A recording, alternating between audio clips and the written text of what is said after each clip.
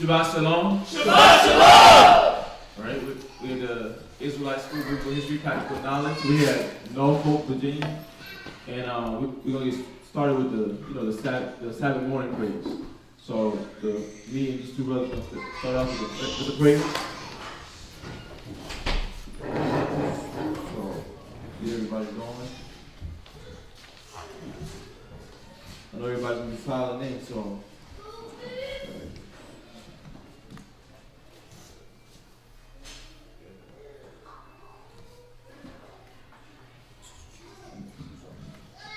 Baruch Yahweh. Baruch Yahweh.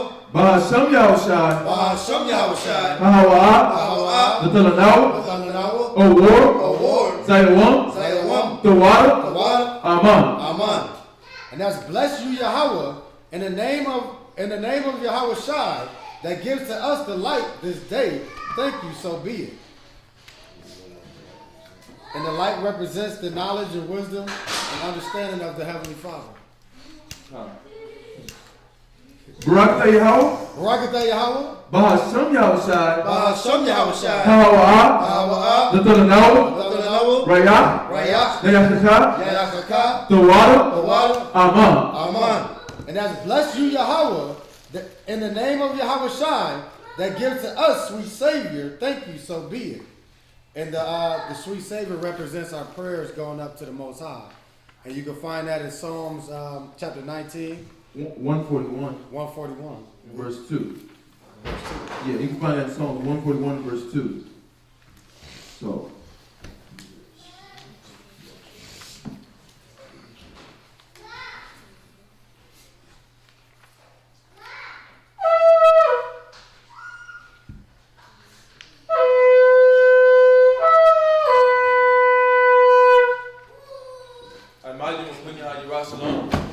Stand and face Jerusalem.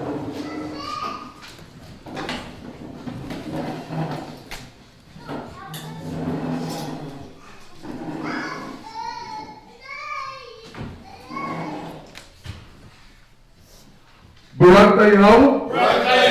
Bahasham Yahushai. Hahawa. Nathanahu. Hashabbat. Bashalom. The water. Aman. And that's bless you Yahweh in the name of Yahweh Shai that gives to us the Sabbath and peace. Thank you, so be it.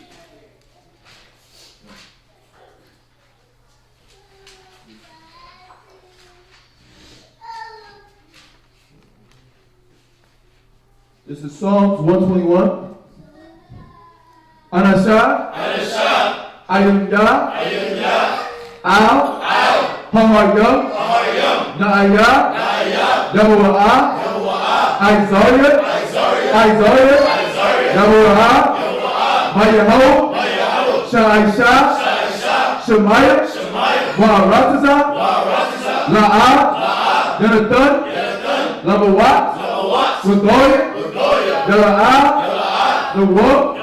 Cheshamosh. Yashar'ala. Yahweh. Shemaiah. Yahweh. Tazoya. Al. Yunumyah. Yah. Hashamash. Yala'ah. Hakayah. Bayawah. Wala'ah. Halabanah. Balayala.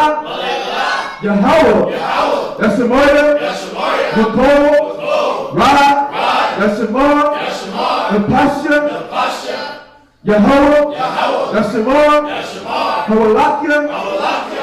Wahua'ayah. Ma'aitan. I will. Amen. Psalm chapter 121. I will lift up my eyes unto the hills, from whence cometh my help. My help cometh from the Lord, which made heaven and earth. He will not suffer thy foot to be moved. He that keepeth thee will not slumber. Behold, he that keepeth Israel shall neither slumber nor sleep. The Lord is thy keeper. The Lord is thy shade upon thy right hand. The sun shall not smite thee by day, nor the moon by night. The Lord shall preserve thee from all evil. He shall preserve thy soul. The Lord shall preserve thy going out and thy coming in from this time forth forevermore. Amen. Amen. Shema Yisrael. Shema Yisrael.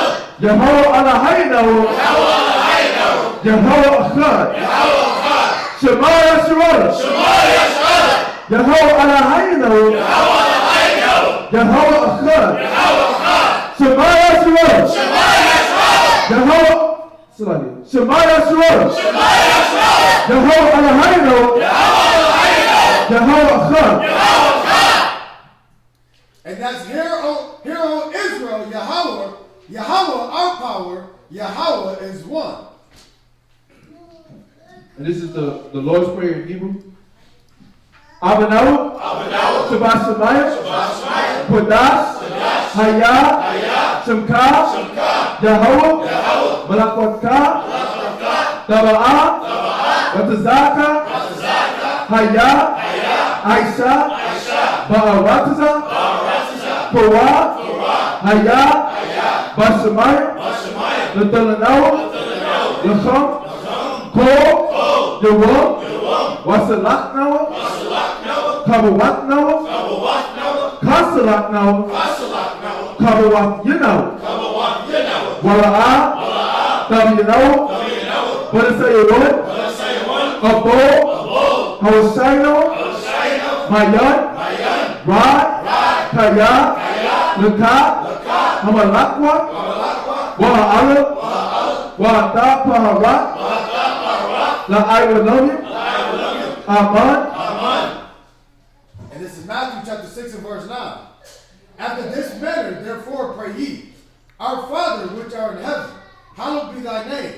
Thy kingdom come, thy will be done in earth as it is in heaven.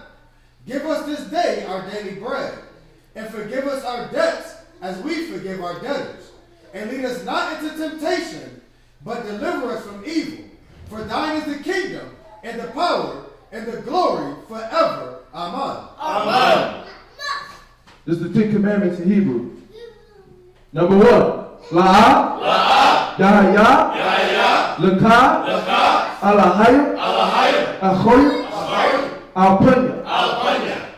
Thou shalt have no other gods before me. Number 2, La'ah, Ta'aisha, Lakah, Pasor, Wala'ah, Ta'aibadam. Thou shalt not make unto thee any graven image. Number 3, La'ah, Talakwat'ah, Shem, Yahweh, Bashuah. Thou shalt not take the name of the Lord thy God in vain. Number 4, Zakar, Hayawah, Hashabah, Lakodashua. Remember the Sabbath day to keep it holy. Number 5, Kabad, Abaka, Wa, Amaka. Honor thy father and thy mother. Number 6, La'ah, Taratazah. Thou shalt not murder. Number 7, La'ah, Tala'ah. Thou shalt not commit adultery. Number 8, La'ah, Taganah. Thou shalt not steal. Number 9, La'ah, Ta'ainah, Shakur.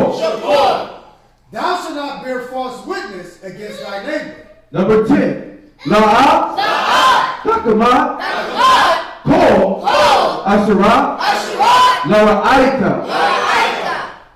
Thou shalt not covet thy neighbor's house. Yeshabiah, which means to be seated.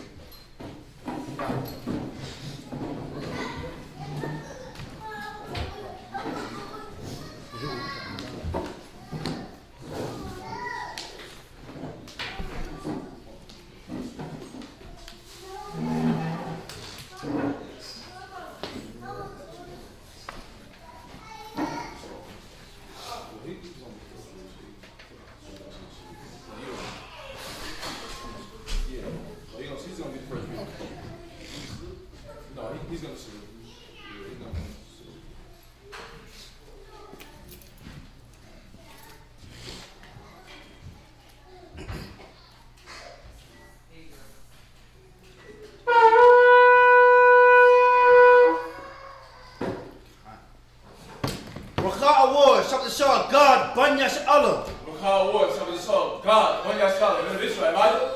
Baruch. Yahweh Hashem Yahweh Shah Brakatam. Yahweh Hashem Yahweh Shah Barakatah.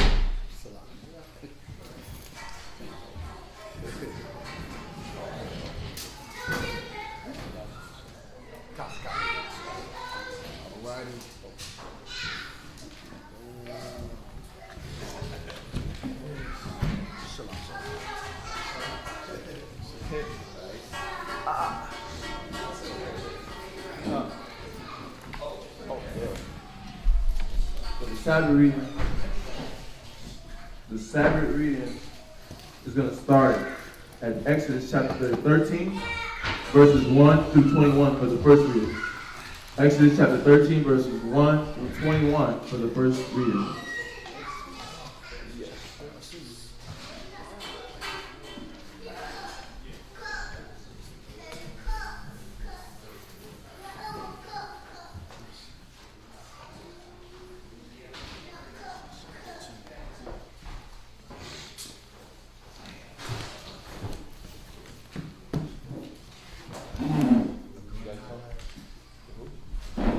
Everybody there?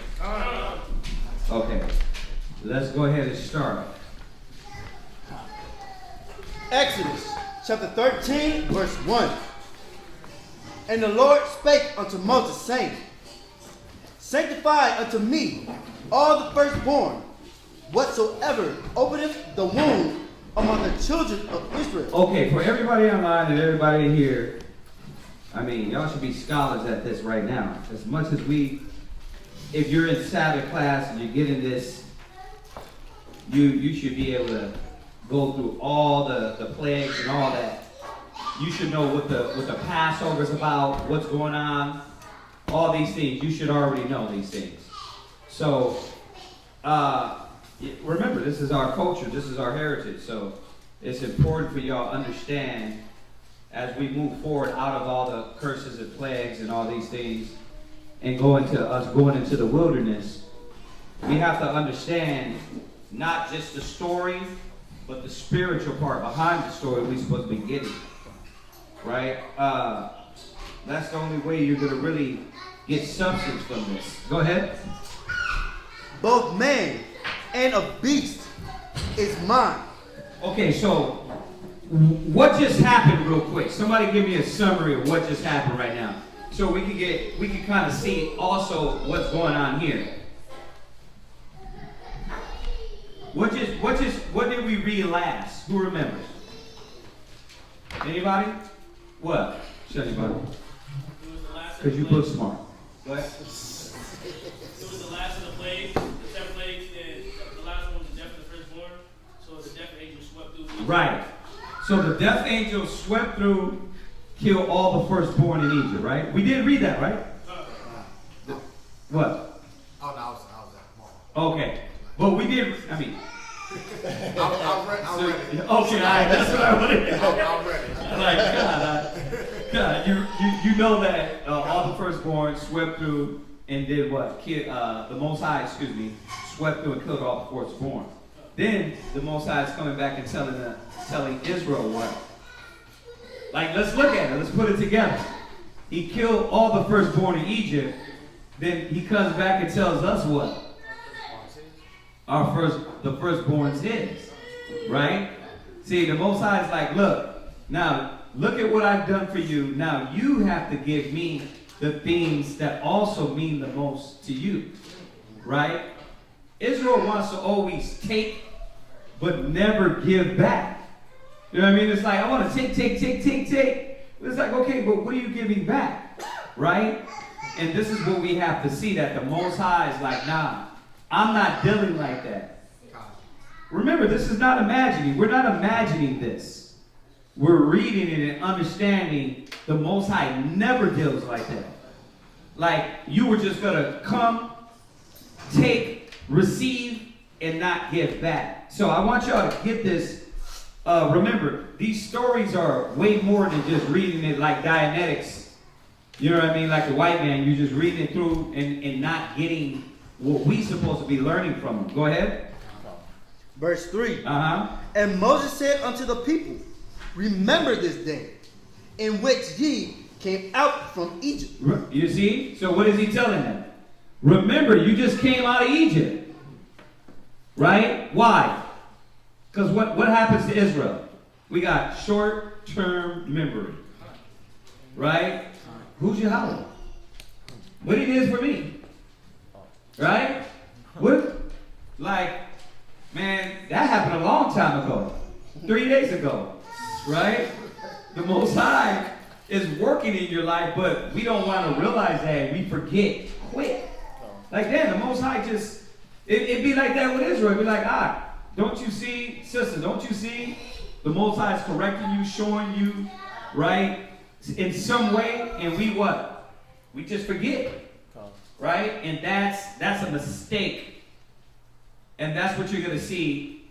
Remember, I'm setting up all the rest that's going to come ahead. That's a mistake. That's why you see all Israel make continual mistakes and end up what? We know the outcome. Dead. Right? We're going to read on it. We're going to go through it anyway. But it started here. Because Israel's quick to forget. The Most High changed your life. He did this. This is what he brought into your life. This is what the word is for. But you forgot. Go ahead. Out of the house of bondage.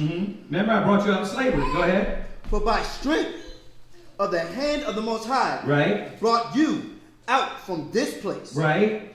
There shall no leavened bread be eaten. This day come ye out in the Mount Abib, right. month Abib. Right, and we this is a reiteration of what we just went over, right? In the chapters before about us coming out of Egypt. Our beginning of months is the month of Abib, late March, early April. We're coming up to the Passover. All right? Stop me if I'm moving too fast too, right? But we're coming into our Passover. That's what everybody's getting prepared for. Everybody's preparing for. And we know Purim before that, but this is what the Passover was based on, us coming out of Egypt, right? Now, y'all, when y'all sit around and be like, yeah, I know that. Okay, then you should be able to drop it like that then. So don't sit with the I know that face unless you can drop it like that. Yeah, I heard this topic before.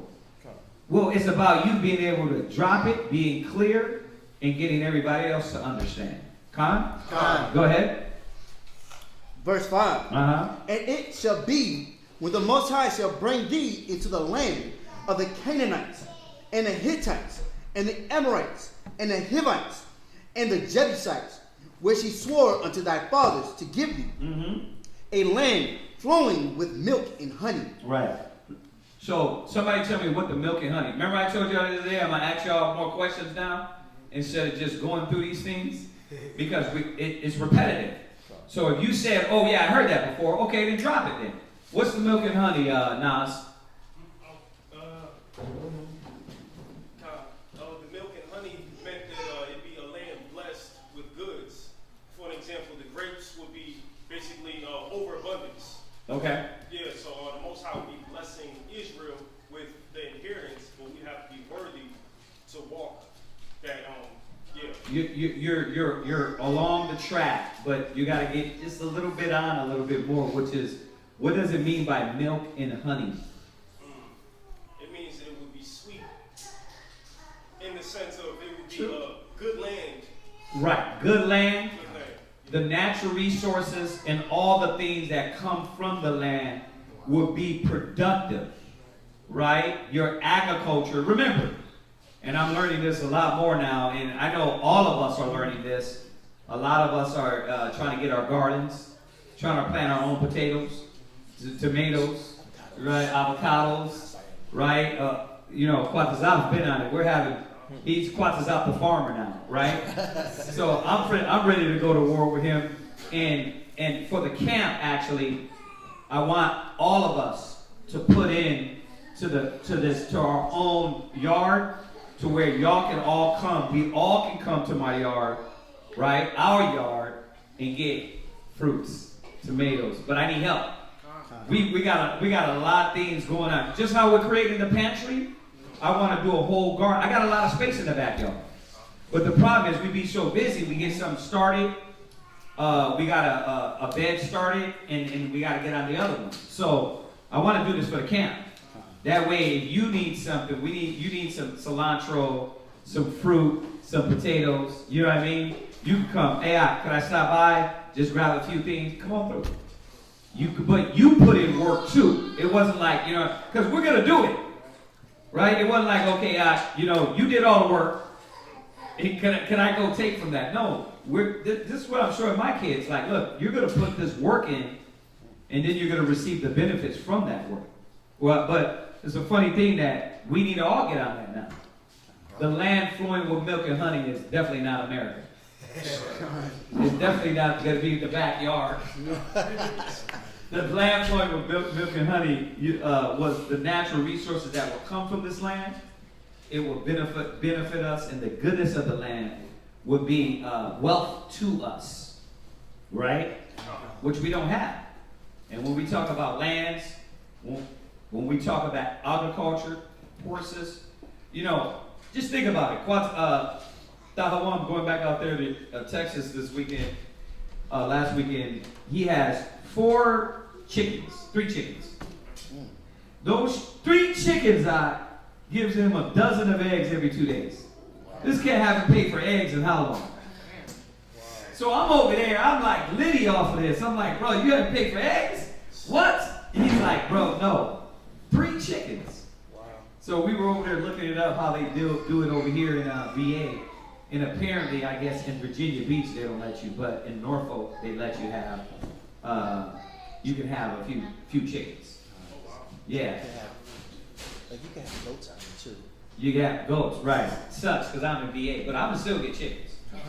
Alright, so nobody snitch on me, y'all.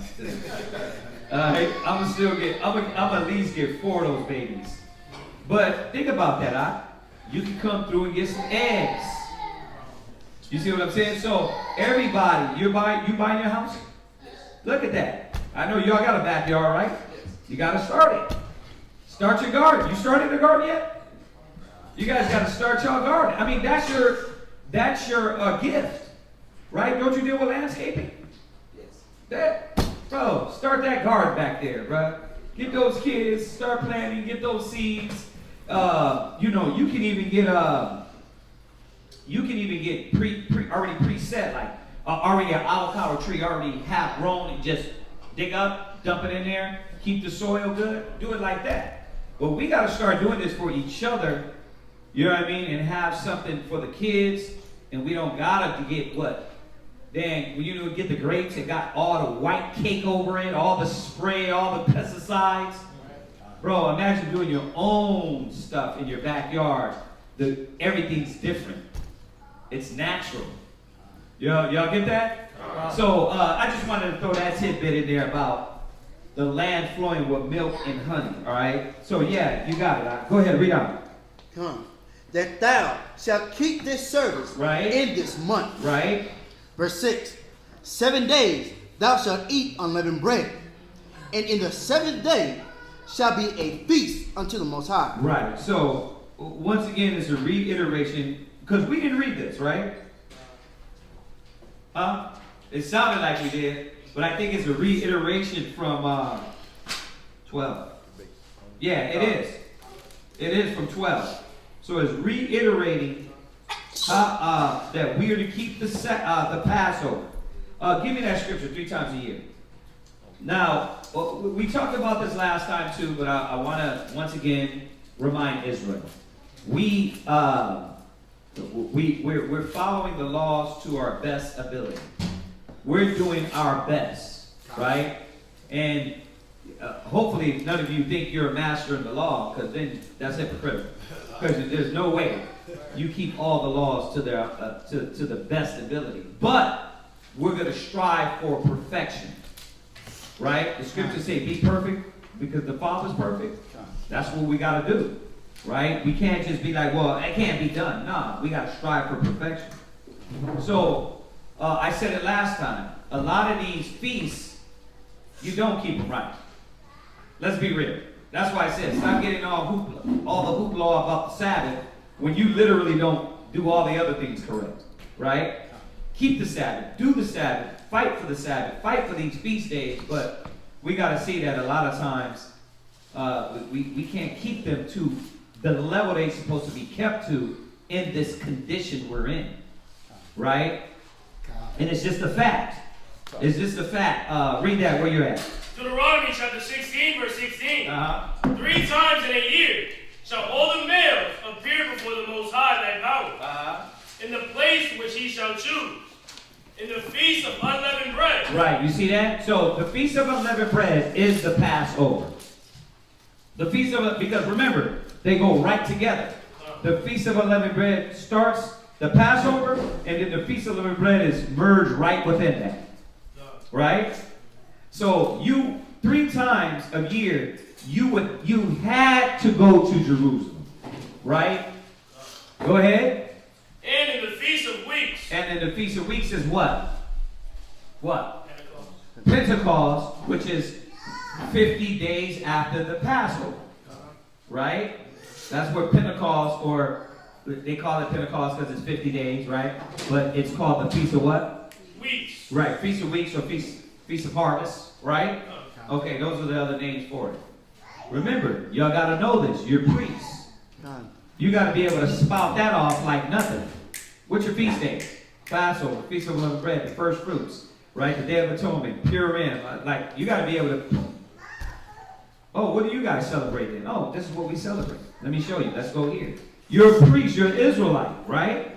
It just doesn't stop with the Sabbath. The Sabbath is the beginning when you come in. And then you find out, man, we got to keep all these other things. Go ahead. And in the Feast of Tabernacles. And in the Feast of Tabernacles, right? Which, look at that. Everything is literally the 3 demanded, the 2 demanded ones in there are things that when we came out of Egypt. Because when we go to the wilderness and then we what? We live in tabernacles, right? So check that out. See, so our feast days had substance. They had history behind it. Like the white man. Like America. They have substance behind their feast days, right? But that's their history. They, D-A. That's not our history, right? Our history goes back to these things, right? So y'all get that? It's important because when they hit you up in school, you youngsters, and they're talking about, well, why you don't do Christmas? Oh, because I believe in God. You know what I mean? Simple as that. Now you got to make it all drama. I believe in God, and the biblical feast days don't got nothing to do with these feast days, right? Go ahead. And they shall not appear before the Most High empty. Wait. They're gonna show up and haven't done nothing. They shall not appear before the Lord empty. Now, that being said, did we take the poor in? Huh? Did we take the poor in? Did we feed the poor? Okay, so this ain't. You gotta say this because I had a lot of people tell me, well, you know what? I can't appear before the Lord with anything, so I'm just not gonna show up. What book that come from? What book it come from when they think like that? Anybody? Niggonomics. Niggonomics. That ain't how we think. You don't make an excuse to abandon ship fully because what? You can't give. That's why we tell people that. Look, you can't give. Brother, it's going to happen. Sister's going to happen. Our supply is for your want till you get to the level, and then all of our supply be for each other, right? Okay, so you got to put that out there because we don't want no brothers and sisters to be like, well, I ain't got the money, so I'm not going to do what the commandment says. Do what the law says. Understand the scriptures. You're broke, you're broke. You know what I mean? That's why your brother got to be your keeper, right? And that's what we're all about. We're our brother's keeper. You don't got it? Trust me. You'll get on your feet. You'll get there, right? And then, being that we took care of you, you're able to come back and say, look, these cats were showed up for me, right? Ideally, that's the way it's supposed to go, right? We show up for you, and then you what? You get on your toes and say, listen, I don't have to second question their brother's loyalty and love, right? All right, go ahead, read. All right, jump back. So we get that. 3 times a year, you weren't supposed to appear before the Lord empty. Passover is one. This is why we're so convicted about Passover. Right? Why I had to, I've been a lot of Passovers. I love Passover. I loved it when we were able to go to New York every year and all the camps were together. I loved it. Because you get to see all the other schools and everybody working and doing it. You know, and right now we know our school does it. ISUPK does it. This school does it, right? Everybody's doing it, right? And when the Most High come back, we'll all be doing it together. But right now, whoever you're with, congregate, do that with them.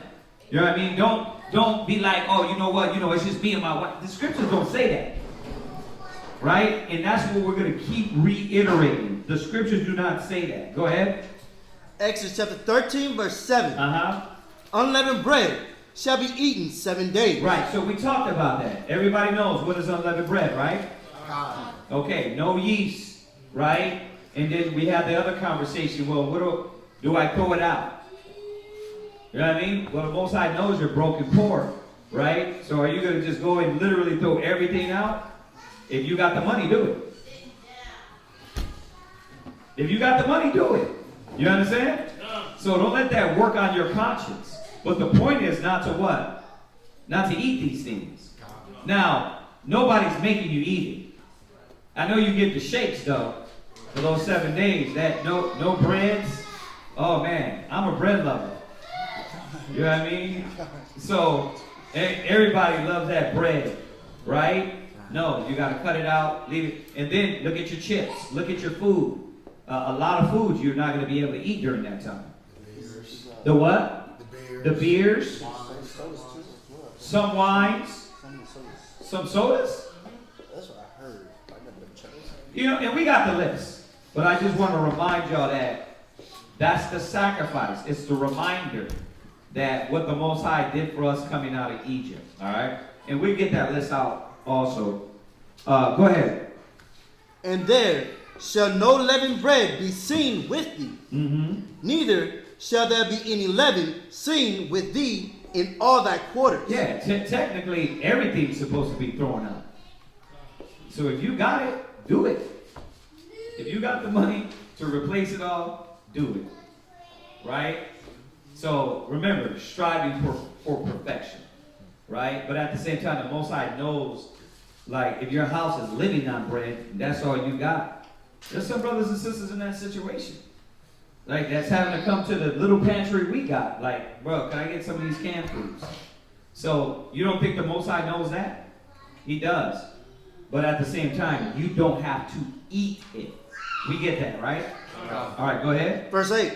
Thou shalt show thy son in that day, saying, this is done because of that which the Most High did unto me when I came forth out of Egypt. It's funny, I was just talking to my son about it. Tradition, inheritance. I said, I don't got a 401k to lay down to you, but I do got wisdom and I do got jewels. So I got to take the time. We were talking about teaching his younger brother and what we are passing down. That's the Jews. I was talking to him about patience, right? And how we need to be patient with the 5-year-old. How he was I was patient with him at 5. And how we need to talk to him. There ain't no, ignoring him. We don't do that. Because you ain't giving your child something valuable. We ain't passing anything down if we do that. Bro, leave me alone. Bro, leave me alone. Bro, you the bigger brother. He's asking you all the questions because he needs to learn. So we were talking about that. And then I was telling him, I have nothing to offer you. If I were to die right now, I'm not leaving $50,000, $100,000, you know what I mean, a jet. I'm leaving you a debt. You know what I mean? I'm leaving debt. So what I do have and what is more valuable than any of that is what? The wisdom and the time that I put into your spirit. So I know that, so I don't take that for granted. So this is what he's saying. Look, tell your kids. The traditions, right, that we pass down is what's valuable now. And I'm sure some of y'all don't even got the 401ks And if you do, it probably got stripped a little bit. You know what I mean? You had a little money in the bank, it probably got stripped a little bit. Right? See, that can go anytime. But what is going to always be here? I mean, if you're alive, your spirit, your soul, your mind, your wisdom. Right? And that's what the Most High gave us to pass down to our generations, to remind them why we're in these conditions. Right? That's why when that earthquake killed 12,000 people, I went right to my fam. Like, are y'all seeing this? Why? Because people move. Why? Kids go to school daily. They come home, work, go to sleep. Wake up in the morning, come back, go home, do homework, go to sleep. It's like sometimes they can miss it, that the world is dang coming to a close. Because they're caught up in the moment of their life. So you got to be the father, the mother to remind them. Do y'all see what's going on? Y'all got a house text, right? I mean, I'm sure you should have a family text, right? The husband, the wife, the kids. Shalom, how y'all doing? Are y'all praying? Did y'all pray this morning? You know what I mean? That's what I'm doing. I'm like, look, did y'all pray this morning? Why? Because when somebody runs up at that school and start bucking, if your spirit ain't right, what's going to happen? You might just get hit one of those holidays. So your spirit got to be right. We got to be on top of it, man. It's coming to a close. You know what I mean? We got to be able to say we did all to stand for our family, our household. Right? Go ahead. Verse 9. It shall be for a sign, right, unto thee. See, we got to show them the signs. Right? What we did, how we came out, what the Most High did for us. It's got to be repetition, y'all. Right? My daughter came to ask me today, how do you eat healthy? Habit. It's one word. How did you learn how to eat bad? Habit. How do we learn the commandments of the Most High? How do we learn the traditions of the Most High? Habit. Every year. You didn't miss a Passover for the last 10, 15, 20 years. What is most important? The Passover. Feast of unleavened bread. The work of the Most High. It's habit. Tradition. But if you're waking up and the habit is not the Father, then what's happening? You got bad habits. You got bad habits. So we got to learn how to teach this to our generations. See? Go ahead. Upon thine hand. Right. For a memorial between thine eyes. And the Most High's law may be in thy mouth. For with a strong hand hath the Most High brought thee out of Egypt. Thou shalt therefore keep this ordinance and in his season from year to year. Yeah, and listen, y'all, I don't know about y'all. It's been 30-something years for me in the truth. But I understand it, but it irritates me when brothers and sisters come through and act like the Passover, the feast, these feast days are nothing. Like they're like barbecues. Right? It pisses me off because what you did in the world, how much love you put into Christmas, but then when it comes to the truth is what? Oh, whatever. You know what I mean? And I get it. I got to calm the hell down and realize that everybody got to come to that level. But that's the most irritating thing. You know what I mean? We should be, let's get it real quick. Baruch. As a returning, was it 4:28? We got to remember this, man. And I'm pressing this issue because what's right around the corner? The Pesach, the Passover. Right? It's right around the corner. So we're reminding the nonchalant Israelites, the ones that, whatever. That's a disgrace, man. That's a disgrace to the nation for us to approach these things that the Most High gave us, but love to pucker up when the white man gives it to you. Right? It's wrong, man. It's wrong. Read. Baruch, chapter 4 and verse 28. For as it was your mind to go astray from the Most High, so, being returned, seek him 10 times more. Seek him 10 times more. And mind you, listen to what I said earlier. It ain't about you giving to the Passover. Because if you don't got it, you don't got it. So this isn't Kazakia's ploy to get you around. Because I just said earlier, what? If you don't got it, you don't have it. So, bro, Look at what I'm saying. I'm saying honor the Father. Y'all get that? Honor the Most High. And don't treat this like, it's something to be disregarded. As it was in your mind to grow astray, do what? Seek him 10 times more. Are you doing the work of the Father, the ministry, the giving, the love, the passion, the dedication 10 times more? Right? You got to think about it. What are you putting before the Father 10 times more? You see? So that's a question you got to ask your inward man. Go ahead, jump back.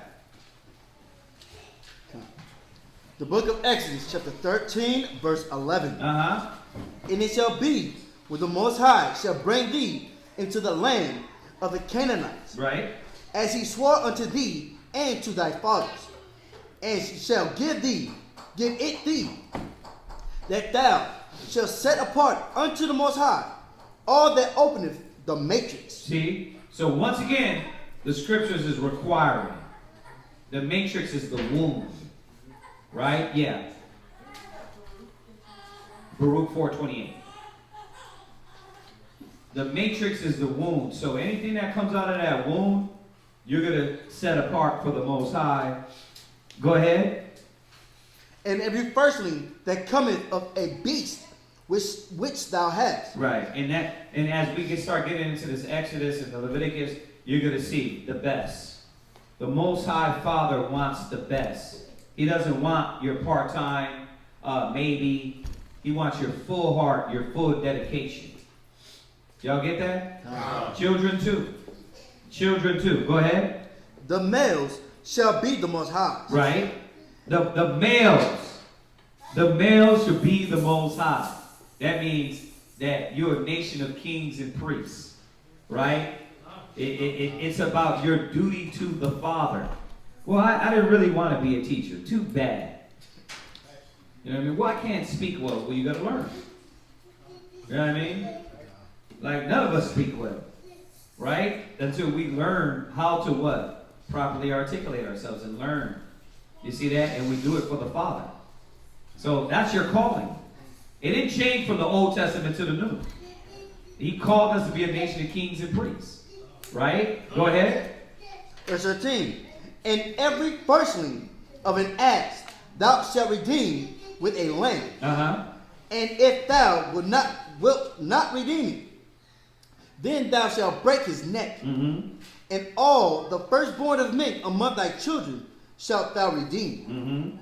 And it shall be, when thy son asketh thee in the time to come, saying, What is this? That thou sayest, that thou shalt say unto him, by strength of the hand of the Most High, brought us out from Egypt, from the house of bondage. And it came to pass, when Pharaoh would hardly let us go, that the Lord slew all the firstborn in the land of Egypt, both the firstborn of man and the firstborn of beast.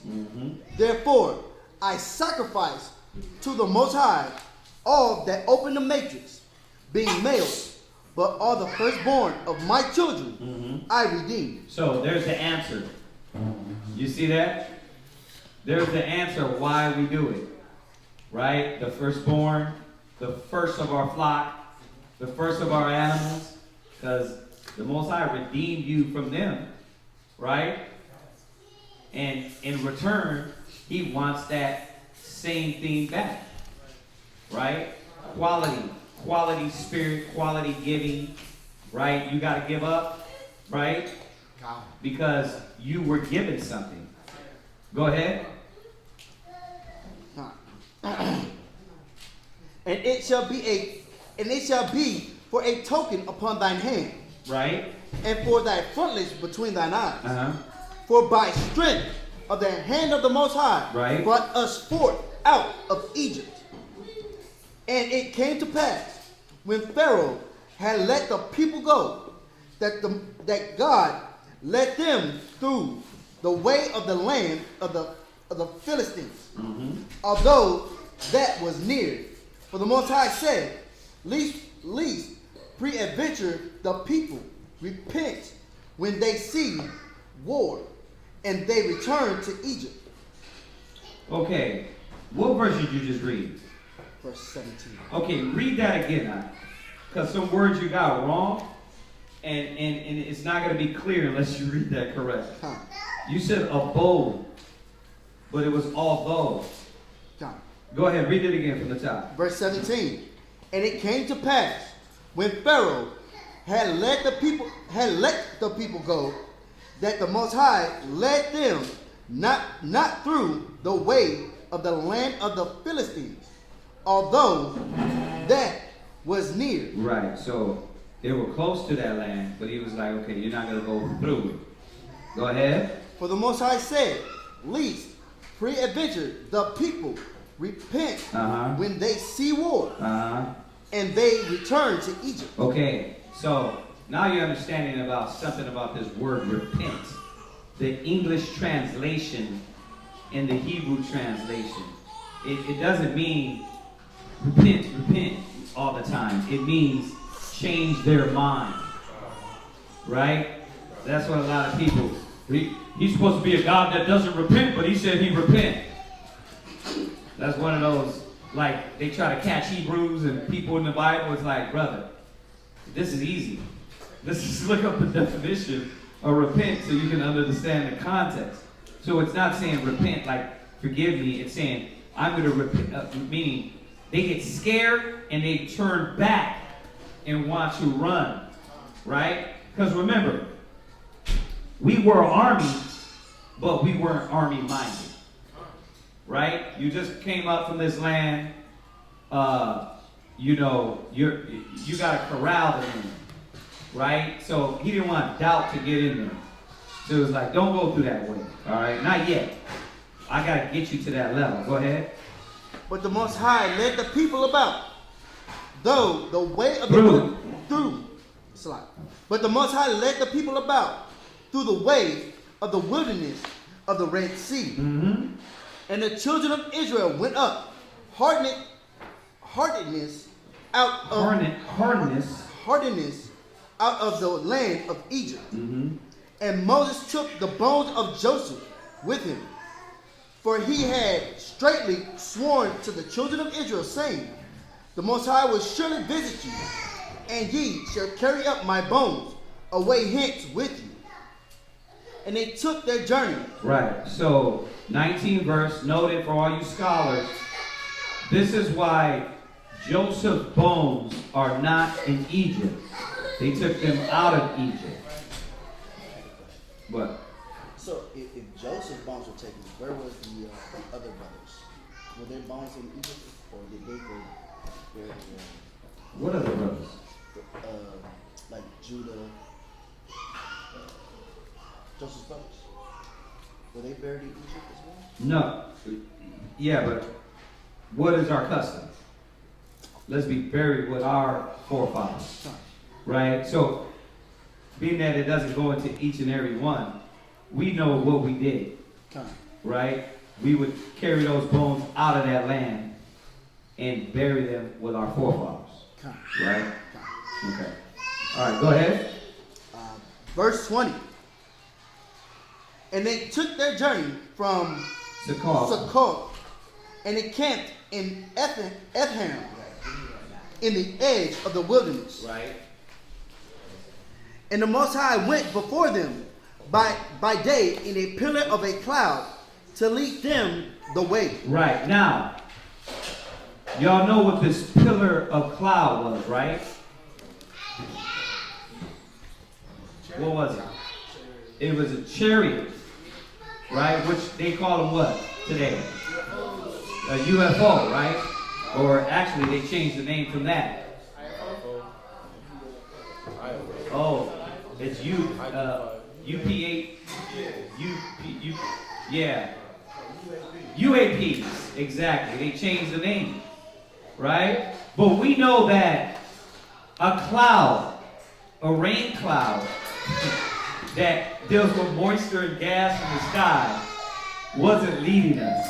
This cloud can actually stop with you, move with you, right? Change light change to light when it's dark. There's no clouds that do that, right? This was a chariot of the Most High, right? Y'all got a scripture to add? I told you I'm gonna start asking y'all questions. We always give up all the info and just shoot it out there, but y'all gotta have the precepts. Y'all gotta have these precepts, and if you're taking good notes in your Bible, you should have a lot of these precepts. Y'all got anything? Huh, scholars?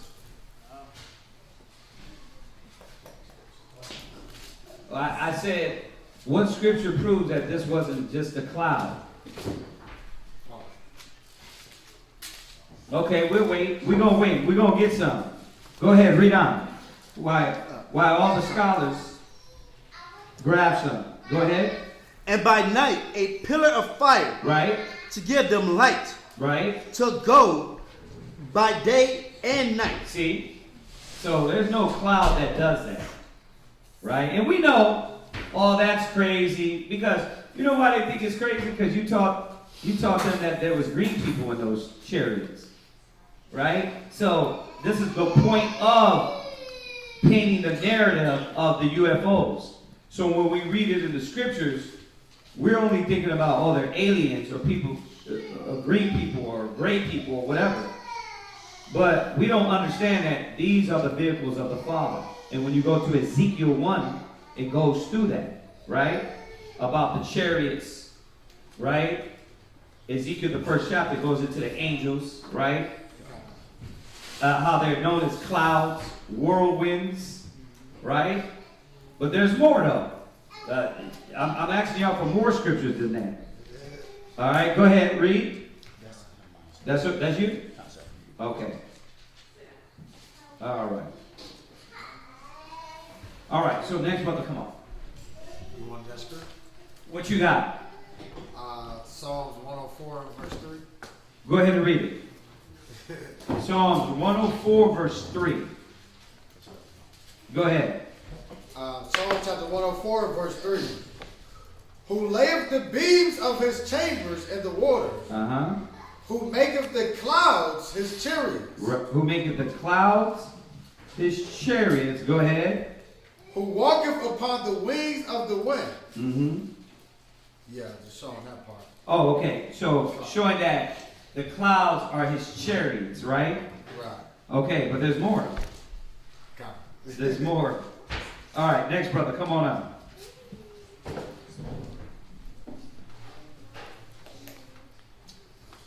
Where'd you leave off at? Verse 21, sir. Verse 21. Gotcha.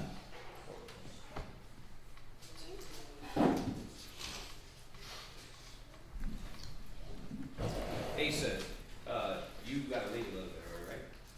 Got it. Okay, so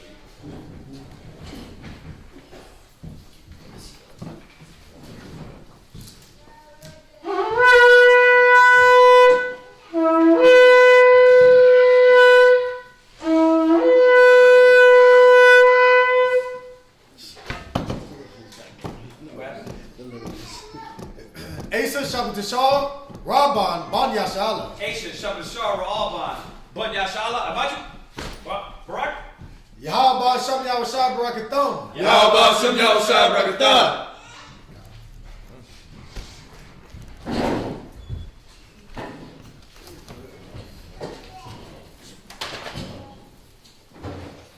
All right. I'm going to say it again. Anybody online, anybody in here got any questions, ask. All right? You're not going to make us feel bad. You just ask. That way we're clear. There's no misconceptions or lack of understanding. All right? Go ahead. So real quick before we move on, go to Psalms. Where did you go? You went to Psalms what? 104 verse 3. Yeah, 104 and 3. I want to get this other one real quick before we move on. Y'all can add it to your notes. Like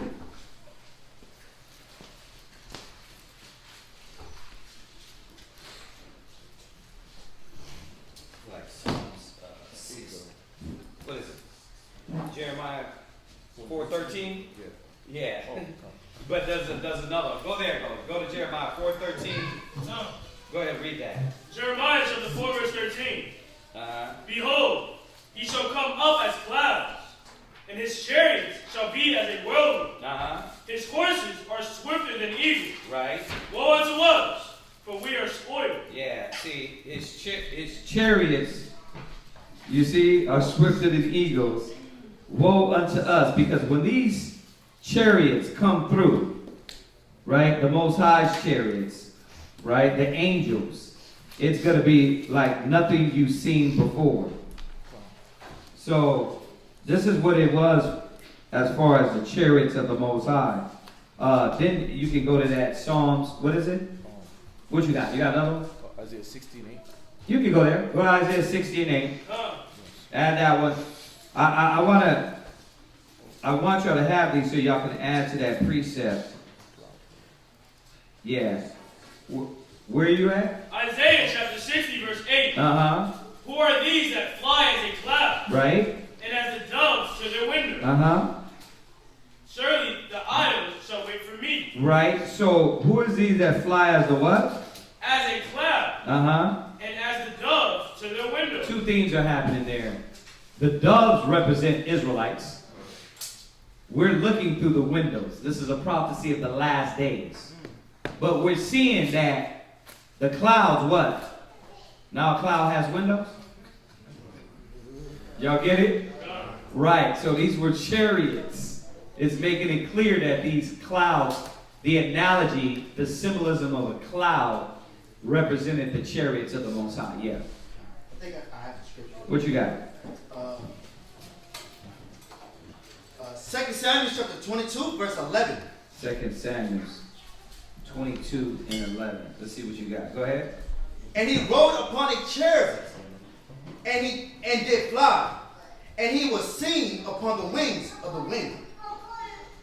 Okay, that's a good one. But yeah,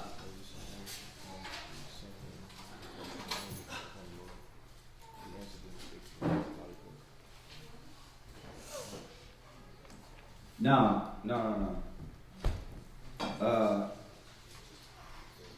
Go to Psalms.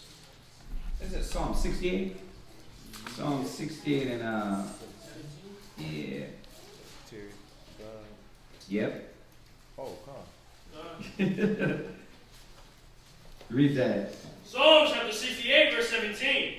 The chariots of Yahweh are 20,000, even thousands of angels. Even thousands of what? Of angels. So now we understand that the clouds are what? Angels. Chariots. Right? And who's in those chariots? The angels. Y'all got that? All right. So obviously there's a whole chariot class. There's a lot more. But just to get that out of the way that these weren't regular clouds. All right. All right. So where you at? Exodus chapter 13 and verse 22. Go ahead. Where am I going to? You're going to Exodus chapter 13, 22, all the way through chapter 14 and verse 20. Okay. All right, verse 22. He took not away the pillar of the cloud by day, nor the pillar of fire by night from before the people. Exodus chapter 14 and verse 1. And the Lord spake unto Moses, saying, Speak unto the children of Israel, that they turn and encamp before Pitthaharoth, between Megiddo,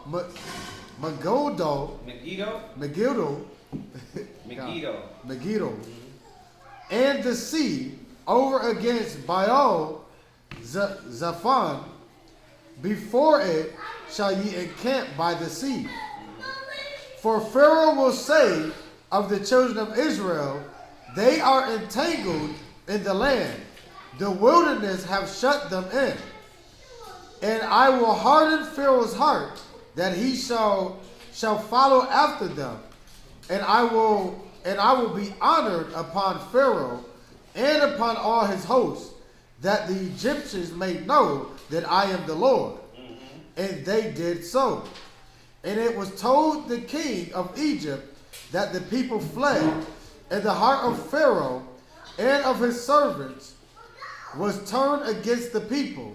And they said, why have we done this, that we have let Israel go from serving us? And he made ready his chariots. It's funny, man, when you deal with the wicked, what did it tell you about their mind? The foolish person. It said their thoughts are like a cartwheel, going back and forth, right? And we know the other scriptures, a double-minded man, right? The other scripture in Jude said they're like a ship in a storm, right? Tossed to and fro. That's what you got here with Pharaoh. See that wicked mind, wicked thoughts, the anxiety, you make the wrong decisions, and then when you make the wrong decisions, you second question the wrong decisions, whether they were right or wrong, then that brings more anxiety. It's funny as hell, right? Because everybody knows exactly what I'm talking about. That's that worldly mind. As opposed, the scriptures say the thoughts of the righteous are right. Right? God. And they wait on the Most High. They have patience. But Pharaoh's mind, why is he going through this? Because he's a wicked man and he got wicked thoughts. God. He don't got the spirit of the Most High to what? Level him out and balance him out. Because his pride is leading him. We know that, right? His pride is leading him. Go ahead. Verse 6. Uh-huh. And he made ready his chariot. Right. And took his people with him. And he took 600 chariots. And he took 600 chosen chariots, and all the chariots of Egypt, and captains over every one of them. And the Lord hardened the heart of Pharaoh, king of Egypt, and he pursued after the children of Israel. And where are you at? What verse are you at? Verse 8. Go ahead. Last preaching. And the children of Israel went out with a high hand. Verse 9. But the Egyptians pursued after them, all the horses and chariots of Pharaoh, and his horsemen, and his army, and overtook the encamping by the sea beside Pi-hahiroth, before Baal-zephon. And when Pharaoh drew nigh, the children of Israel lifted up their eyes, and behold, the Egyptians marched after them, and they were sore afraid. And the children of Israel cried unto the Lord. And they said unto Moses, because there was no graves in Egypt, hast thou taken us away to die in the wilderness? Wherefore hast thou dealt thus with us, to carry us forth out of Egypt? Is not this the word that we did tell thee in Egypt, saying, let us alone, that we may serve the Egyptians? For it had been better for us to serve the Egyptians than that we should die. So they barely got out of Egypt, and what is already happening? The big D word. Doubt. Brothers and sisters, if y'all listen, you will gain a valuable jewel. When dealing with the Most High, he does things on his time. Patience. Patience. And you'll be able to see things more clearly. When you move rashly and you don't wait on the Lord, first of all, you're going to move at your own mind and your own wisdom because you're not ready to sit down and examine first.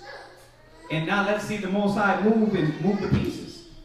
That'd be our biggest problem. Moving rashly without even thinking, communicating, counseling, and then next you know you what? You add sin to sin. We got to understand that, man. That's what's wrong with Israel here. You already doubt. You are already second guess. Why? Come on, we're gonna pull something out of this. I'm not gonna let y'all sit through this. Why? Why are they doubting? Let's put ourselves in their mind and let's make it make sense. Why? Read it again, and I'm gonna give them a second to think. Read that part again. What verse you at?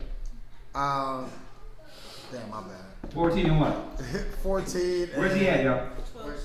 12? Go ahead. Is not this the word that we did tell thee in Egypt, saying, let us alone? No, read 11. It's 11. Verse 11. And they said unto Moses, because there was no graves in Egypt, hast thou taken us away to die in the wilderness? Wherefore hast thou dealt thus with us, to carry us forth out of Egypt? Is not this the word that we did tell thee in Egypt? So now they telling Moses something. Really? What you telling us, bro? How to doubt? You telling us how to fear? That's what you telling us? How to give up? Huh? How about if Moses said, you know what, y'all right, man, let's go back. Y'all think this is funny, man. I'm trying to tell y'all, this is how Israelites think. Because you lack faith in a moment when a brother is trying to show you out, you gotta believe, you gotta keep fighting for righteousness, you gotta wait on the Most High. Israel lacks patience. So what happens is, these cats, a lot of times, the leaders, the brothers, the sisters that are faithful, we'll get looked at weird. How come you're still enduring this? What's wrong with you? That's how they look at us. Like, you still enduring this? You still going through that? Oh, let me let the weed head lead me. Let's do that. Let me let the weed head that can't control nothing in their life lead me. You know what? We were doing it wrong so long, y'all. I don't know why we didn't let the drunks, the fornicators, these brothers and sisters that you want to be in the truth one day and then be out the other day. Hey, y'all call in and tell us how to do it. Won't y'all just, I don't know what we was doing here, Nas. It was all of them all along. We should have just followed them. Hell no. We won't go. Hell no, we won't go. You know why? That's the logic. And when I study this, my mind becomes more clear. Who can lead me? Another brother next to me that's going to push me to keep going. You already given up. Why would I have you lead me? Think about it, y'all. This ain't even about being high-minded. This is about you are literally giving up to everything. But you're going to come and analyze. Y'all got to think. We can't let doubters and unbelievers guide us because they're not motivated the same way. These cats are motivated off of doubt and fear, and you barely walked out the door. You barely made it out of Egypt. You still got 1 foot in, 1 foot out, and it's like now you're doubting already? What? Yeah, I can see where the mind is at because I talked to a guy in the mall that has a government job. Okay. He has a government job. I think I told you the story before, but Okay. Yeah, he was looking at our business. Okay. And he's like, yeah, I see what y'all got going on, man, but if you could, man, you should get you a government job, man. That's what's gonna take care of you. You know, when COVID hit and all that, I was still taken care of because I got a government job, and he was just basically saying all these perks that come with working for the government, but he can't see himself working outside of these government jobs because he feels that's what's keeping him safe. Right. And that's where the safety's at. Mm-hmm. So I can see where they at with Egypt, Egypt, that they believe that Pharaoh is the one that's keeping them safe. Right. But once again, that's called what? What? Stockholm Syndrome. Like your masters, the one that abuses you, the one that uses you, the one that is killing your people, He's thinking about his own little moment. There's nothing wrong with a government job, but the way how he's saying it.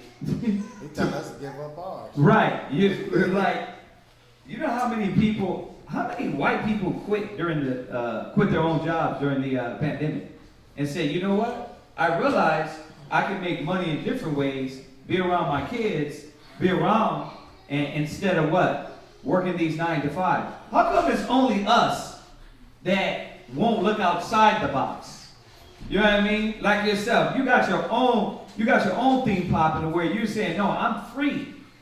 I don't gotta deal, but the freedom is a hardship too, right? Like we know because we got the zones and it's like what? Yeah. Listen, do you do it or you hire people?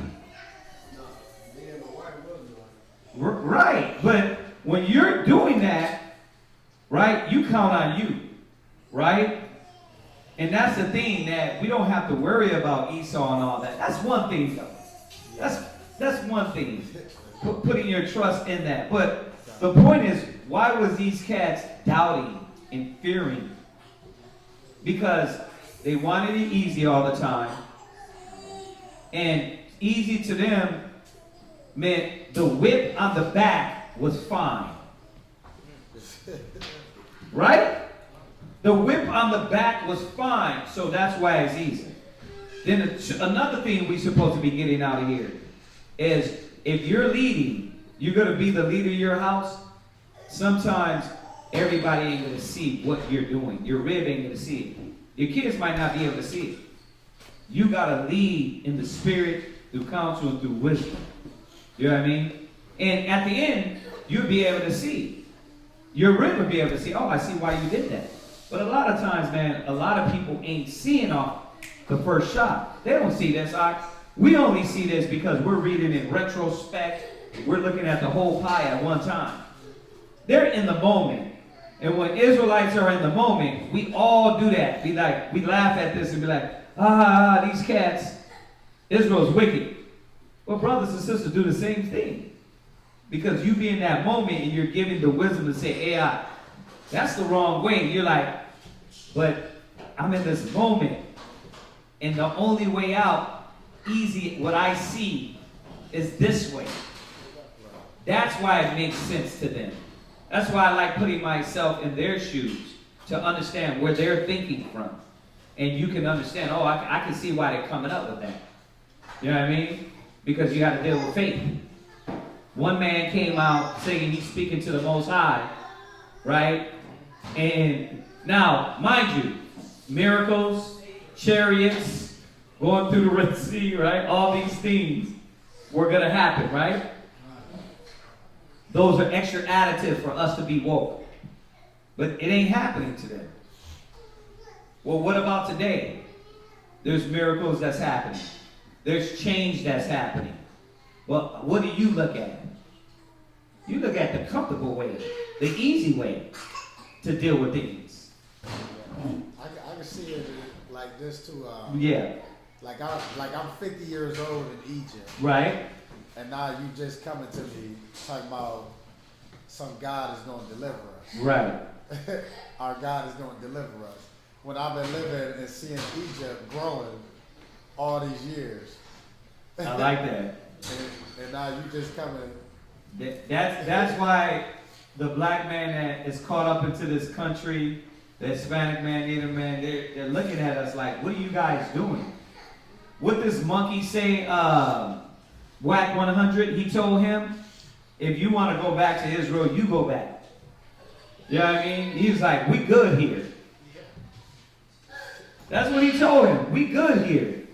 And that's what a lot of our people like. They like slavery. They like the blunts. They like our women running around butt naked. They like our kids getting shot down in the street. That's why it's like two things happen when brothers get murdered in the street by cops. Pity, sadness, but then you come back and be like, you see why though? You see why? Right? You give them the flyers, you give them the wisdom, and what? They ain't listening to that. So you see why the Most High is putting them to death. Remember this. The wicked shall be a ransom for the righteous. So while all these people getting killed, y'all got to understand why that's happening, so you won't get killed. The wicked is a ransom for the righteous. They're falling and being destroyed because somebody's going to pay, right? And the Most High is having mercy on us. Y'all see that? But yeah, our people, man, you can see the mindset, and we barely even, I don't even think, did we even go through the sea yet? We didn't even go through the sea yet. We didn't even damn went through the sea. All the 10 plagues happened already, and what happened? You already what? Start talking against Moses. Start talking to him, blaming it on him. And that's what I wanted to remind you as you grow and be an elder, be a leader, leader of your house, leader of your family. You gotta hunker down and stay in the spirit and follow the right example. Your rib might not see it all the time, your kids might not see it all the time, but when they look back, they're gonna be able to say, my husband was consistent, he was diligent, he stood for the Most High to the end. You see, consistency is the most important thing the women and children want to see and need to see. So, go ahead, let's read on. Let's read about Israel. Verse 12. Uh-huh. Is not this the word that we did tell thee Right. in Egypt, saying, let us alone, that we may serve the Egyptians? For it had been better for us to serve the Egyptians than that we should die in this wilderness. And Moses said unto the people, fear ye not, stand still, and see the salvation of the Lord, which he will show to you today. For the Egyptians whom ye have seen today, ye shall see them again no more forever. The Lord shall fight for you, and ye shall hold your peace. See, the Lord shall do what? Shall fight for you, and ye shall hold your peace. Yeah, the Most High will fight for you, and you hold your peace. And that's what, let's bring it in though. Let's start filling in the gaps. Why isn't the Most High fighting for you? You're like, well, I don't feel the Most High is fighting for me. When a man's ways please the Most High, he will make your enemies be at peace with you. Right? He has pleasure in the prosperity of his saints. Why isn't the Most High fighting for you then? Where's your mind at? Where's your thoughts at? Where's your spirit at? Y'all get this? So we got to see that when we get to this point where you're doubting that the Most High is fighting for you, there's a problem there. Why you don't feel like he's fighting for you? You're obviously doing something warped, wrong, out of the spirit. Y'all see that? Go to Psalm 37:34.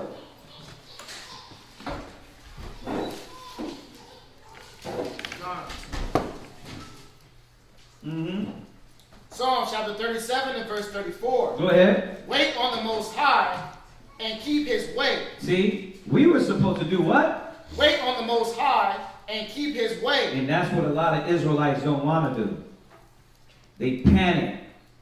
That's why Ecclesiasticus 2 is one of the top chapters you need to read consistently when you come in. Because as you go through the trial, Israel likes to do what? Panic. Get double-minded. Get unsure. Get unfaithful. Then you feed that to your rib. I don't know why she's off. Brother, let me tell you, your example's bad. She's off because you're faithless. You're not consistent. You're not diligent. Right? Why are my kids acting out? Brother, starts with the leader. As a leader is, so is his officers. It's on us. And that's what these doubtful people didn't understand. That the wave that it was going to create through the generations. That's why he said, be not as your fathers, a stubborn and rebellious generation. He constantly reminded him. So when we panic, you know what? This is one of my favorite ones, because you get a lot of brothers and sisters that caught in with that anxiety. I don't know. This is happening. I got this court date. I got this happening. I got that happening. I don't know what to do. What does it say do? Read. Wait on the Most High. You got to wait on the Most High. You got to wait on the Father. Be patient. Go ahead. And keep his way. And keep his way. Read. And he shall exalt thee to inherit the land. See, he will exalt thee. See, but what is our problem? We don't want to be patient to wait on him to give it to us. So we what? We jump in the relationship too quick. Right? You're like, you know what? You jump in the job too quick. Then the job deters you from learning and studying and getting what you need. Right? So you made a bad decision in your relationship. Now you're in the middle of that. Then you make a bad decision in your job. Now you're in the middle of that. The only bad decision you didn't make was jumping into the spirit of the Most High. Like diving in and be like, man, I got to get this. That's the only thing where your rashness was a benefit.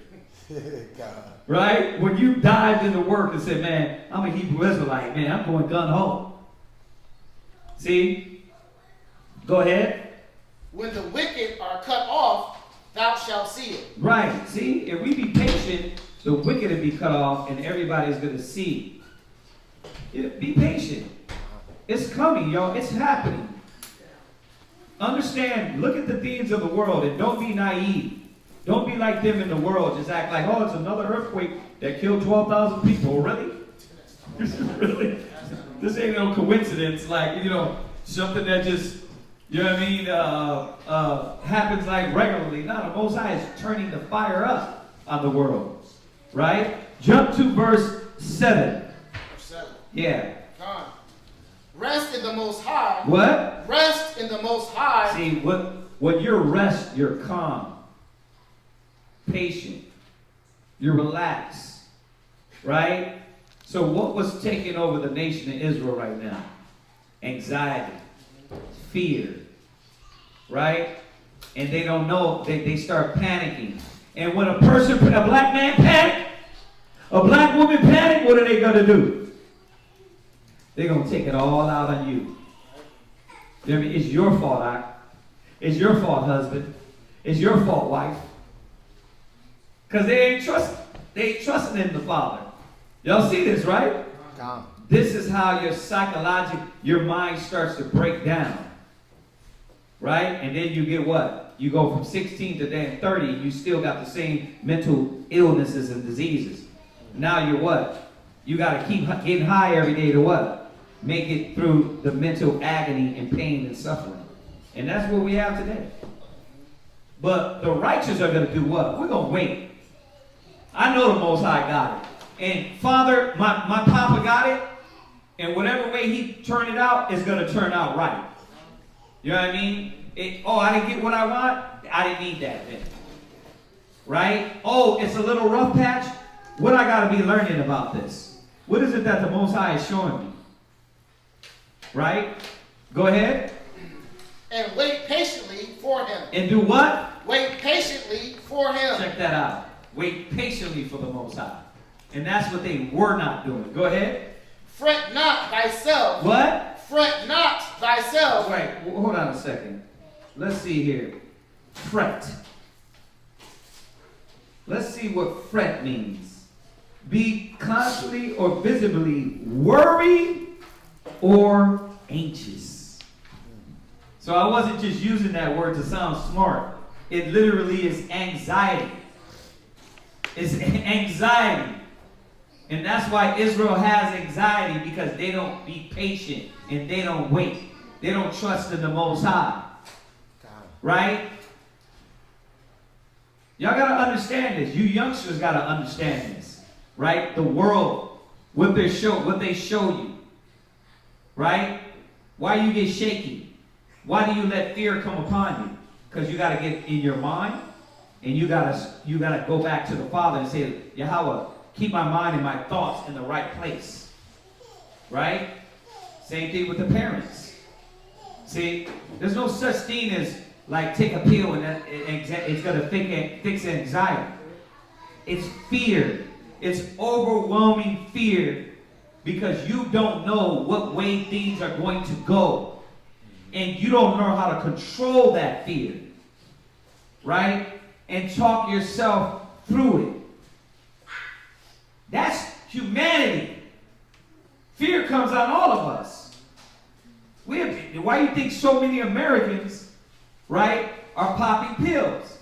Because they're saying, hey, instead of deal with these fears with wisdom, knowledge, and understanding, faith in the Most High, they're saying, take this pill. That's your God. Y'all understand this? But this is where it started with Israel. You see? Go ahead. Fret not thyself, right, because of him who prospereth in his way. Yeah, and that's what happens. You figure, man, they're getting the upper hand. They're getting away with something. They escaped. Come on. You ain't getting away with nothing. None of us gets away with anything. Right? And nowadays, back in the days, the lessons, they took a while. We tell a brother or sister, hey, that's wicked, that's all. It took them 10 years to get whooped. Now, Moses is like, look, I'm going to show you. Sisters calling brothers, yeah, I made the wrong decision. I shouldn't have left. Yeah, you shouldn't have. But now you got to deal with those consequences. Right? Sisters moving rashly, leaving their husbands. You know what I mean? Sister packed her bag. Well, this is the only way I'm going to go get help. Because she didn't want to go through the battle to struggle to get it right with her household and her family. You moved in with dummies now.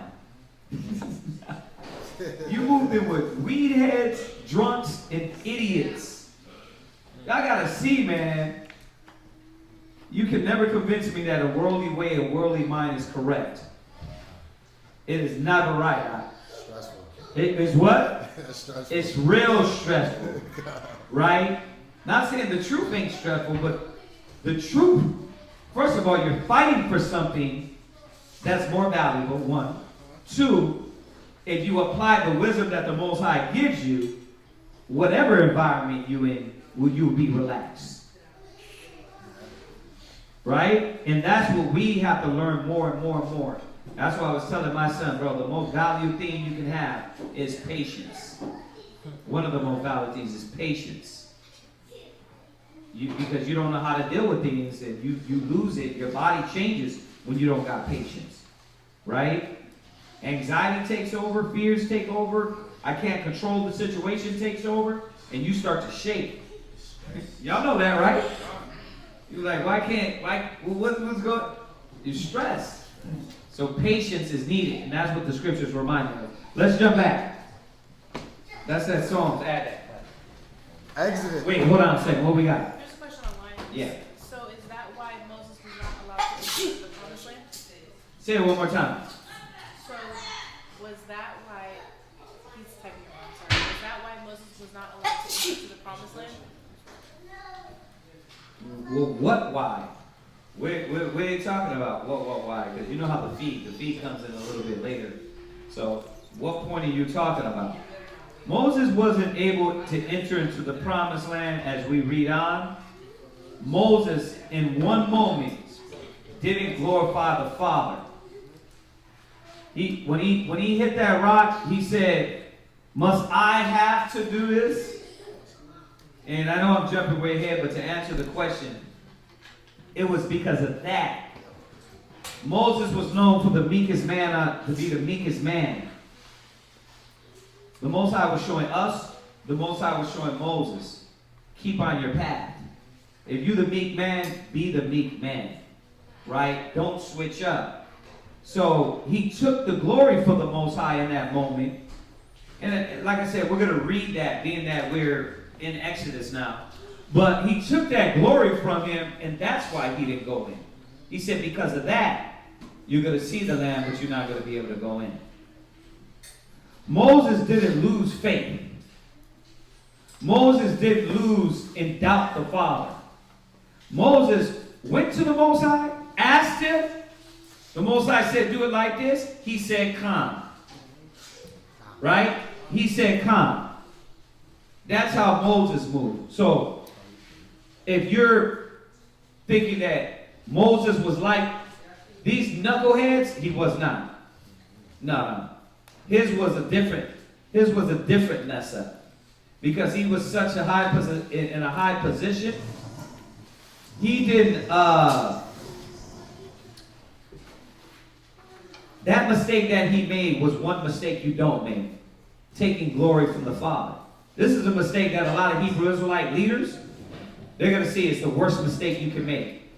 Taking the glory from the Father, lifting themselves up, making themselves to be something that is nothing. That we're nothing. So that's what Moses did. So hopefully you can see this two different points. All right, go ahead, jump back. Exodus chapter 14 and verse 14. The Lord shall fight for you, right, and ye shall hold your peace. Right. And the Lord said unto Moses, wherefore criest thou unto me? Right.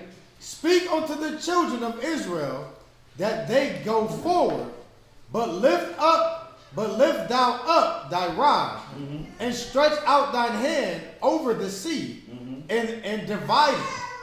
And the children of Israel shall go on dry ground. Now, check this out. Listen, I want to go through this with y'all because there's so much to learn about when you read these stories. So who's saving them? Through who? Did the Most High come down? Did his angel come down? Right? What is he doing to Moses but giving him specific orders on how to deal? Moses had to follow. If the Most High wanted to see Yahweh Shai or an angel do it, he did that too. Right? With all the plagues, the chariots, all the things the Most High is going to do in the wilderness. Right? But he used man as well. And that's what you're seeing here. Go to, what is it, Obadiah? Savior so called? Is that Obadiah or? Hold on, let me find this. You did, oh, y'all went over that one? Yeah, Obadiah. It is Obadiah, right? There's one in Obadiah. We went to one in Obadiah. Yeah. It's, yeah, 121. The reason why I'm going here, y'all, is for all you scholars to add to your arsenal. You know, God don't need no man. God don't need no man. Why would he die for you? Why would Moses have to lift up the staff? You know, how could have just said, listen, go down, Michael, Gabriel, Raphael, Uriel, Yahweh Shai, right? And do it. But he's telling Moses to do this. And the people had to see what? Moses.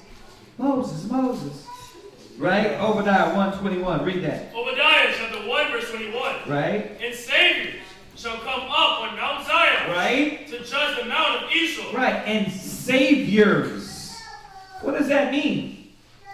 It doesn't mean we're the Messiah, the one and only one that died, but there's many men that stepped up in the position to lead and save the nation out of situations.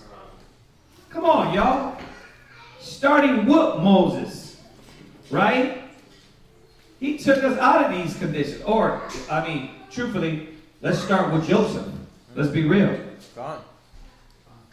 Let's start with Joseph, Moses, right? What about Daniel?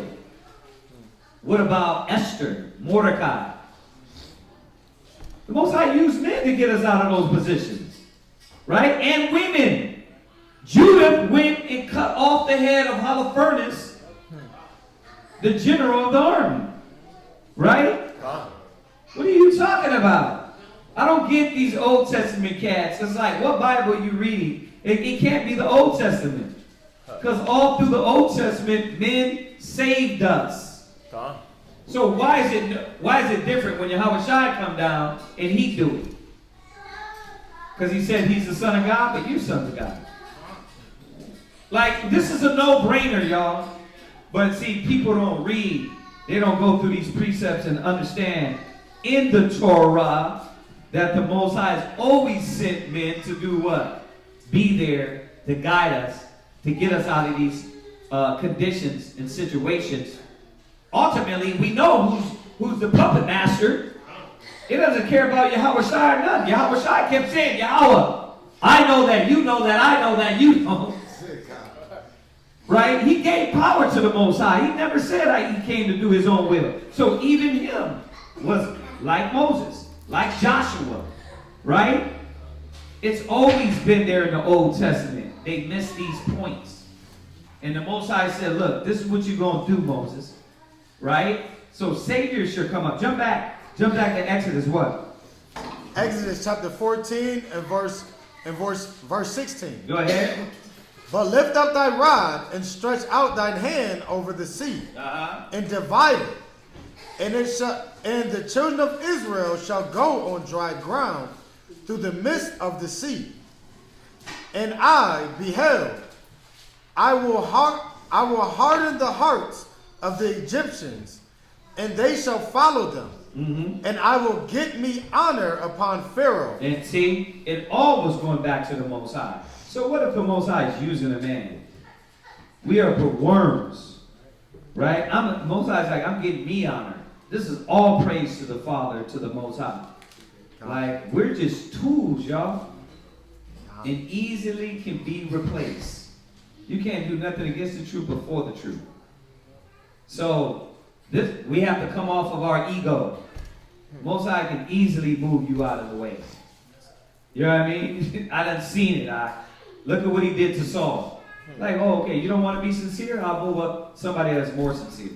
Sisters think that. Or you know what? Let me see him do it without me. Okay, the Most High send him another humble woman. Brothers get a little rank, a little position. Oh, they need me. Right? Then look at what I'm doing. Most High's like, look, I'll send somebody more humble and ready to work. That's how the Most High works. We got to stop thinking we're damn somebody. He said if he wanted to, he could raise up stones, right?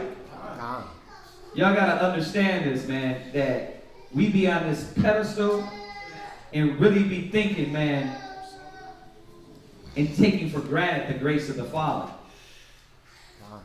That's why you got to remind yourself to be able to say, Yahweh, the water for letting me do this work. The water for letting me be at service to the nation. Because if not, you'll get puffed up and you'll think your position or your wisdom is better. You can be replaced, y'all. I done seen it too many times. I done seen it too with elders, with troopers, with women. The Most High will replace all of them. All of us. Y'all get that? Go ahead. I will get me honor upon Pharaoh. It's about the Most High. Read. And upon all his hosts. Right. Upon his chariots. And upon his horsemen. Right. And the Egyptians shall know that I am the Lord. When I have gotten me honor upon Pharaoh, upon his chariots, and upon his horsemen. And the angel of the Most High, which went before the camp of Israel, right, removed and went behind them. Check that out. Now, what was these angels doing? These angels was moving in chariots. Now imagine that, Akim. Imagine that. Right? So imagine what's coming back. We went over this recently. It said there's going to be 20,000 angels, right? God. That's why the earth, the sun, the moon, the stars is going to be blackened, right? God. But there's still going to be rebellious Israelites still after that. It's crazy. It's crazy. You got to set your mind in the moment and live that moment so you won't have to live that moment dead. And understand what it is to fear the Most High. Because Israelites didn't fear. All this glory is happening. Go ahead. And the pillar of the cloud went from before their face. Right. And stood behind them. Verse 20. Wow, check this out. You know what just hit me, y'all? When you go to Ezekiel 1, and right here, it's showing you that cloud was the angel.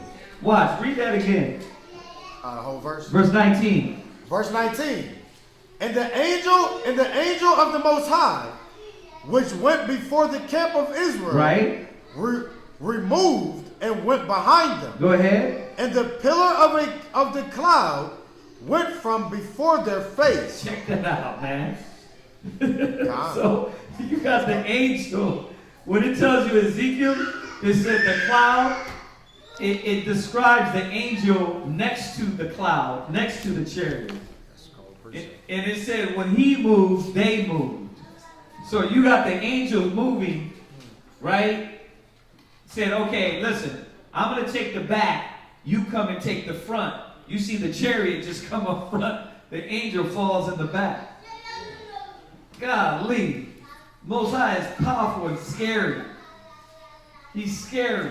Scary movements going on right Hell yeah. but look, it was only one angel, right? It was only one. I mean, at this point, right here, right? God. You got to think about it. Imagine all thousands and thousands of angels, right? Go ahead. Verse 20. And it came between the camp of the Egyptians and the camp of Israel. And it was a cloud and darkness to them. Right. But it gave light by night to these, so that the one camp not near the other all the night. And Moses stretched out his hand over the sea, and the Lord caused the sea to go back by a strong east wind all that night, and made the sea dry land, and the waters were divided. And the children of Israel went into the midst of the sea. The children of Israel went into the. That was it? Yeah, that was it. Yeah, you number 2? Okay. And the children of Israel went into the midst of the sea. All right, next verse. Yeah. All right.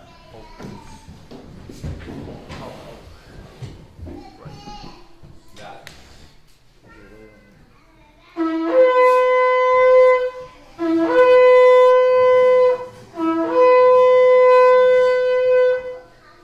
Ashariyah, Shabbat Shah, Yahweh, Ban Yasharala. Ashariyah, Shabbat Shah, Yahweh, Ban Yasharala. I mentioned. Right. Yahweh Ba'ashem Yahushua Brakatham. Yahweh Ba'ashem Yahushua Brakatham.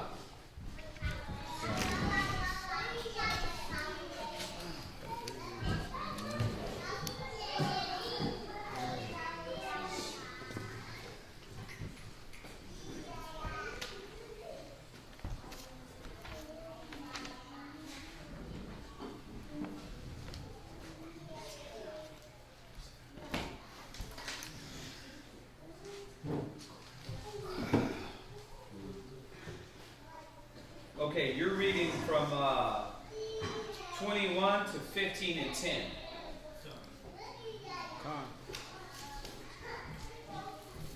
Go ahead. Exodus chapter 14 and verse 21. And upon the dry land, and the waters were a wall unto them on their right hand and on their left. Right. It said the water was a what? A wall unto them on their right hand and on their left. Okay, so when you look on the History Channel and they talk about, basically all it did was just dry it up a little bit and it was already moved back, that's not what the Bible just said. That means this water came up as a wall. So it wasn't just a quick little bit of, little wind blew. And then they ran around the water. It said a wall, right? Go ahead. And the Egyptians pursued and went in after them to the midst of the sea, even all Pharaoh's horses, his chariots and his horsemen. And it came to pass that in the morning watch, the Lord looked unto the host of the Egyptians through the pillar of the fire. Right. And of the cloud. Right. Hold on a second. So I want to get this. Let me get this wisdom of Solomon real quick, so you can add it to your precepts. It's 18 and what? 4,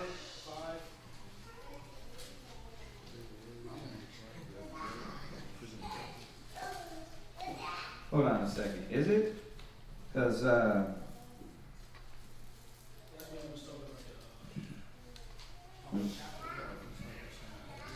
Now, it's supposed to be going into the actual water being parted.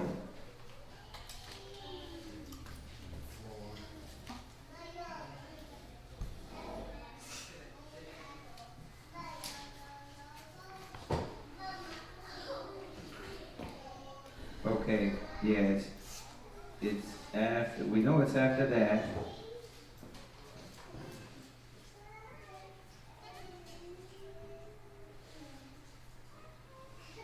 Let me find it. Go ahead, read on. Let me find exactly where I want it. Read on. Verse 24. And it came to pass that in the morning watch the Most High looked unto the host of the Egyptians through the pillar of fire and of the cloud, and troubled the host of the Egyptians, and took off their chariot wheels, that they drove them heavily. Right. So that the Egyptians said, let us flee from the face of Israel. Go to 19, and you're going to read verse, start at 1. Wisdom of Solomon 19 and 1. Wisdom of Solomon, chapter 19, verse 1. As for the ungodly, wrath came upon them, right, without mercy unto the end. Read. For he knew before what they would do. Right. See, the Most High he knows the heart of these people that got anxiety. You're gonna deliver yourself into foolishness and bonds and torment, right? You're gonna make it says thine own wickedness will correct you. That chaotic mind drives them to stupidity. Right? Go ahead. How that having given them leave right, and sent them hastily away, right, they will repent and pursue them. Right. The Most High knew this. Go ahead. For whilst they were yet mourning and making lamentation at the graves of the dead, they added another foolish device. See? Go ahead. And pursued them as fugitives, whom they had entreated to be gone. Right. For the destiny whereof they were worthy drew them unto this end. This was their destiny. This was the Egyptians' destiny. Right? They were destined. They lived for this day. Right? That's why it says that it tells you about the wicked. I'm paraphrasing the heck out of this one. But it says they were born for the evil day. Right? That literally the Most High, a lot of people, like it says, shall not taste death till they see the Son of Man coming. That's twofold. Like, yeah, you're going to be here till Yahweh Shai get back. And the other fold is what? You're going to be here till Yahweh Shai come back to get destroyed. So, yeah, that's your destiny. Go ahead. And made them forget the things that had already happened. He said what? And made them forget the things that had already happened. That's where their mind goes. They forget. You know what I mean? You see, this is common with people that what? Got anxiety and got fear. They forget the things that the Most High do for them in their life. Right? What we do is we remember. Man, Yahweh's there for me. Why am I panicking? I don't got no reason to doubt. The Most High's been here with me. You know, when he hasn't been there with me, when I make the wrong decision. So what I should be doubting is not to make the dang wrong decisions no more rashly, right? Without wisdom and understanding, right? That's what I should be doubting. I'm not gonna move like that anymore. But he's been here with me, right? Can we all attest to that? Hell yeah, we can. And we know it. That's why we're all sitting here, right? So we can't let this mind get us. Go ahead. That they might fulfill the punishment which was wanting to their torment. And that thy people might pass a wonderful way, but they might find a strange death.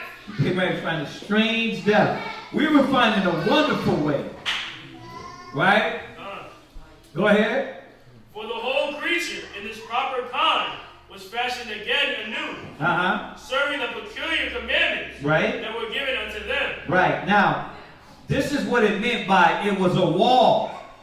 This is how you know it was a wall. It ain't what the white man and History Channel and these idiots try to tell us. Our history is saying it was a wall, then it was a damn wall. If it was a little ant mound, it would have said it was an ant mound. And it came up. Right? This is a wall. Now, he changed the commandments of what? He's going to show us the elements. He changed the commandments of the elements. The Most High said, look, this is how things usually work. I'm going to change the elements for you. And this is what the Most High does in our life. That's why we don't have to panic. We got to put trust in the Father. Most High showing me that every day. You know what I mean? One thing, it'd be like, you know, I always talk about, yeah, I've been in the truth this long, but I'm still working on what? Doubting. We're weak. But what do you doubt? Now, I ain't doubting the truth. You know what I mean? I'm doubting myself. You know what I mean? In the spirit. There's a dynamic in that, right? Because you start looking at yourself and saying, well, I'm not worthy of it. Which in a point is true, right? But what is wrong is that knowing that Yahweh makes us worthy if we trust in him. See, it's a real tricky thing how we let these doubts overcome us and fears overcome us. We got to say, listen, I can do all things through Yahweh Shai, which strengthens me. So long as I stay in the right mind, then the confidence in the spirit will be there. Y'all get that? Go ahead, read on. That thy children might be kept without hurt. See, the Most High was going to keep Israel, our kids. He's going to keep your family without hurt. But you got to stay in the spirit. Right? Which one were you? Are you the kids that want to go back into Egypt?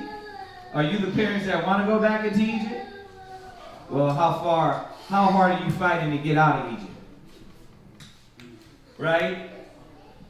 How many of us is fighting to really get out of here?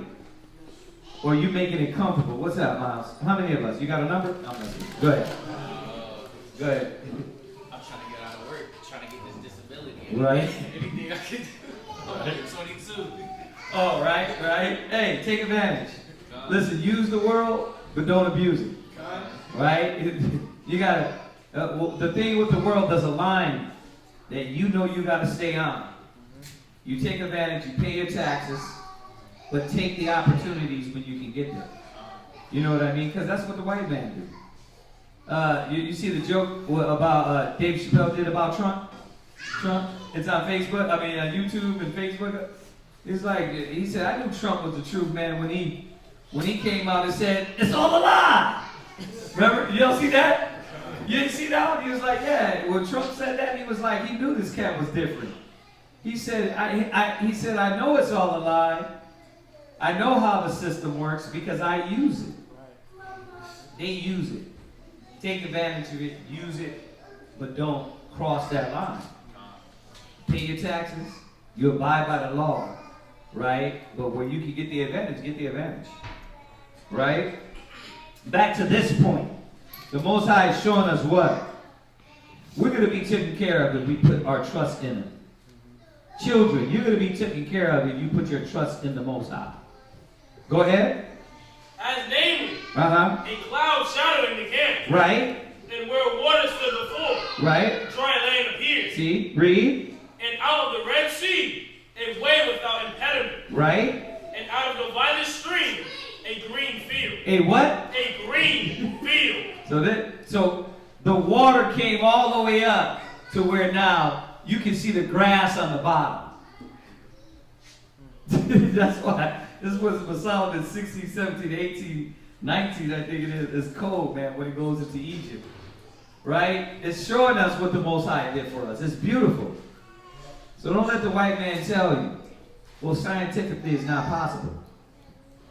Wait a minute, you're the same man that believes in gravity? I can't see gravity. You see gravity? Where's that at? Somebody bottle up some of that gravity and give it to me. You believe in gravity, but you don't believe in the Father.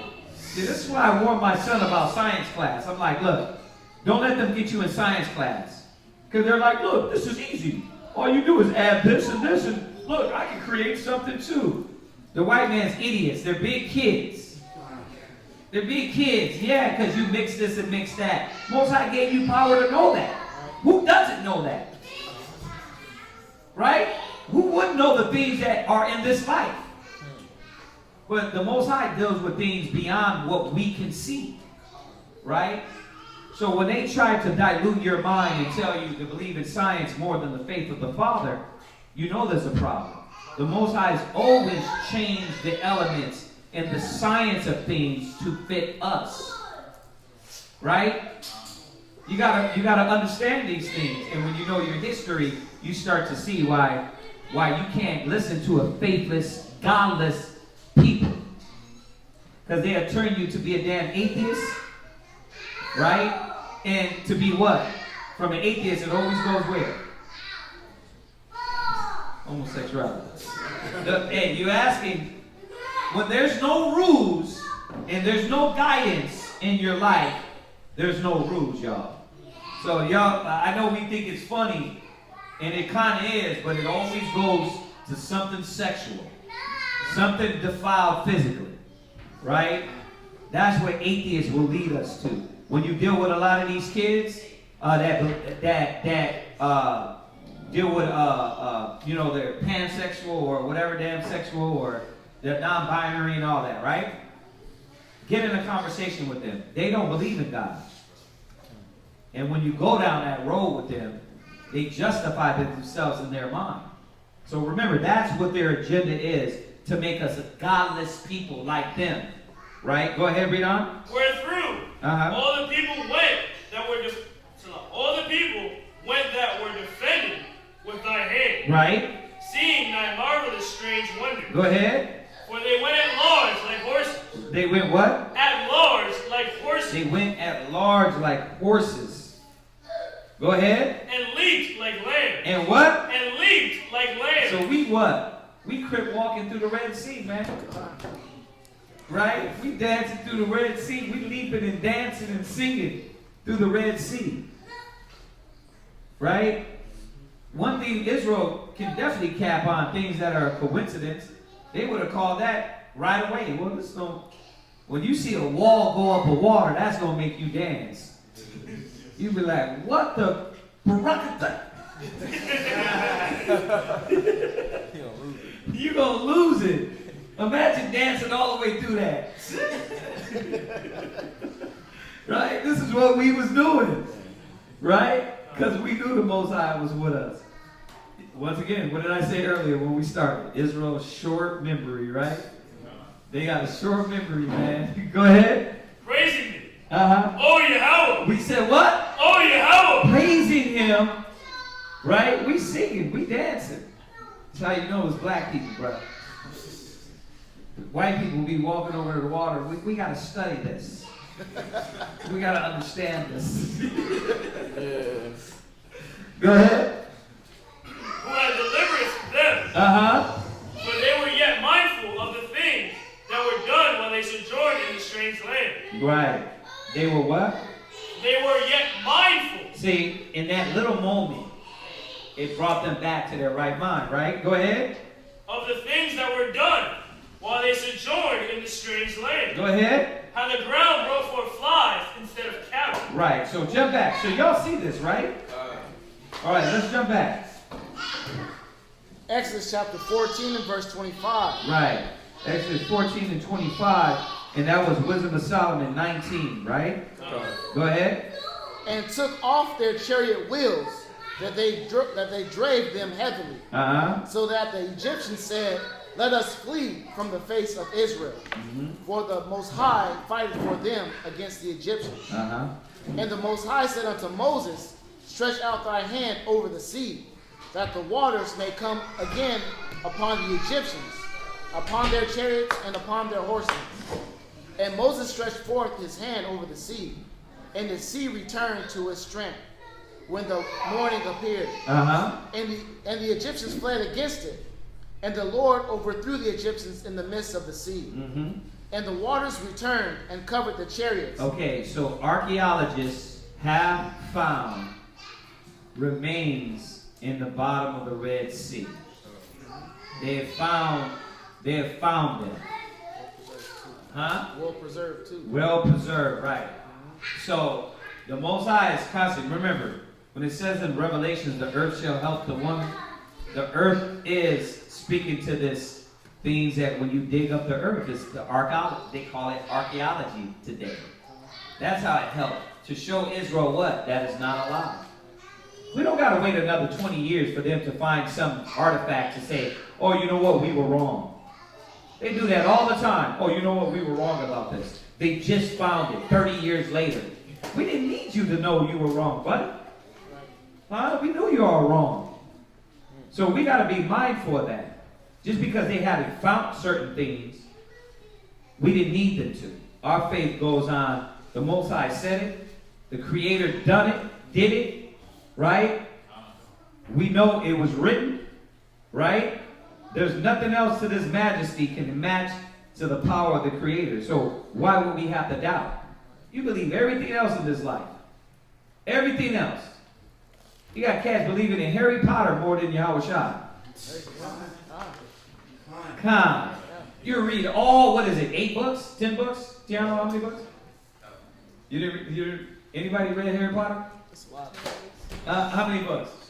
It's 7 Harry Potter books, right?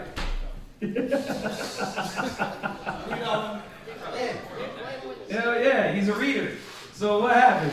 You read all 7 books, right? But you be like, man, Harry Potter, you can break that down 1 and 1.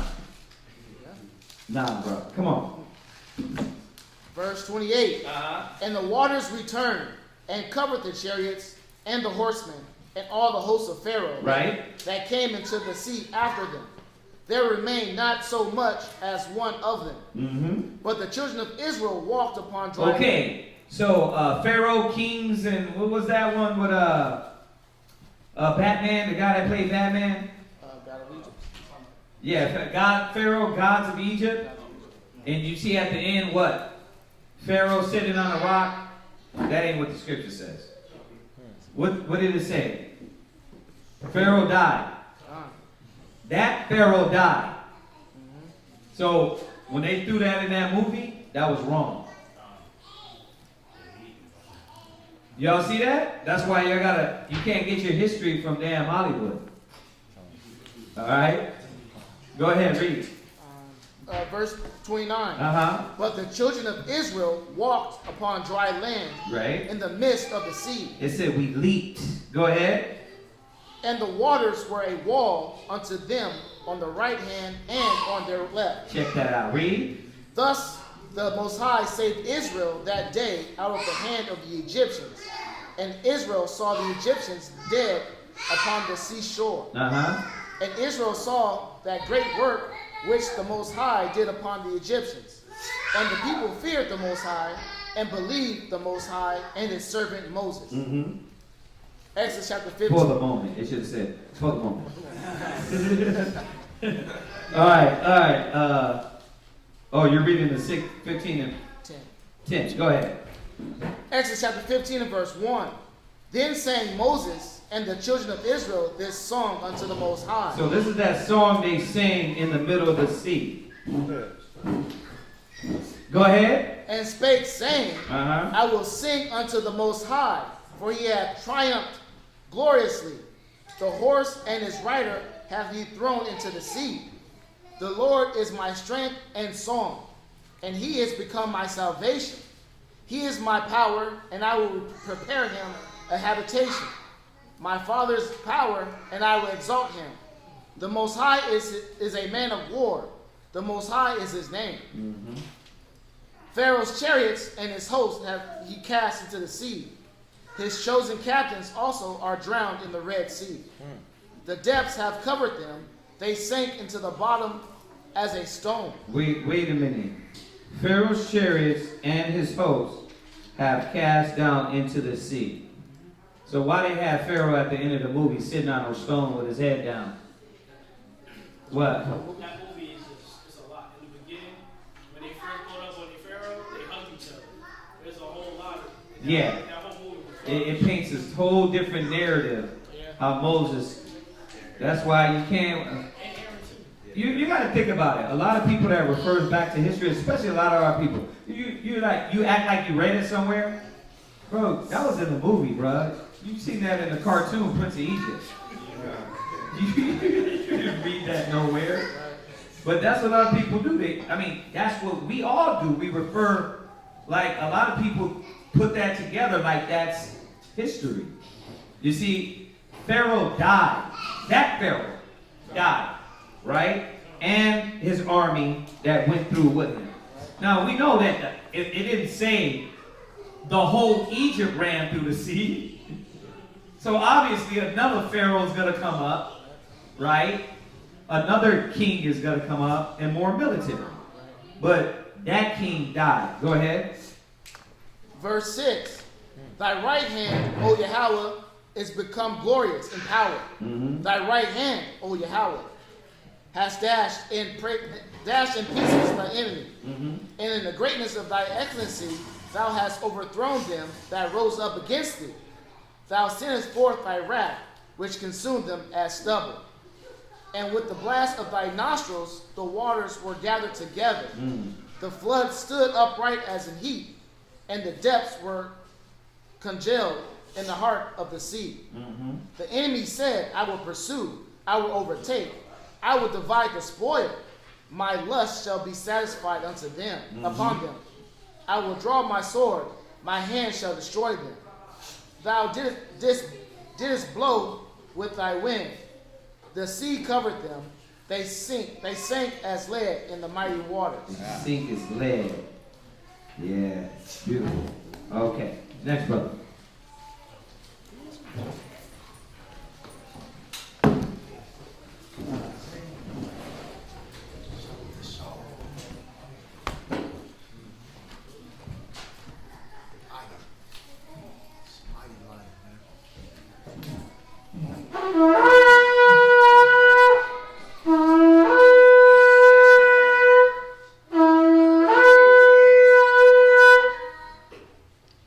Nazir, Shabbat Yahweh, Banya Shalom.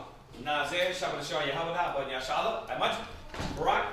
Yahweh Bashim Yah Shabrak Thumb. Yahweh Bashim Yah Shabrak Thumb.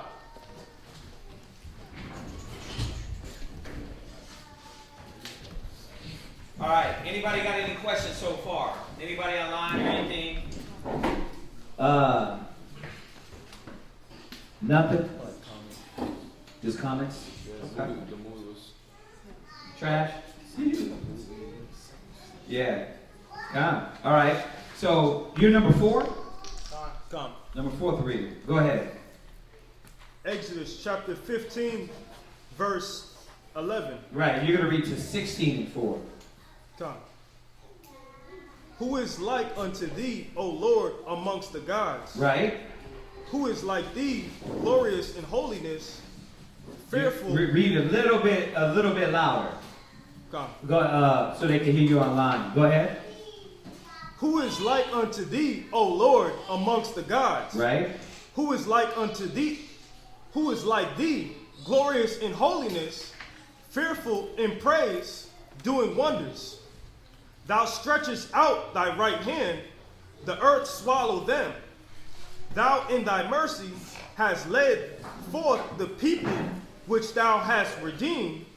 Thou hast guided them in thy strength unto thy holy habitation.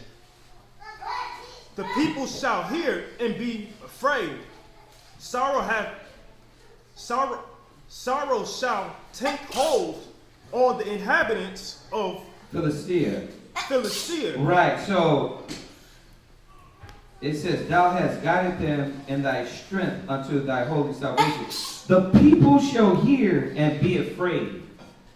All the nations heard about this. And that's what brought the fear. The Most High made us renowned through what he does for us. Oh, the Most High stands with these people. That's what we're not getting. We didn't need weapons. How many of us were shooting? Pharaoh, shooting arrows. Think about it. None of us had to do none of that. The Most High literally did it for us. That's why it says, in this second coming, that he's going to do it alone. Right? So, same way. Same way they did in the past, Yahweh Shai is coming back and he's going to do it even greater. Even greater. Go ahead. Exodus chapter 15, verse 15. Then the dukes of East Edom shall be amazed. The mighty men of Moab, trembling, shall take hold upon them. All the inhabitants of Canaan shall melt away. Fear and dread shall fall upon them by the greatness of thine army. They shall be as still as a stone. Still thy people pass over. O Lord, till the people pass over, which thou hast purchased. Thou shalt bring them in and plant them in the mountain of thine inheritance, in the place, O Lord, which thou hast made for thee to dwell in the sanctity, O Lord, which thy hands has established. The Lord shall reign forever and ever. For the horse of Pharaoh, which in Slakia, for What verse are you at? 19. 19. Right. Go ahead. For the horse of Pharaoh went in with his chariots and with his horsemen into the sea, and the Lord brought So there you go. It reiterates it again. They were killed. They went into the sea and died. Go ahead. Dead. And the Lord brought again the waters of the sea upon them, and the children of Israel went on dry land in the midst of the sea. And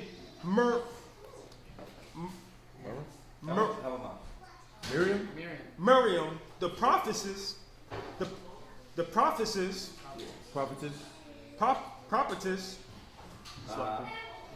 sister of Aaron, took a timbrel. Okay, so look, a good scripture to show you the defining of what a prophetess is. It ain't what these people tell you in church today. She didn't be like start shutting Moses down in the congregation and leading Israel, right? Sisters that come in this gospel that learn to become elder sisters, they are prophetess. But remember, everything's in their order. It would be prophesying, praying, but to the sisters and leading that about. They wouldn't be assuming the position of the man, right? And that's what we got nowadays. The church leaders, these women are what? Assuming the position of the man. I heard some crazy stuff. A lot of it. Y'all don't understand how much things are just from Christianity. These new generation that are finding out they're Israelites, they're like, well, they don't got it all right, so I'm going to bring Christianity and try to merge it. Now you got brothers making their ribs bishops and teaching just like the Christians. I see that too. I'm like, what the front door is going on here? What the front? Yeah, I seen the husband and the wife. Yeah. Out there street speaking. He reading for her. She breaking it down. Street speaking, just them two. You put your rib on the front line. That was a no-no.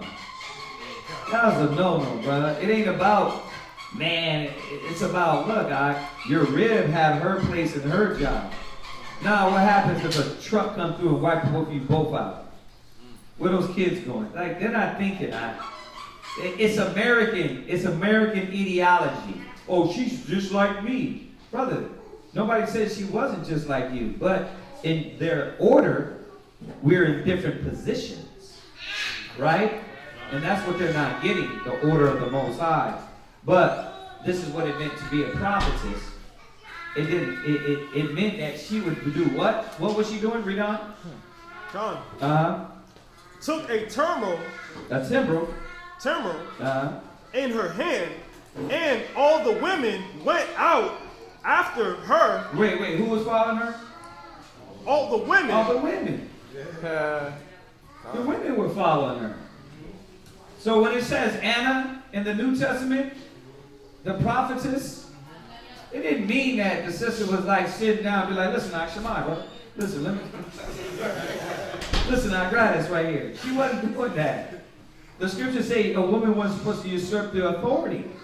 So, but that doesn't mean that she wasn't a disciple or a prophetess. A disciple means what? Student. My ribs are disciples. They literally run things like officers. But in their office, you see that? Yeah, they're not giving brothers orders. You know why I say they're officers, or let's use a better term that you can, they're elder women. You know why? Because they know how to even approach a situation. The sister said, well, there's an issue I got. Well, what is the issue? Well, it's about a brother I don't know how to go about to deal with. And I don't want to look like I'm just saying things. Sis, we got to be able to speak our mind. And if you're wrong, right? But it's about a brother. Okay, you tell me, and I'm going to relay the message to this brother, and they're going to deal with him. You see, she's in officer mode. She's not like, yeah, bring that brother in. Y'all get this? There's an order of things. So yes, you can, but once you learn the order and how to approach these situations, then you can properly do them like the scriptures say. So the women followed her. Go ahead. All the women went out after her with timbrels. Timbrels. And with dances. Right. And Miriam answered them, sing ye to the Lord, for he hath trumpeted gloriously. Yeah, triumph. What verse you at? 21. 21. Right. He triumphed gloriously. Go ahead. The horse and his rider hath he thrown into the sea. Mm-hmm.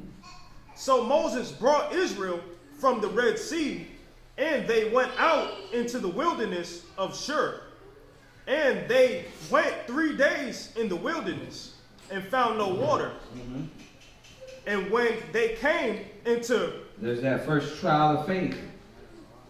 You're in an uncomfortable situation. You just got delivered. Now, what brings us into these uncomfortable moments? Life moments. That's a life moment. In one situation, captivity, slavery, torment, hell, and I'm being delivered, and then life puts me in another predicament. How do I stay in the spirit in these life moments? Yeah, see, religion mind is like, you know what I mean? How is Yahweh applied in this situation? How is the Bible applied in it? It's always applied everywhere. But when you chop it out, you get in those situations of not having, and you're like, the Bible don't got nothing to do with this. I got to get some water. Y'all are laughing, but I know you Negroes think like that.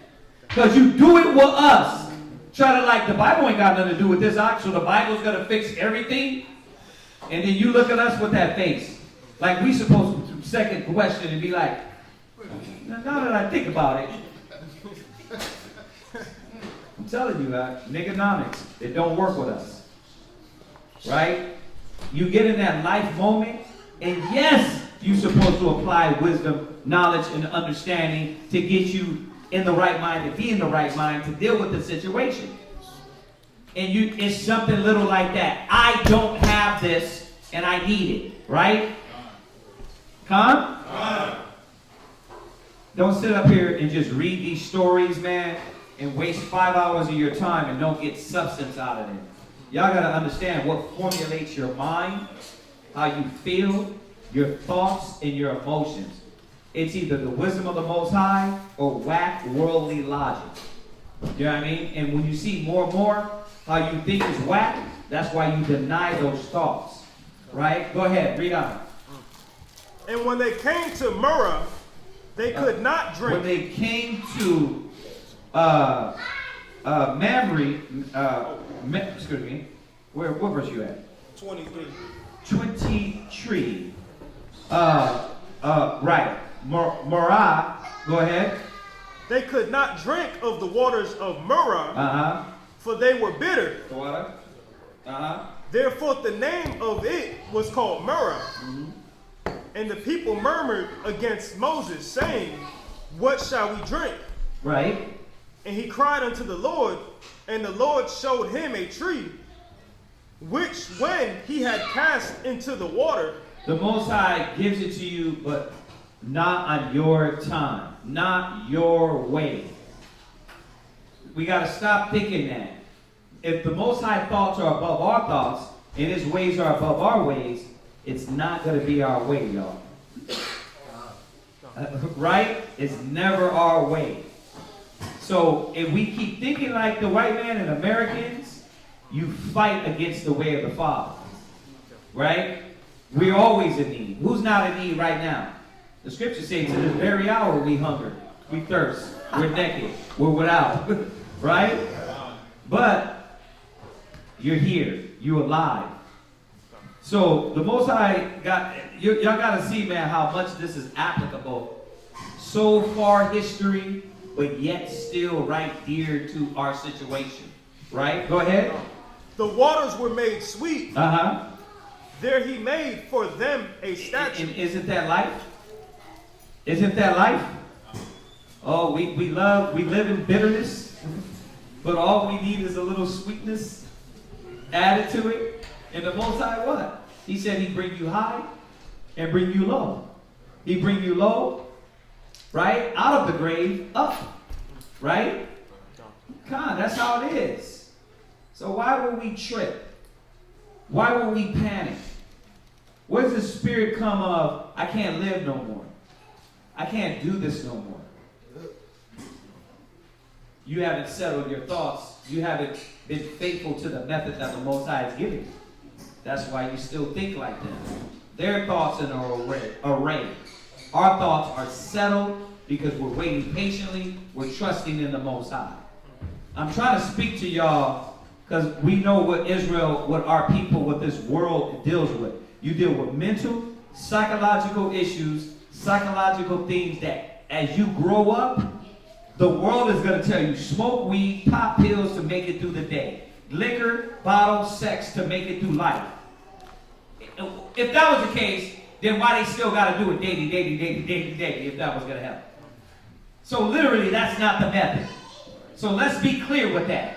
There's nobody that popped one pill and it was good the next time. Like, oh, it fixed it. We all want some of that, right?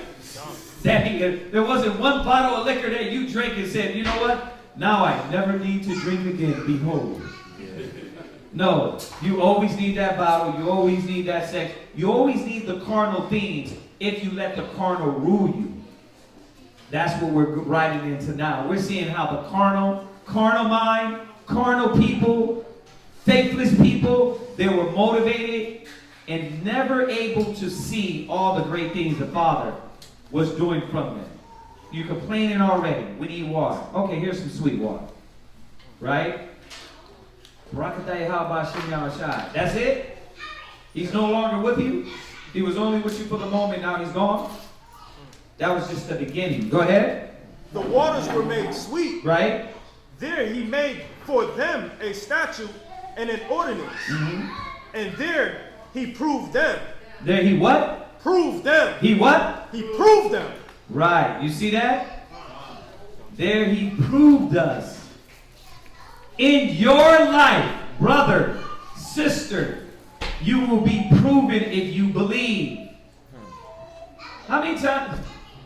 We talk about it all the time. How many times I tell you, new brothers and sisters, when you come to class, when the seed is sown, then the wicked one cometh and taketh away what is sown in your heart. It's going to find something to prove you, something you didn't study, you didn't read, you didn't learn, and then to see where your mind is. Are you going to abandon the truth over something you don't understand? The Most High proves us. It's not only you. You're not the only special brother and sister. He's proving all of us. And it doesn't stop. Huh? You ever see that Enter the Dragon where Bruce Lee walked upstairs and all the way at the top was it Kareem? It was Kareem Abdul, right? But he had to fight the peons and he had to go up the stairs. That's us. You fighting, you on that first level, pop, pop, pop, getting tossed around, easy win. You go to the next level. And you got to get all the way up. The thing about us, we're constantly fighting Satan. He's constantly in the form of Kareem kicking you in the head, right? And getting you to what? Submit. I give up, I give up, I give up. Nah, we don't give up. No retreat, no surrender, right? We're going to be Rocky. We're going to be Rambo. We're going to be First Blood. We're going to be over the top. We're going to be the Terminator. We're going to be the Predator. All rolled up into one ninja Israelite, right? Ready to take over and command and rule. That's how we got to be, or else we don't fall to everything. We're going to be, here I am again. Behold, Lord, I am so weak at this time. Like, come on now. Let's man the hell up. With wisdom, with strength, and the Most High will fortify us, right? Go ahead. Exodus chapter 15, verse 26. Go ahead. And said, if thou wilt diligently hearken right. to the voice of the Lord thy God, right, and will do that which is right in his sight, right, and will give ear to his commandments and keep all his statutes, I will put none of these diseases upon thee. Check that out. So it started here. Him telling us what? I'm not going to put none of these diseases on you. But you got to listen. You got to hear. Right? Go ahead. Which I have brought upon the Egyptians, for I am the Lord that healeth thee. Right? I'm the Lord that what? Healeth thee. Wait, but the herbs heal me. Healeth thee. Right. Read it again. I am the Lord that healeth thee. Uh-huh. And they came to Elam. I am the Lord that heals you. Right? So we got to understand. It all goes back to the Father, to the Most High. Right? Go ahead.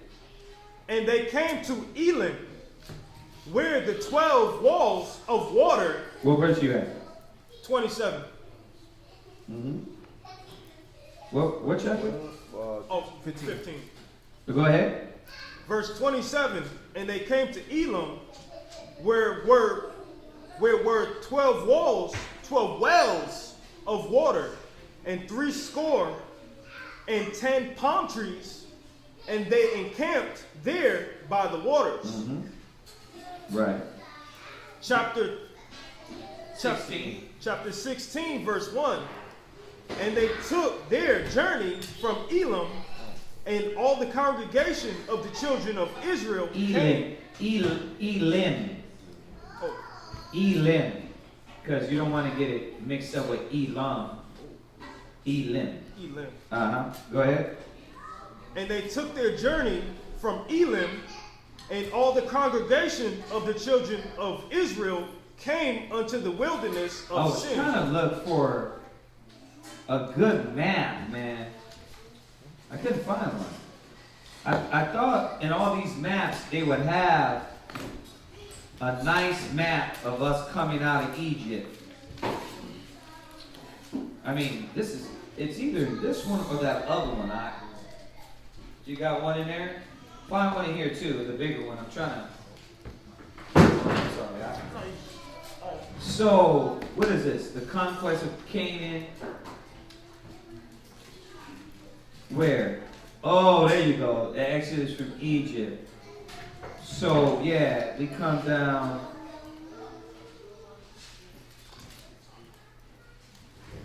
Yeah, it's crazy.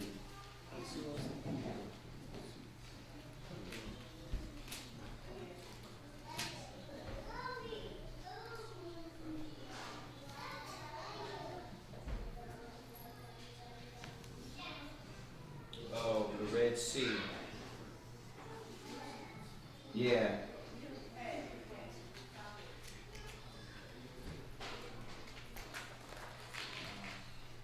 So it looks like we came down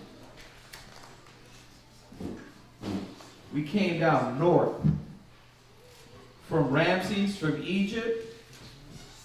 Yeah, we came down north right? And then we circled back up. Y'all seeing that too? Yeah. We circle back up. And then when you look at the wilderness, it's crazy. It's crazy how we did that though, huh? And look, we just did like this. We did like a U. Yeah? It's crazy.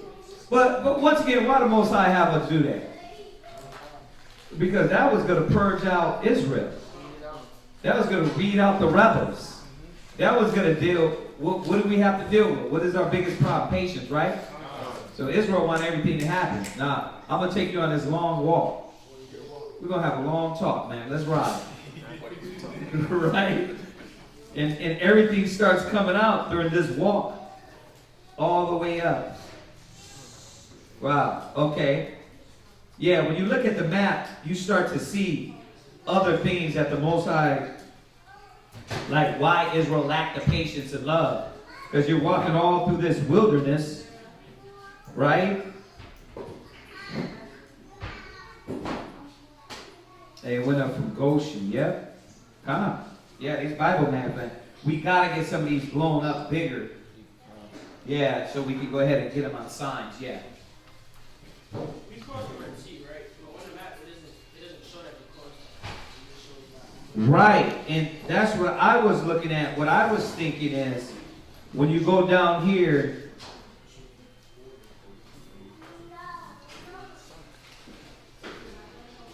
well, yeah. That's what they make it look like on the map, huh? Yeah, but we know we crossed it. Yeah. But once again, that's why you got to have the Bible. Because it's like you start looking at it, wait a minute, there's something missing. There's something wrong here. Right, but go ahead and read on. Read on. Go ahead. Which is between Elam and Sinai. Mm-hmm. On the 15th day of the second month, after their departing out of the land of Egypt.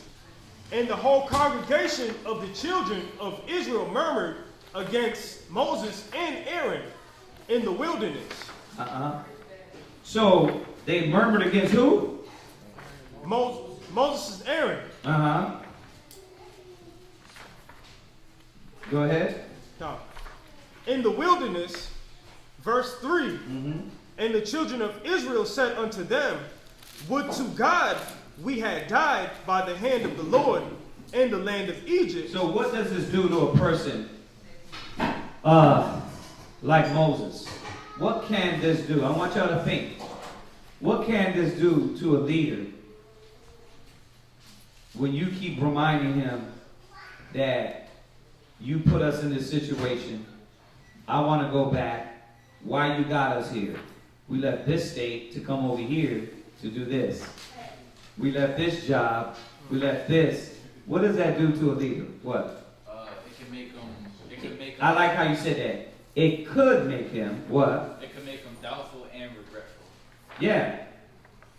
So what are they trying to get Moses to be like them? You're trying to bore this in his head. You know what I mean? And Israel's consistent doing this, y'all. You know why I want y'all to see it from this perspective? As you grow up in the spirit and the truth, you see why you can't let negative, doubt, fear, negative people that doubt, fear, motivate you. I'm showing you that every step of the way, that'll wear you down. Right?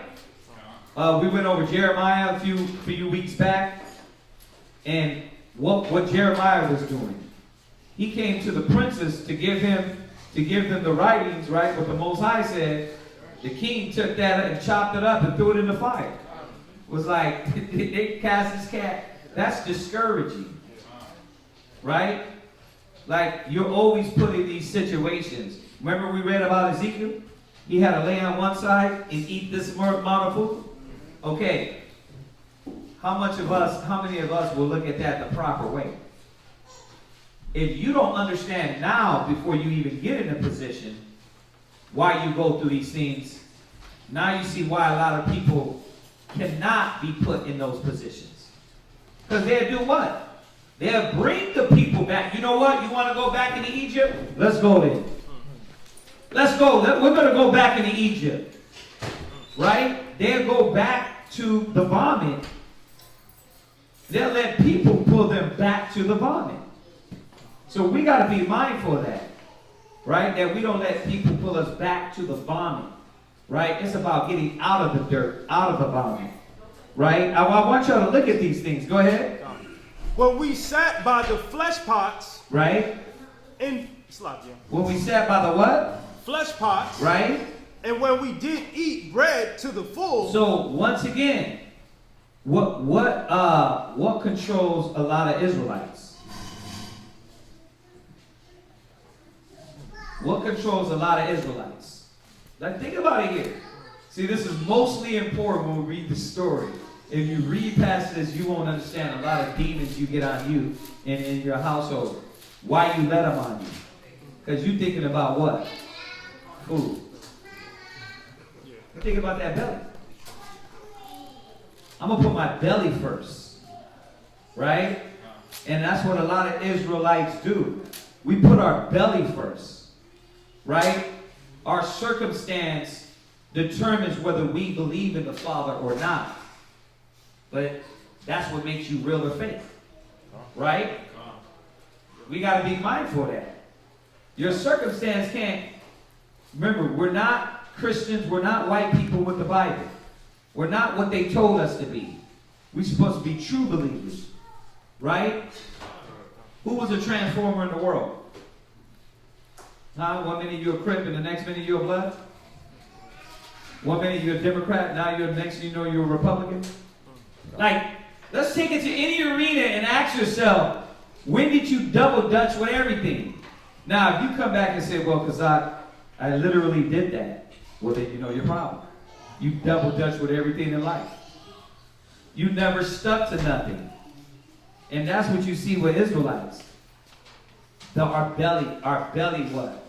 Controls how we give ourselves, how we dedicate, right? How we submit to the Father. That's a problem, man.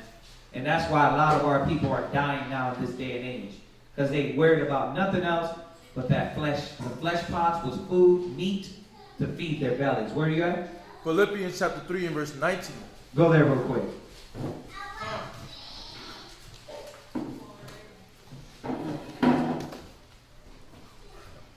Philippians chapter 3 and verse 19. Uh-huh. Whose end is destruction. Right?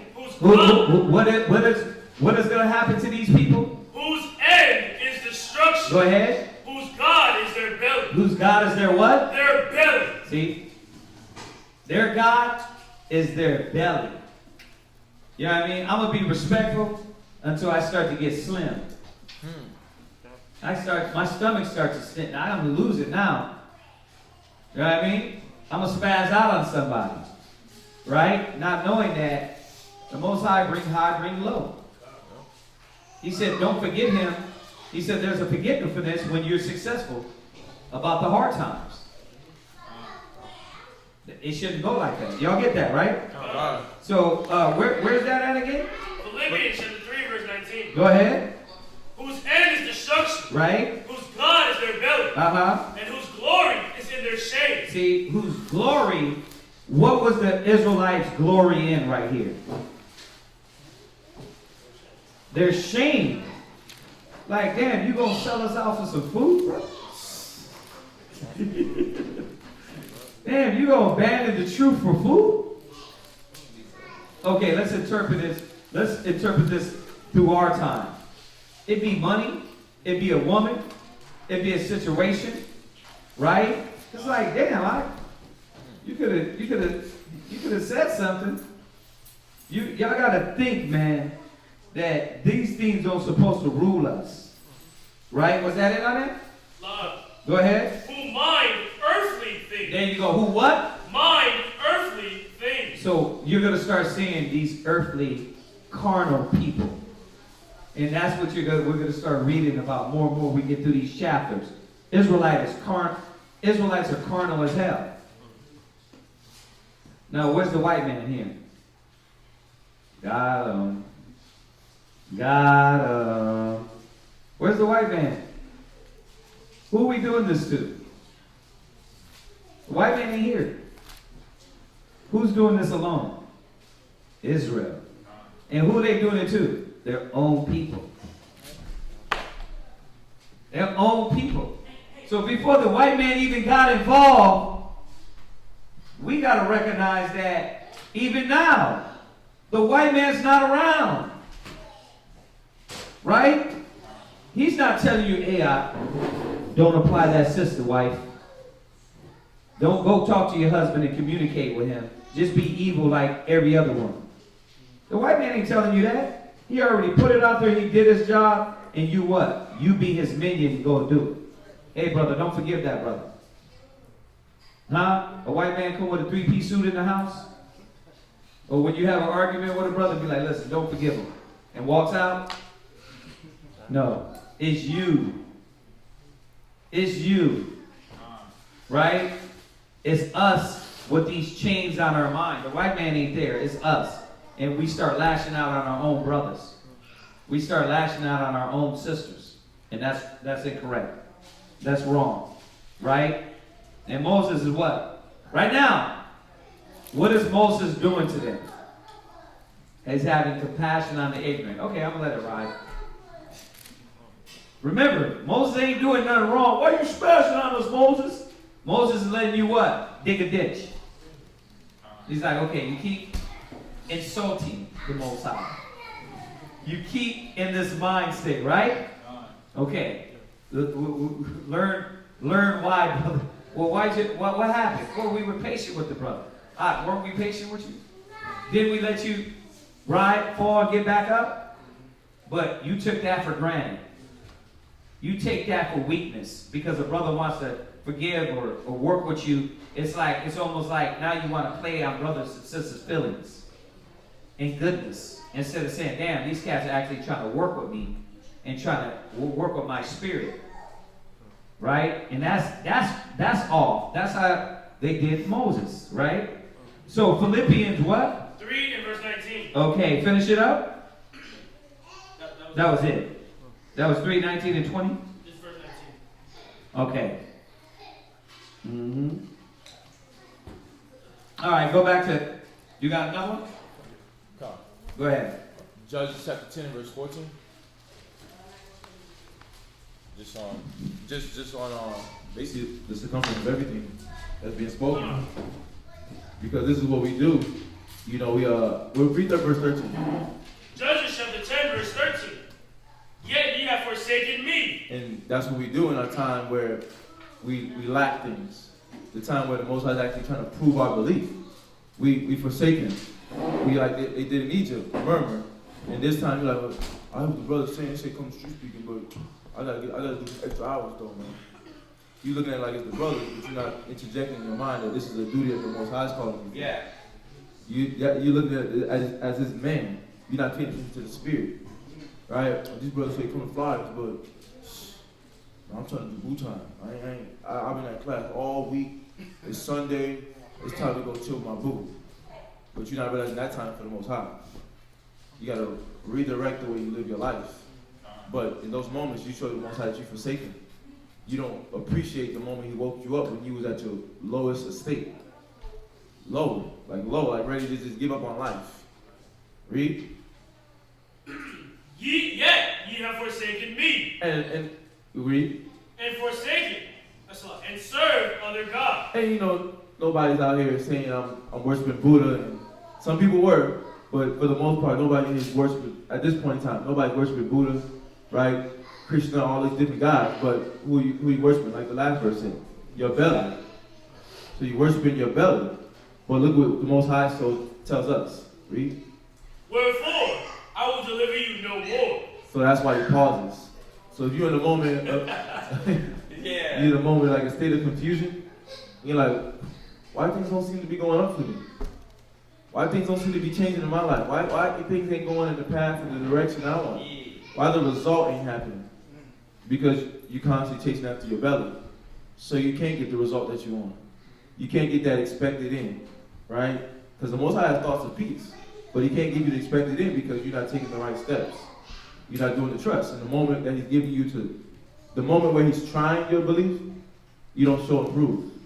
Because when he was giving you the space of time to train yourself for that moment, you didn't go train.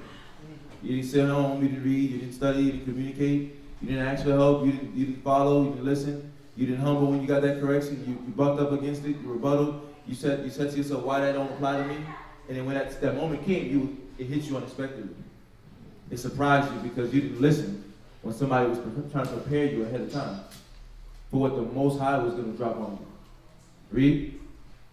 Go and cry unto the gods which ye have chosen. Now you got to go to the air. Now you got to go to the white man and say, hey, you think I could get a little raise? Like $250 extra? I ain't asking for months. It's $250. It's $250 on top of the 14. I got car, I got gas, I got light. So now you gotta go to the white man, right? And they ain't doing. Think about it. You go to the supermarket, they ain't letting you take no food on no layaway. You can't. Ain't no leasing food. So you walk in there with no money. What they gonna do to you? What they gonna do to you? They gonna send you out. They gonna call the cops on you. But the Most High, he'll nurture you. But in this time, he's like, you're not listening. But that's why that lack of faith gets us. That's where it gets us, and that's where it got them. So where now they're murmuring. Because right now it's the thoughts.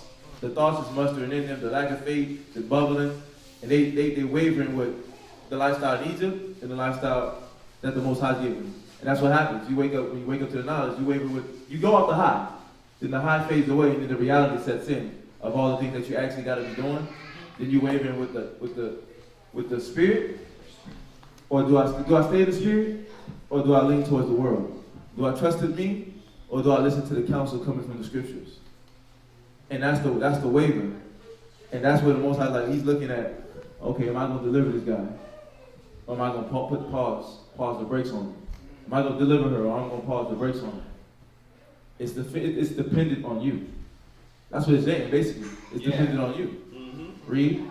Let them deliver you in the time of your tribulation. Because ain't we going to go through tribulations regardless? In the world, out the world, in the truth, out the truth. The tribulation don't just stop, but the Most High's like, it's going to happen. Well, shoot, if you're choosing them, let them do it for you. And that's where you get the stress and the anxiety, the confusion and the depression. Because what it say, woe be he that put his trust in man and make it flesh his arm. Like we were supposed to put the Most High first, right? Yeah. That was what? Judges chapter 10, verses 13 and 14. Judges 10, 13, and 14. All right, jump back. Exodus chapter 16, verse 3. Should I start from the beginning or where I was at? You can start from 3. God. And the children of Israel said unto them, would to God we had died by the hand of the Lord in the land of Egypt, when we sat by the flesh pots, and when we did eat bread to the full. For ye have brought us forth into the wilderness, this wilderness, to kill this whole assembly with hunger. Israel's dramatic on him. Drama queen. Drama queen. You brought us all here out to die. Everybody out. That's sad. Go ahead. Then said the Lord unto Moses, behold, I will rain bread from heaven for you, and the people shall go out and gather a certain rate every day, that I may prove them whether they will walk in my law or no. Right. So this is where people think you weren't supposed to cook or eat on the Sabbath. We're going to get into that talk now.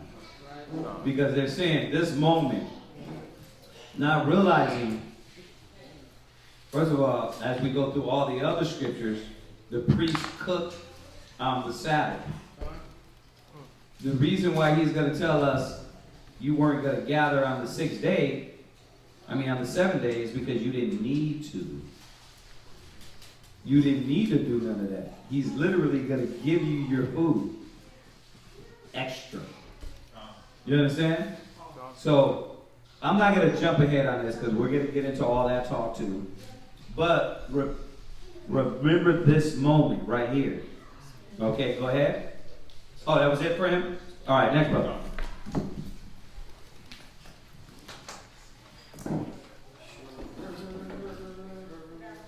Yeah, that's mine. Time to get this guy a Hebrew name, right?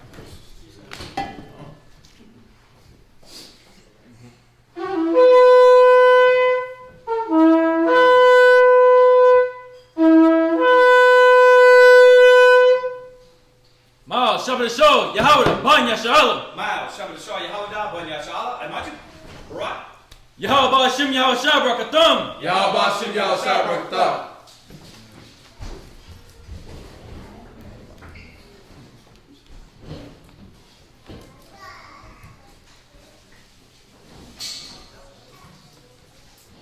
All right, you're reading. We getting through this, y'all. He's on. You're reading to the 25th verse. He's going to take it to 36, and then it's Ecclesiasticus 19. Kind of seems like we're running through this. I always say that at 2 o'clock. Then we get on the Apocrypha and it'd be like already 5 o'clock after that, right? But it almost seems early. Go ahead.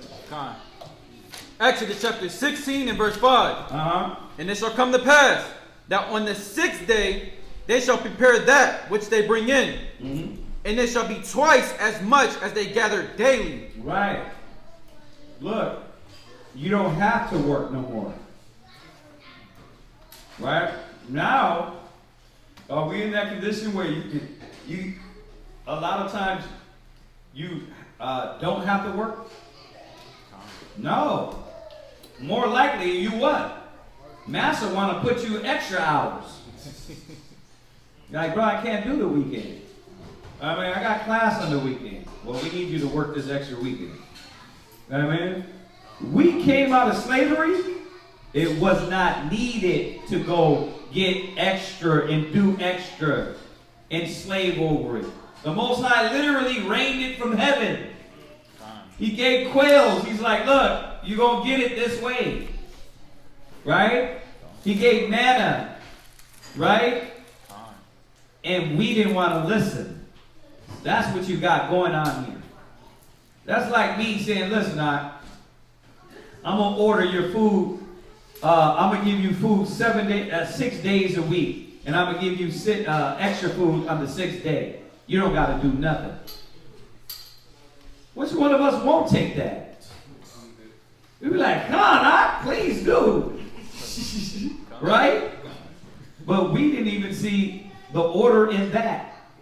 We didn't take that and acknowledge that and humble ourselves to that. So this is what's going on as you see this narrative start to build.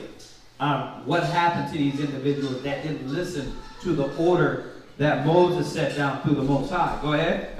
Verse 6. And Moses and Aaron said unto all the children of Israel, at even, then ye shall know that the Lord hath brought you out from the land of Egypt. Right. And in the morning, then ye shall see the glory of the Most High. For that he heareth your murmurings against the Most High. Right. And what are we that ye murmur against us? Verse 8. And said, what are what? And what are we that ye murmur against us? What was he saying?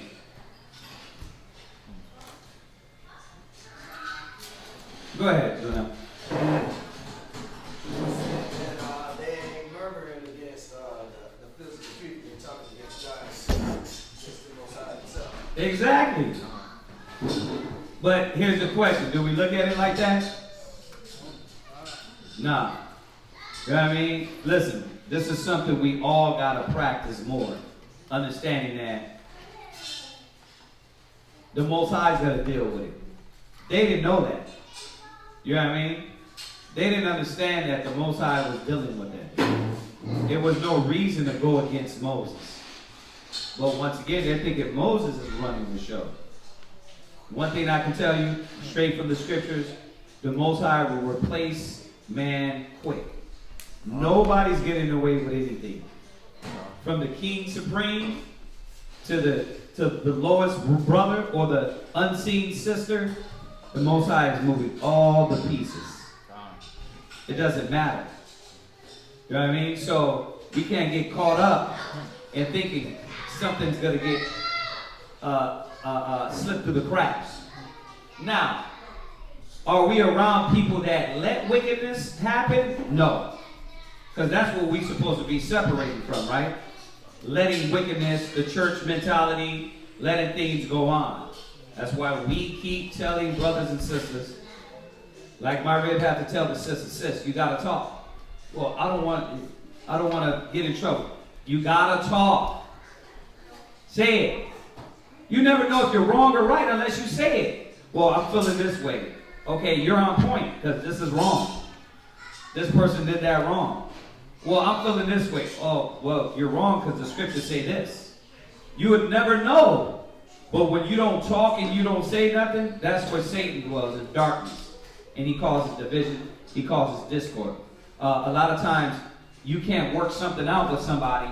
You offended somebody, but what happens? You don't get placed in the gospel to mend it. So Satan gets in there and what? Divides brothers. You don't talk. Husband and wives, what happens? You guys can be at odds, because you don't what? Talk. You know what I mean? And this is what the Most High shows us. We gotta talk. We can't fear, but at the same time we do it with respect, we do it with discipline, we do it with order, we do it with love. And they're not doing it with love. They're lashing out because they're belly. Right? So the Most High's got to supply it. And that's what usually he does. He throws it in our face. Right? Look.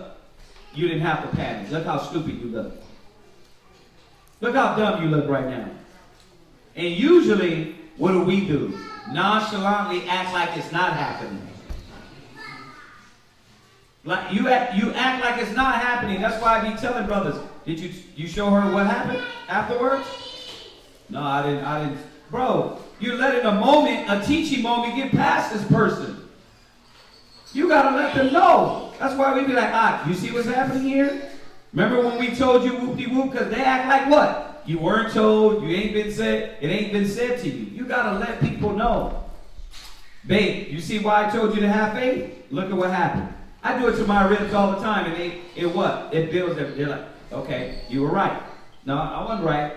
The spirit, the word was right. All we have to do is continue in that. Y'all see this? Go ahead, read on. Verse 8. And Moses said, this shall be when the Most High shall give you in the evening flesh to eat, and in the morning bread to the full. Look at that. Most High supplies it, man. He supplies it on every level. Go ahead. For that the Most High heareth your murmurings, which ye murmur against him. Yeah, you're not murmuring against me. So, let's take it to the next level. It's not about you, elders. It's not about you officers. You get in a position, you bishops get in a position, and then you start taking stuff personally. You were supposed to know it's not about you. I know it's not about me. You lashing out because you can't control this. Right? If it's about me, then we come and sit down. Well, I don't want to say nothing. See? It ain't about me then. Because if it was about me, you would come and do what the scriptures say. Right? And that's what the Most High showed us, is that when you get in a position, you're a husband, you're in that husband position. Mothers, you're in the mother position. Right? You're always going to be ridiculed. You could have done it better. Or what you didn't do. Right? You got to examine yourself, look at yourself, and make sure you what? You are doing it right, you're doing it with integrity, and you're being pure-minded. First and foremost. Second, you got to know a lot of times people are lashing out because they don't know how to carry themselves, conduct themselves. And that's the case. You're not going to run from it. So if you think right now, as a member, you're catching it, Wait till you get a position and you're accountable. You're going to catch it even more.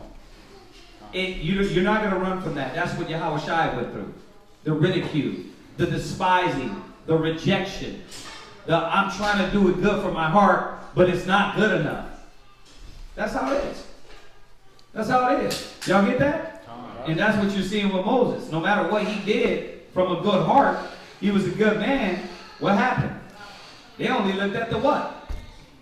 The bad, the negative.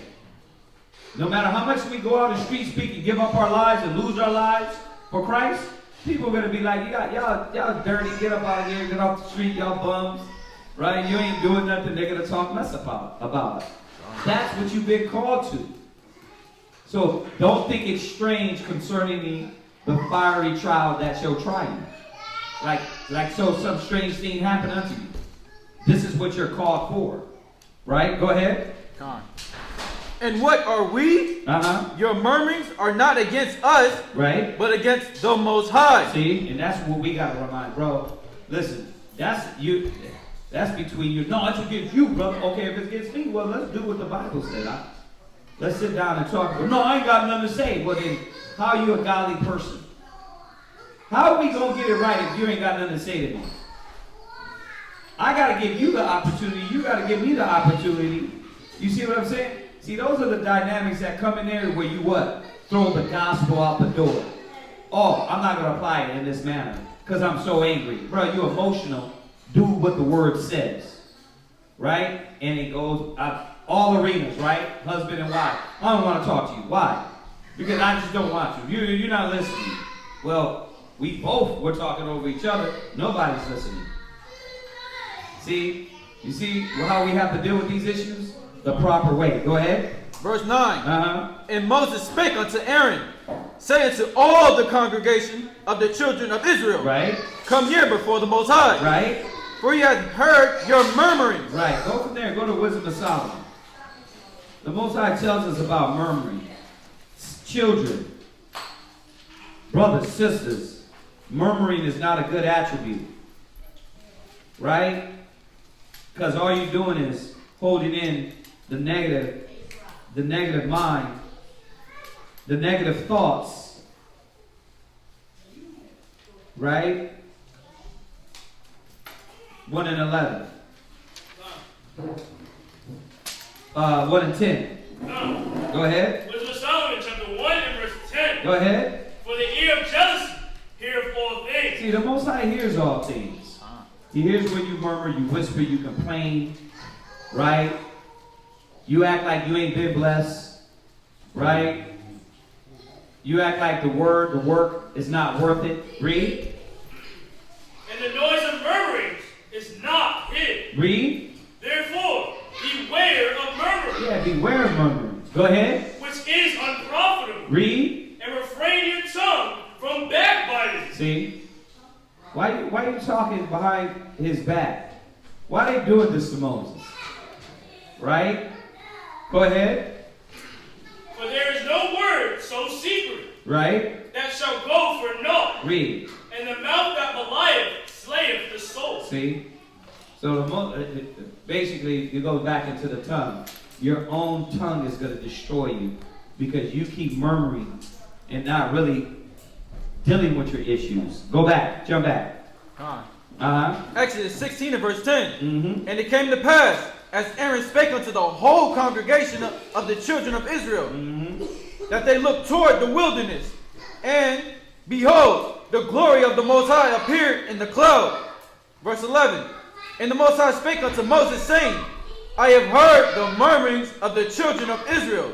Speak unto them, saying, At even ye shall eat flesh, and in the morning ye shall be filled with bread, and ye shall know that I am the Most High, your power. And it came to pass that even the quails came up and covered the camp. Right. So, what did the Most High do? He what? Sent those quails. Right?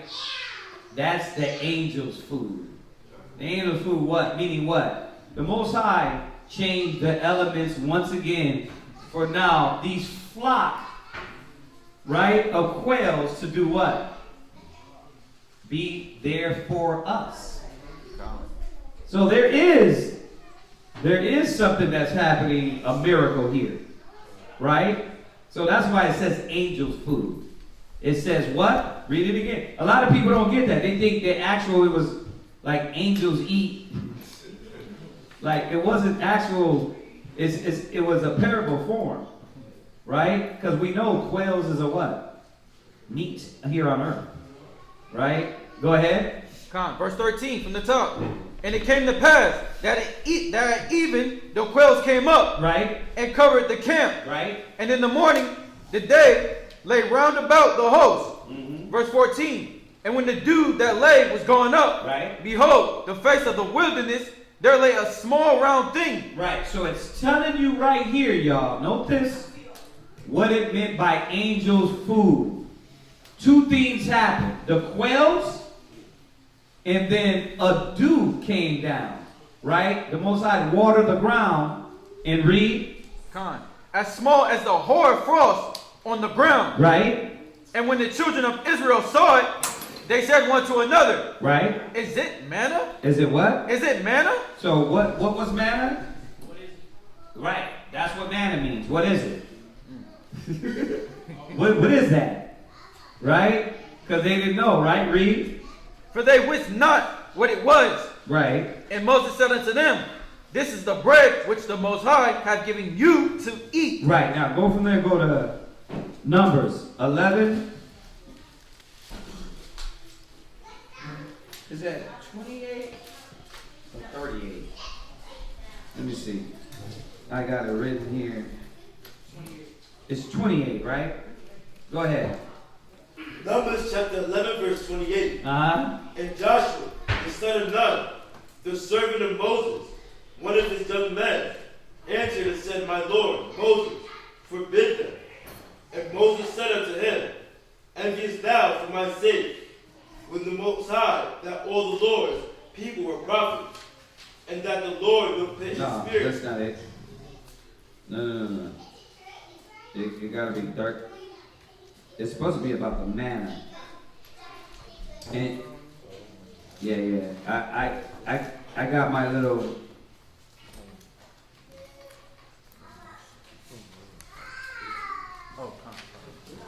What? Yeah. Oh, you know what, y'all? It is 11 and 7, y'all. My bad. It's 11, 7, and 8. Because I want to show y'all what the manna was. All right? Remember, it's a dew that laid on the ground. So check this out. Go ahead. Numbers chapter 11, verse 7. And the manna was as coriander seed, and the color thereof as the color of betulia. Okay. All right. So look up coriander seed.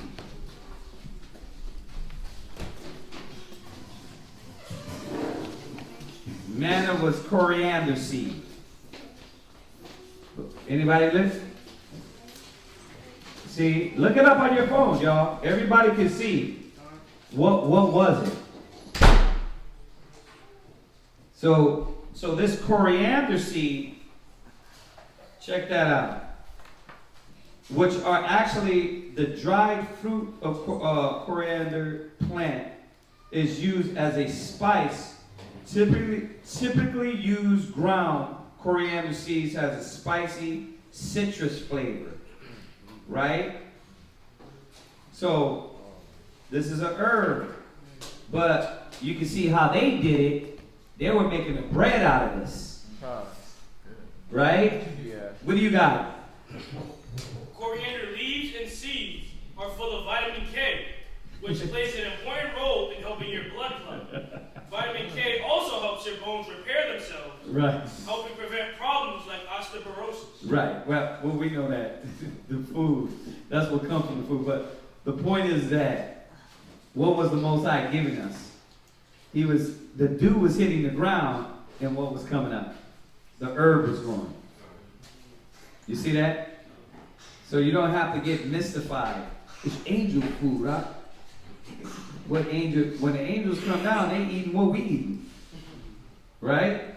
So, yeah, they don't eat what we eat in the physical realm. Remember, There's a glory of the celestial and there's a glory of the terrestrial.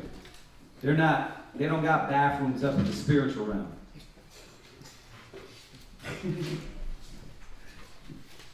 Y'all do get that, right? They're not taking bathroom break in the spirit. They're gods, right? We're not even connected to these organs and things of that nature, being in the spiritual realm. So why would we eat or consume the same thing? Y'all see that?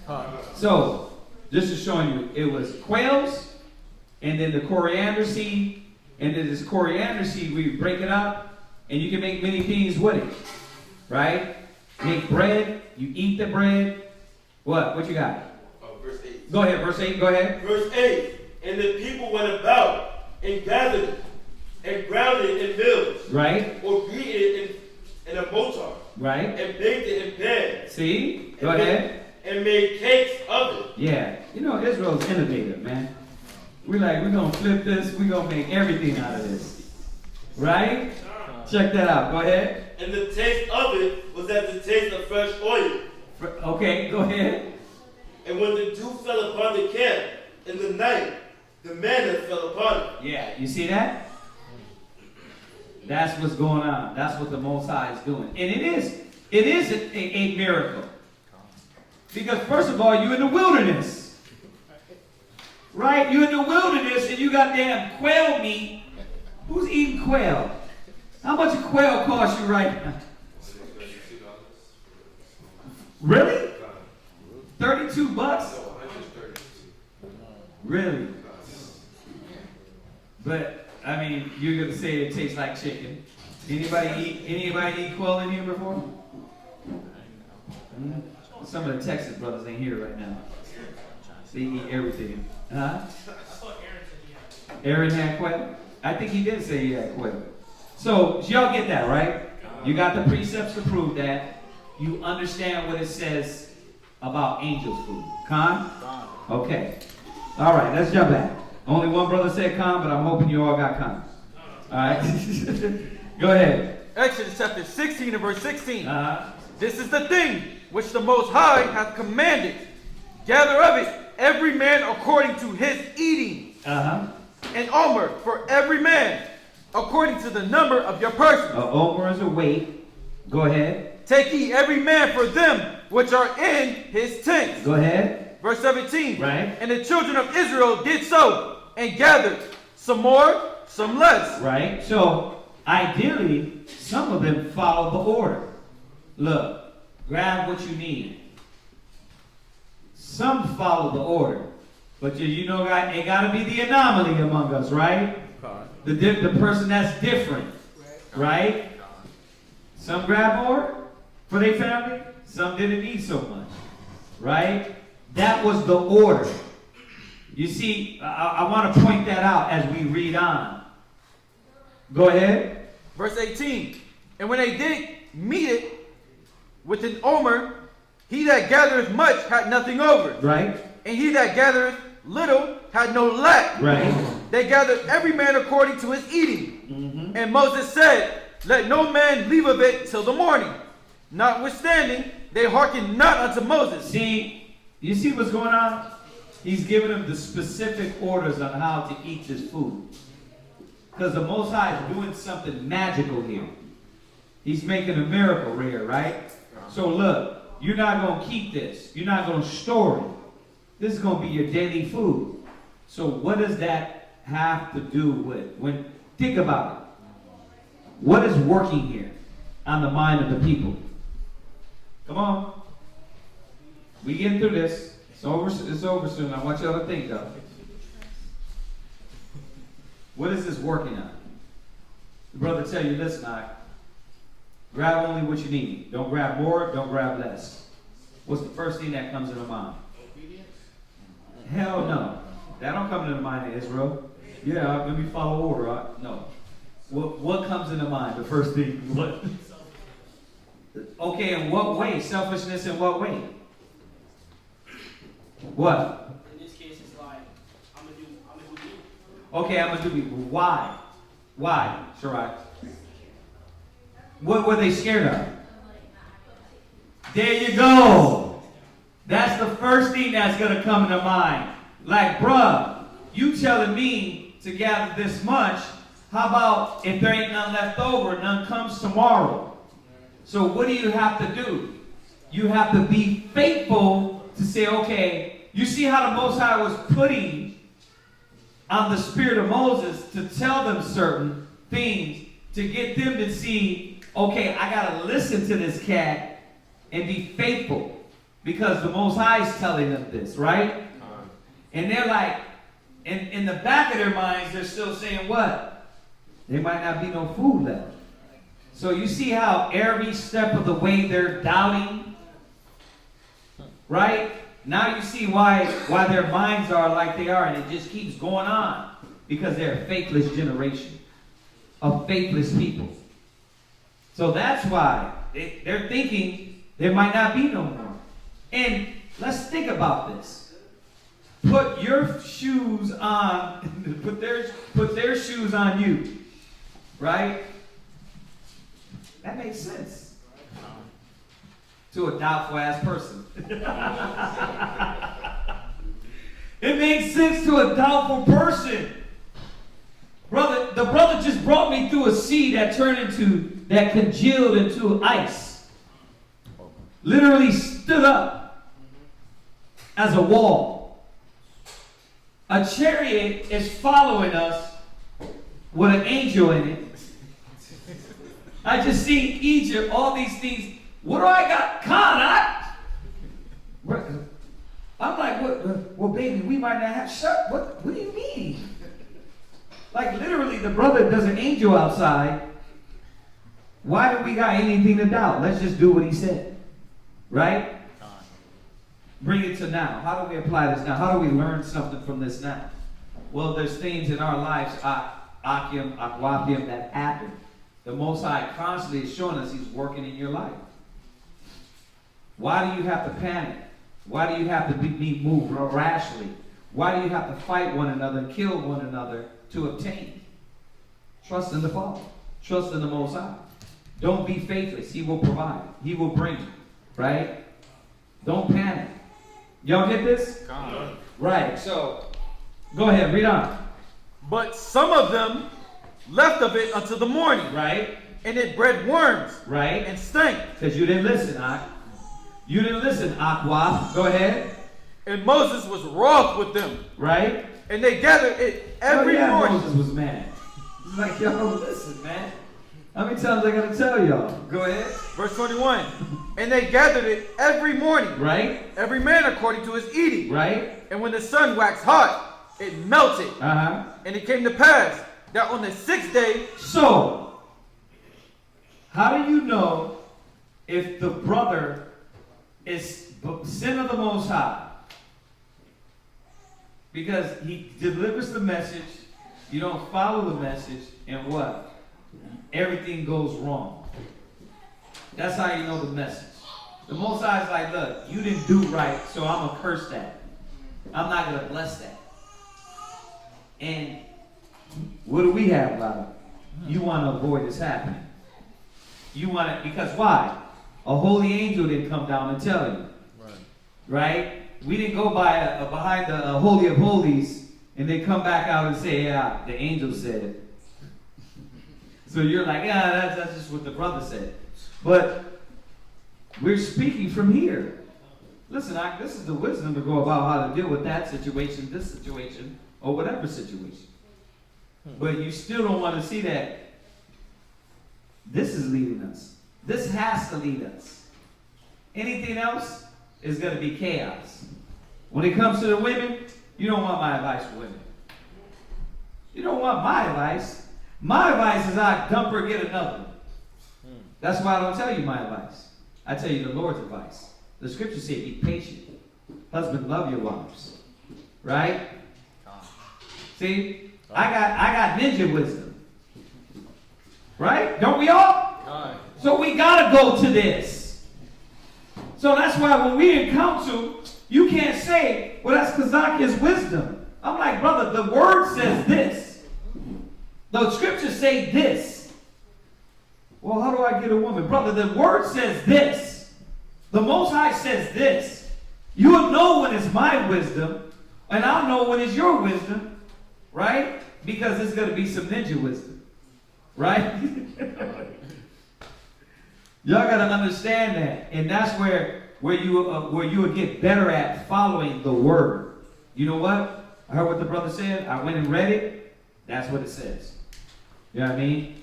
I ain't got nothing to complain about. You know, I'm going to keep reading, keep searching. Oh, dang. You know what? There's more scriptures that confirm that. I was wrong. That's how it has to be. You know what I mean? Because no angel is going to come down. The Father gave us the Holy Spirit and is here with us. Y'all get that? It's this book. It's the word. All right, go ahead. Verse 22. Go ahead. And it came to pass. And let me say this. It's the same thing for the husbands with the wives. Well, I've seen him make a lot of bad decisions. But if you were studying, you would know how to be faithful and follow and let the decision be showed to him. Right? The children, the same thing. You see, well, y'all made bad decisions before. Well, let the Spirit be faithful. Don't panic. Don't lose it. The Most High will control all the pieces and lead you correctly. Right? You will know when somebody's a Looney Tune. You know when somebody's cracked out of their mind. Right? Whether it be priest, parent, mother, father, children. You know when they're off because they're not going to be moving according to the scriptures. Y'all get that? Okay, go ahead. Verse 22. And it came to pass that on the 6th day they gathered twice as much bread, 2 omers, for one man, and all the rulers of the congregation came and told Moses. Right, because that's what he told them. Right? You're going to gather more. Go ahead. Verse 23. And he said unto them, this is that which the Most High has said. Tomorrow is the rest of the holy Sabbath unto the Most High. Right. Bake that which he will bake today. Right. And see it that he will see it. Right. See, when you go by this, what's happening in Egypt alone, I can see why brothers are saying, oh, we don't cook on the Sabbath. But you're forgetting all the other scriptures. You have to literally blank out all the other Bible. You're doing like Christians. Like, why would this moment define the law, but in the law, he go tell the priest to cook? Why he didn't tell the priest, on the Sabbath, listen to what I'm saying. Because if y'all believers, listen. Why would he tell them on the Sabbath, still do the burning sacrifice and the things they got to eat? Why he didn't tell them, do all your sacrifices on the 6th day and don't do nothing on the Sabbath day? Now, I'm going to ask y'all scholars, do the priests sacrifice on the Sabbath? Do they eat on the Sabbath? Is there a continual burning fire on the Sabbath? So why would you think this one moment defined the law and erase all the other stuff in Leviticus? You're not making sense. This was a moment for us in Egypt. Because when the law was written, it made it plain. It didn't come back and say, thou shalt not cook or eat anything hot on the Sabbath. Because then the priests would be damn off. Because that's what they were doing. So we gotta stop doing what the Christians do. I'm gonna go to John 3:16, and that's it. God so loved the world. You know how many other scriptures that tell you what the world is? But we believe that God loved the world until you read Isaiah 45:17, right? You got to go through the whole Bible. We can't use one scripture to define, and then now you got to erase all the other scriptures because you want to go according to your understanding. Let's put it all together. This did happen. It happened in Egypt because we didn't have to do nothing. We didn't have to work, right? The Most High literally supplied it. But when he wrote that law, when it was written, the priests were the example, and they told us what to do. If burning a fire and cooking was wrong, he would have told the priest, don't do it. He's not going to say 1 minute, y'all the example, say what you do what you say, don't do what you... Come on, y'all. That's chaos. 1 minute we supposed to look at the priest for an example, above all, but did not follow the priest? Which one is it? See, you see why people don't deal with the Bible? Because when you don't got your head together and understand it, it sounds chaotic. It sounds chaotic. Y'all get what I mean, right? He's not going to tell the priest, this is the Sabbath, and then they defile the Sabbath. The priests are following the Sabbath the right way. We got to follow the Sabbath the right way. That's why I wanted to wait till we get to this time so we can understand. Go ahead. Verse 23, last precept. And that which remaineth over lay up for you to be kept until the morning. Right. And they laid it up till the morning. Right. As Moses bade. Right. And it did not stink, neither was there any worm therein. See, because they listened. They listened. It's like this was a specific order, follow the orders. And that's what was going on here. Moses was telling them certain things and rules, and they weren't hearing that. Right? And it happened, it came to the Sabbath, they weren't listening to that. So it was like, okay, your food's going to go rotten. Right? Or this is going to get messed up because you're not listening to the commandments. Go ahead. Verse 25. And Moses said, eat that today. Right. For today is the Sabbath. So like it. For today is a Sabbath unto the Most High. Today ye shall not find it in the field. Right. Right. That's it on that. Now, I'm going to say this. Right now, are we clear on this? Or do I have to go get these scriptures and numbers about the priests doing the continual burnt offering on the Sabbath? Do I have to get that real quick? We've been over it before, but I'll go through it again. Linnell, we clear. There's no lack of understanding in that area. Anybody else? Anybody online? I'm going to pause a little bit, dramatic pause. Wait for y'all. If y'all got something. If not, we're going to move on because we're going to finish up to 36 and move forward. But when we get into the Sabbath talk, it's very important. All right? Okay, all right. Go ahead. All right. So, anything online? Okay, I want to make sure everybody's clear on that. All right, because we might have some new brothers and sisters on there, and they might need those verses. Like I said, we did a real good class on the Shabbat, on the do's and don'ts on the Sabbath, right, according to the law, right? We're not going to just erase all the other things in the law. I'm just procrastinating a little bit, see if anybody's going to get on there. Anything? Anybody? No? Okay. All right. So he's going to read down to verse 36. Okay. Go ahead. Exodus chapter 16, verse 26. Go ahead.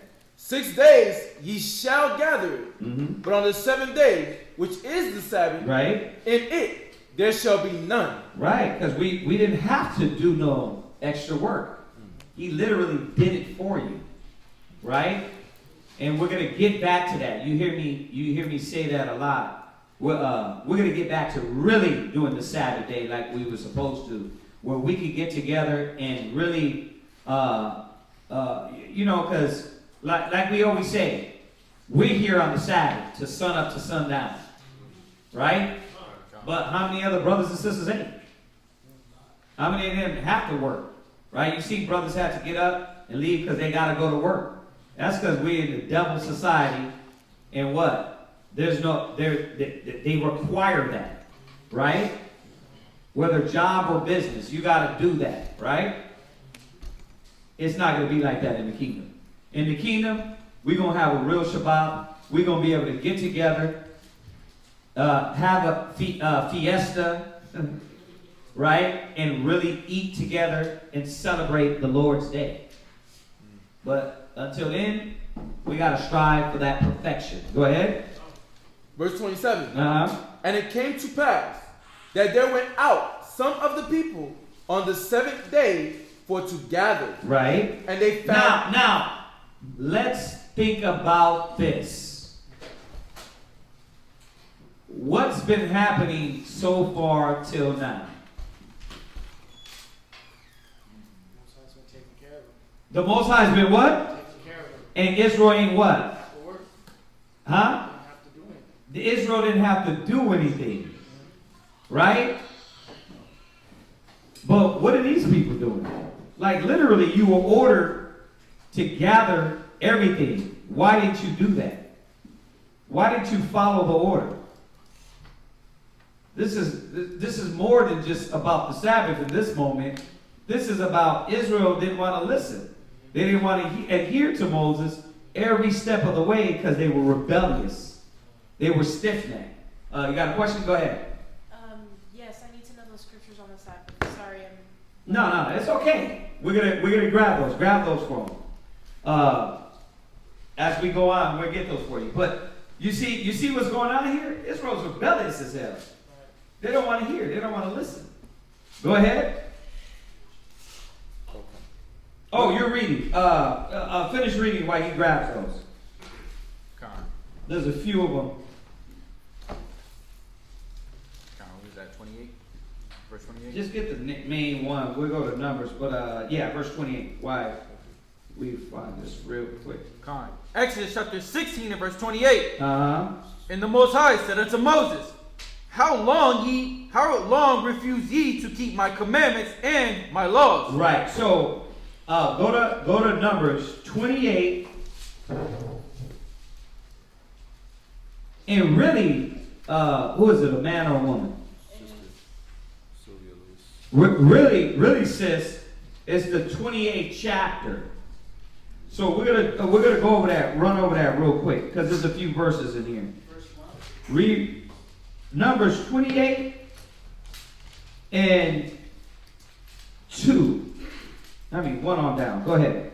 Numbers chapter 28 and verse 1. Right? And the Lord spake unto Moses, saying, Command the children of Israel, and say unto them, My offering and my bread for my sacrifice, Right? made by fire, Right? for a sweet savor unto me, Right? shall ye observe to offer unto me in their due season. Go ahead. And thou shalt say unto them, This is the offering made by fire, which ye shall offer unto the Most High. Right? 2 lambs of the first year without spot. Right? Day by day. What? Day by day. What? Day by day. For a continual. Hold on. They don't get it. It says what? Day by day. Why didn't it say except the Sabbath day? Day by day. Right. Day by day we were supposed to do this. Like the law would have told us, listen, except for the Shabbat. Because remember, we got this mind state that no work, right? But why is he saying offer it day by day? So what has to happen if they offer this lamb day by day? Bro, let's walk them through it. You got a lamb. You got to go give this to the priest. You're grabbing that lamb. You're taking it and you're going to give this to the priest. Right? Me and Quatzazat was talking about how tall was this altar? How tall, and I know I got it in here because I just seen it. How tall was this altar for the priest to take the lamb or these animals on the sacrifice of this altar? What the heck were they doing?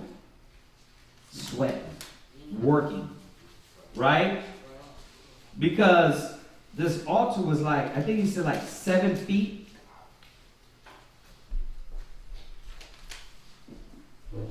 I want to see if they give me the size of it. The ark, showbread, and bronze. The altar. Oh yeah. 7 feet long, 7 feet wide, 4 feet high. That's how big this thing was. That was the altar. So what are you doing as a priest getting these animals? Now, is this one animal? That's why it didn't say, oh, stop it on the Shabbat. So the priests are doing this. I'm going to say it again. Give me the other one, the difference between the clean and the unclean. Go ahead, read on. For a continual burnt offering. Go ahead. The one lamb shalt thou offer in the morning. Right. And the other lamb shalt thou offer at evening. Read. At a 10th part of an ephah of flour. Right. For a meat offering. Mingled with the 4th part of an hin of beaten oil. It is a continual burnt offering. Now you're going to see why I started from verse 1, so we can get this all in context. It's a continual burnt offering. Go ahead. It is a continual burnt offering. Go ahead. Which was ordained in Mount Sinai for a sweet savor. Go ahead. A sacrifice made by fire unto the Most High. Right. And the drink offering thereof shall be the fourth part of an hin for the one lamb. Right. In the holy place shalt thou cause the strong wine to be poured unto the Most High for a drink offering. Did you see that? Okay, read. And the other lamb shalt thou offer at even, as the meat offering of the morning. They was working, bro. This would be in the morning and the night, right? Go ahead. Every day. Go ahead. As the meat offering of the morning. Read. And as the drink offering thereof. Right. Thou shalt offer a sacrifice made by fire of a sweet savor unto the Most High. Read. And on the Sabbath day. What? And on the Sabbath day. Rest. On the Sabbath day. Read. 2 lambs. Wait a minute. Wait a minute now. This can't be hot. We can't cook on the Sabbath. We can't definitely burn no dang fire, right? On the Sabbath day, 2 lambs. Right. Of the first year without spot. They wasn't eating rotten lamb, y'all. Cold lamb. Right. They was cooking these lambs. Go ahead. And 2/10 deal of flour. Right. For a meat offering. Read. Mingled with oil. Read. And the drink offering thereof. This is the burnt offering of every Sabbath. Of every what? Sabbath. See, so when it said in the beginning that you was going to do this day by day, it came back and told you. Now, once again, were the priests doing something that we weren't supposed to do?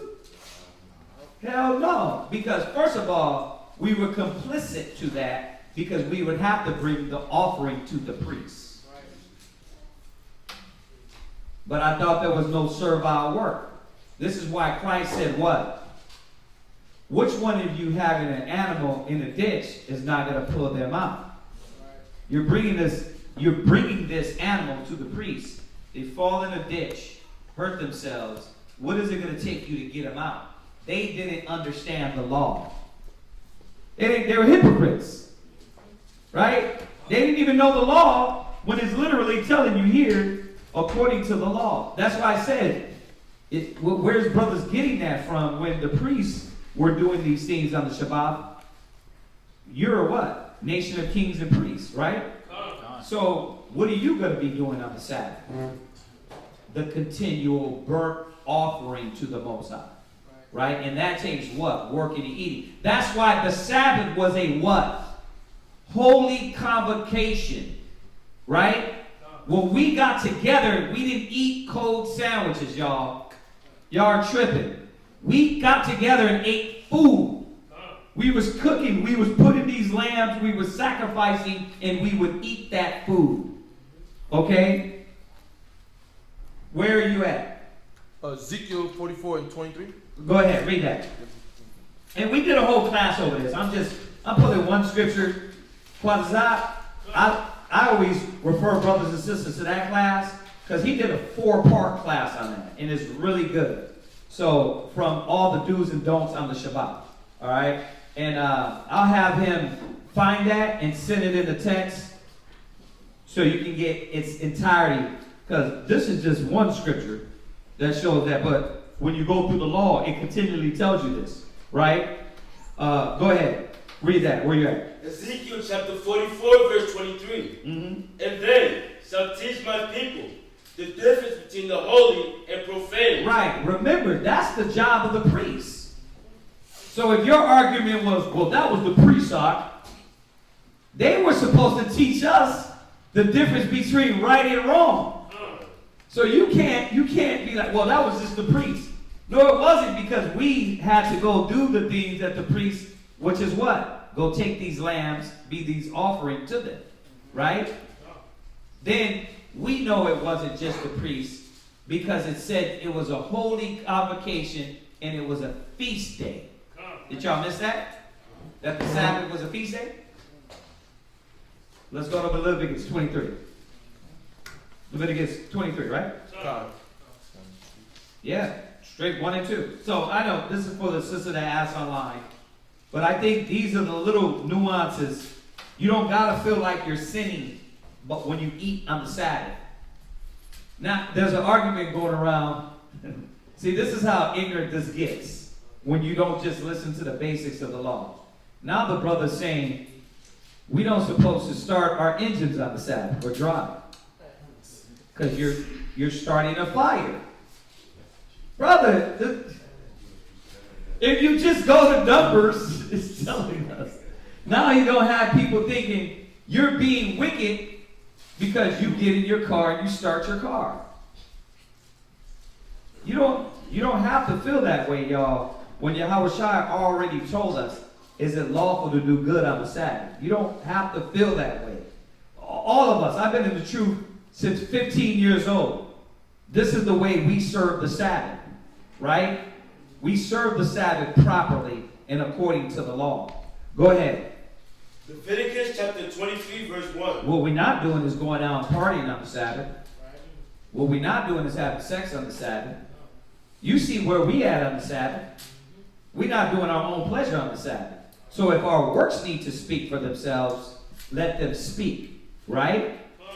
But could everybody be here on the Sabbath? No. I always say this.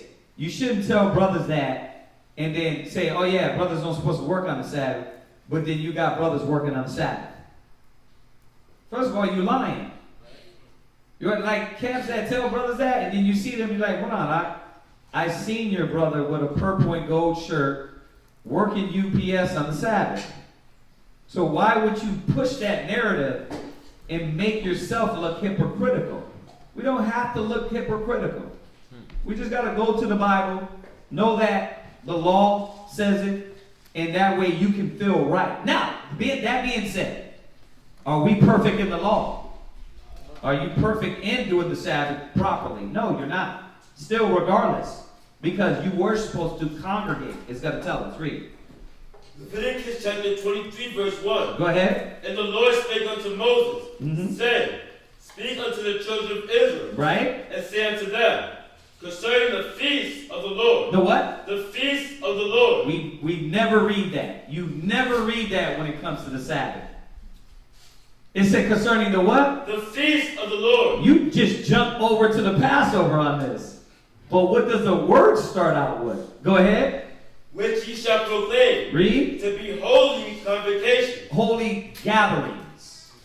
These are the feasts that are holy gatherings. Look up the word. It's easy. Go ahead.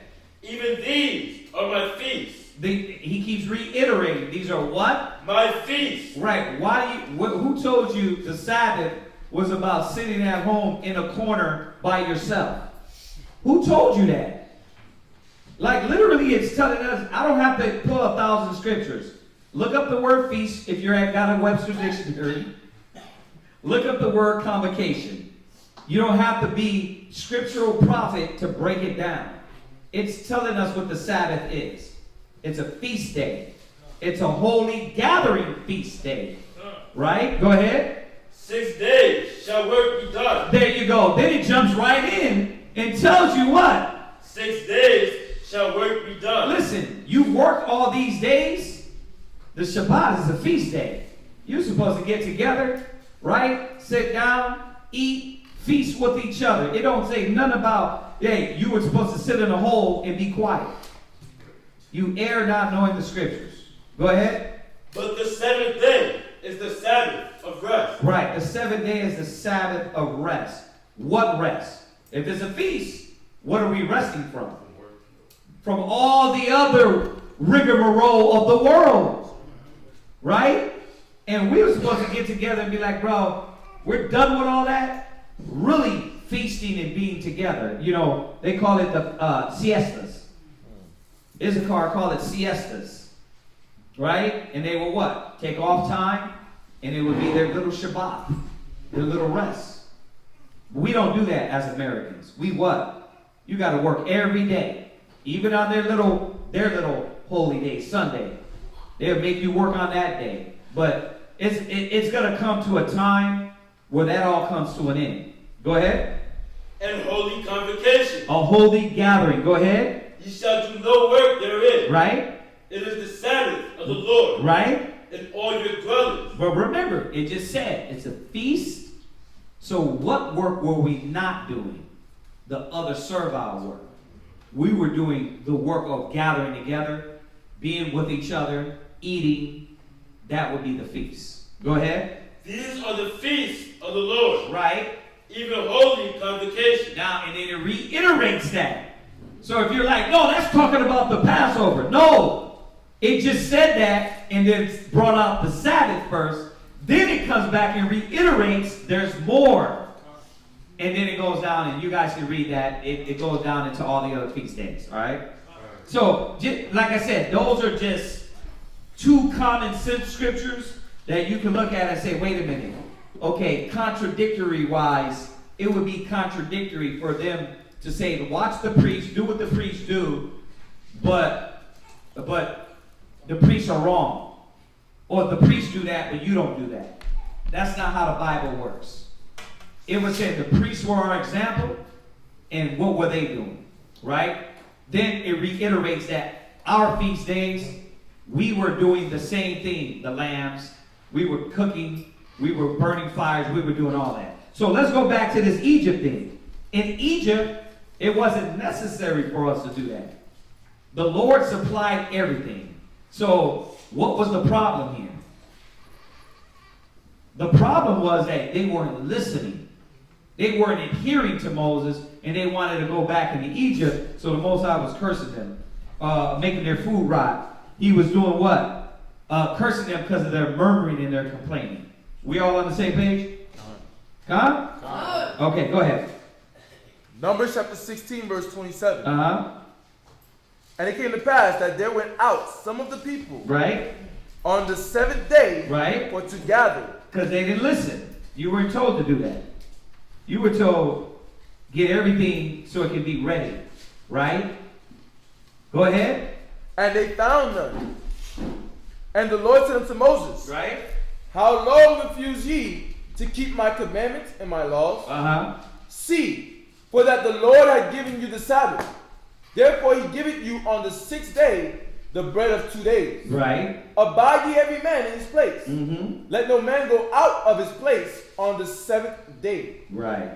Right. Think about that. Let's think about this. Let no man go out of his place on the seventh day. So how does that differ from when they wrote the law? What? Where are we at? No. Exodus? I mean, Exodus what? 16:29. 16:29.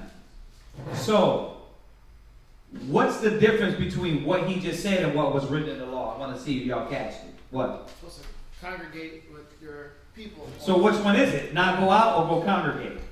Go out and congregate. You see how what was going on in Egypt wasn't the same thing when he wrote down. There were specific ways he wanted us to deal in Egypt, coming out of Egypt, to follow orders. But that's not in the law. The law said you were going to a holy convocation. Right? When you come to the Passover, it's a holy convocation. Is it you just at home with your lamb? No, you were supposed to gather together. Right? It's a holy summons. But there it said what? You're not going to come out, right? You see how you're taking this moment and applying that to the Sabbath is very incorrect. It's wrong. Because this was the moment that Moses was dealing with us in Egypt, and not for the whole time of the law and what we were supposed to be doing as far as written law. All right? Just to get this clear. I like that. Read that again. That's crazy. I got to show Quatters out that one. Go ahead. Verse 29. Uh-huh. See, for that the Lord had given you the Sabbath. Uh-huh. Therefore he giveth you on the sixth day the bread of 2 days. Right. Abide ye every man in his place. Right. Let no man go out of his place on the seventh day. That's cold. That's cold because it's telling you right there, don't go nowhere. That would be contradictory to the written law. Go ahead. So what verse was that? Verse 29. Go ahead. Verse 30. So the people rested on the seventh day And the house of Israel called the name thereof manna. Right. So manna is, what is it? Manna, right? That's what it is in Hebrew. Go ahead. And it was like coriander seed. Right. White. Right. And the taste of it was like wafers. Right. Made with honey. Right. And Moses said, this is the thing which So when you add a little honey to that, it'd be like a nice dessert. Right? So they were making this in different cakes and breads. Go ahead. Which the Lord, and Moses said, this is the thing which the Lord commanded. Mm-hmm.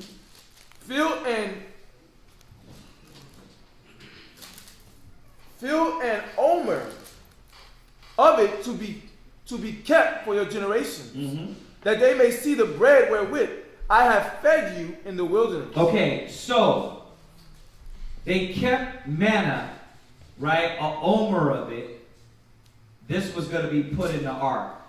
So when I come back and ask you, what were the one things that were put in the ark? Here's the scripture.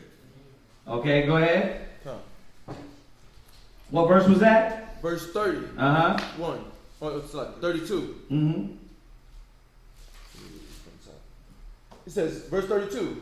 And Moses said, this is the thing which the Lord commanded, fill an omer of it to be kept for your generations, that they may see the bread wherewith I have fed you in the wilderness, when I brought you forth from the land of Egypt. Go ahead. And Moses said unto Aaron, take a pot, and put an omer full of manna therein, and lay it up before the Lord, to be kept for your generations. As the Lord commanded Moses, so Aaron laid it up before the testimony, to be kept. And the children of Israel did eat manna 40 years, until they came to a land inhabited. Now, let's go back to the Apocrypha, and let's learn something about the manna. All right, because you're thinking like, dang, they got it whacked, right? They got it whacked, man. They had it bad out there in Egypt. I mean, in the wilderness, right? Now, check out what the Most High did for us. Where is it at? Wisdom of Solomon, chapter 16, verse 20. Go ahead, read that. Go ahead. Solomon, chapter 16, and verse 20.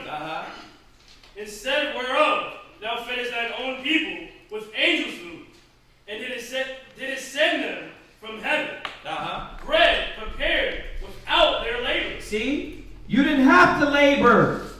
Why are you over there disobeying the order? Do what the Most High said and you would have enough. Go ahead. Able to content every man's delight. Right. And agreeing to every taste. Yeah. And what? And agreeing to every taste. So when you ate this manna, it agreed to your taste, to every liking, right? So if they complaining about the leeks and the onions and the fish and all that back then, it tastes like that. You want it to taste like a good piece of steak, it agreed to your liking, right? This is the spiritual power that's think about that. The Most High literally fed us like children. You know what I mean? And we were still complaining. Go ahead, watch, read on. For thy sustenance, declare thy sweetness unto thy children. Check that out. Go ahead. And serving to the appetite of the eater. What? And serving to the appetite of the eater. It's served to your appetite. What you want it to taste like today, man? This is going to taste like this. The Most High is like, here, I'm going to give that to you. So you weren't bored. You weren't like, damn, we got to eat this again. You know what I mean? Like sloppy joes, everyone. Right? No. He straight up, he gave you something that went to your liking. You got a hand raise? What? Question about the manna. Yeah. Can one bite, can each bite taste different? Great, you got to cover your mouth when y'all sneeze. Those kid germs, they go hard. You said what? Can each bite taste different? Like, one bite, for example, one bite I wanted pizza, the next bite I wanted chicken. First of all, you probably, I'm not going to say that. I don't know. Maybe there was an ancient pizza But but the Most High said, whatever you like, that's what it tastes like. I'm going to believe what the word said. It went to their liking, to everyone's acquired taste, then that's what it did. I don't have no reason to doubt it. Listen, you know black people, you know Hispanic people. What we have done. We ain't even got out of Egypt and we already arguing about water and going back. So the Most High was every step of the way appeasing you. So you wouldn't say, well, you brought me out here for this dry ass food. You brought me out here and I've been eating the same gunk for the last 40 years. You weren't able to say that. He's saying, I brought you out here and I tended to you like a father and gave you everything. That's why the Most High killed them when they weren't listening. Right? Go ahead. Tempered itself to every man's liking. Check that out. It's saying that. Go ahead. It keeps pressing that point. Go ahead. But snow and ice endured the fire. Right. All right. And it jumps. We're going to get to that next time. All right. So, got to add that one to your precept. Did you finish? No, sir. Go ahead. Exodus chapter 16, verse 35. And the children of Israel did eat manna 40 years, until they came to a land inhabited.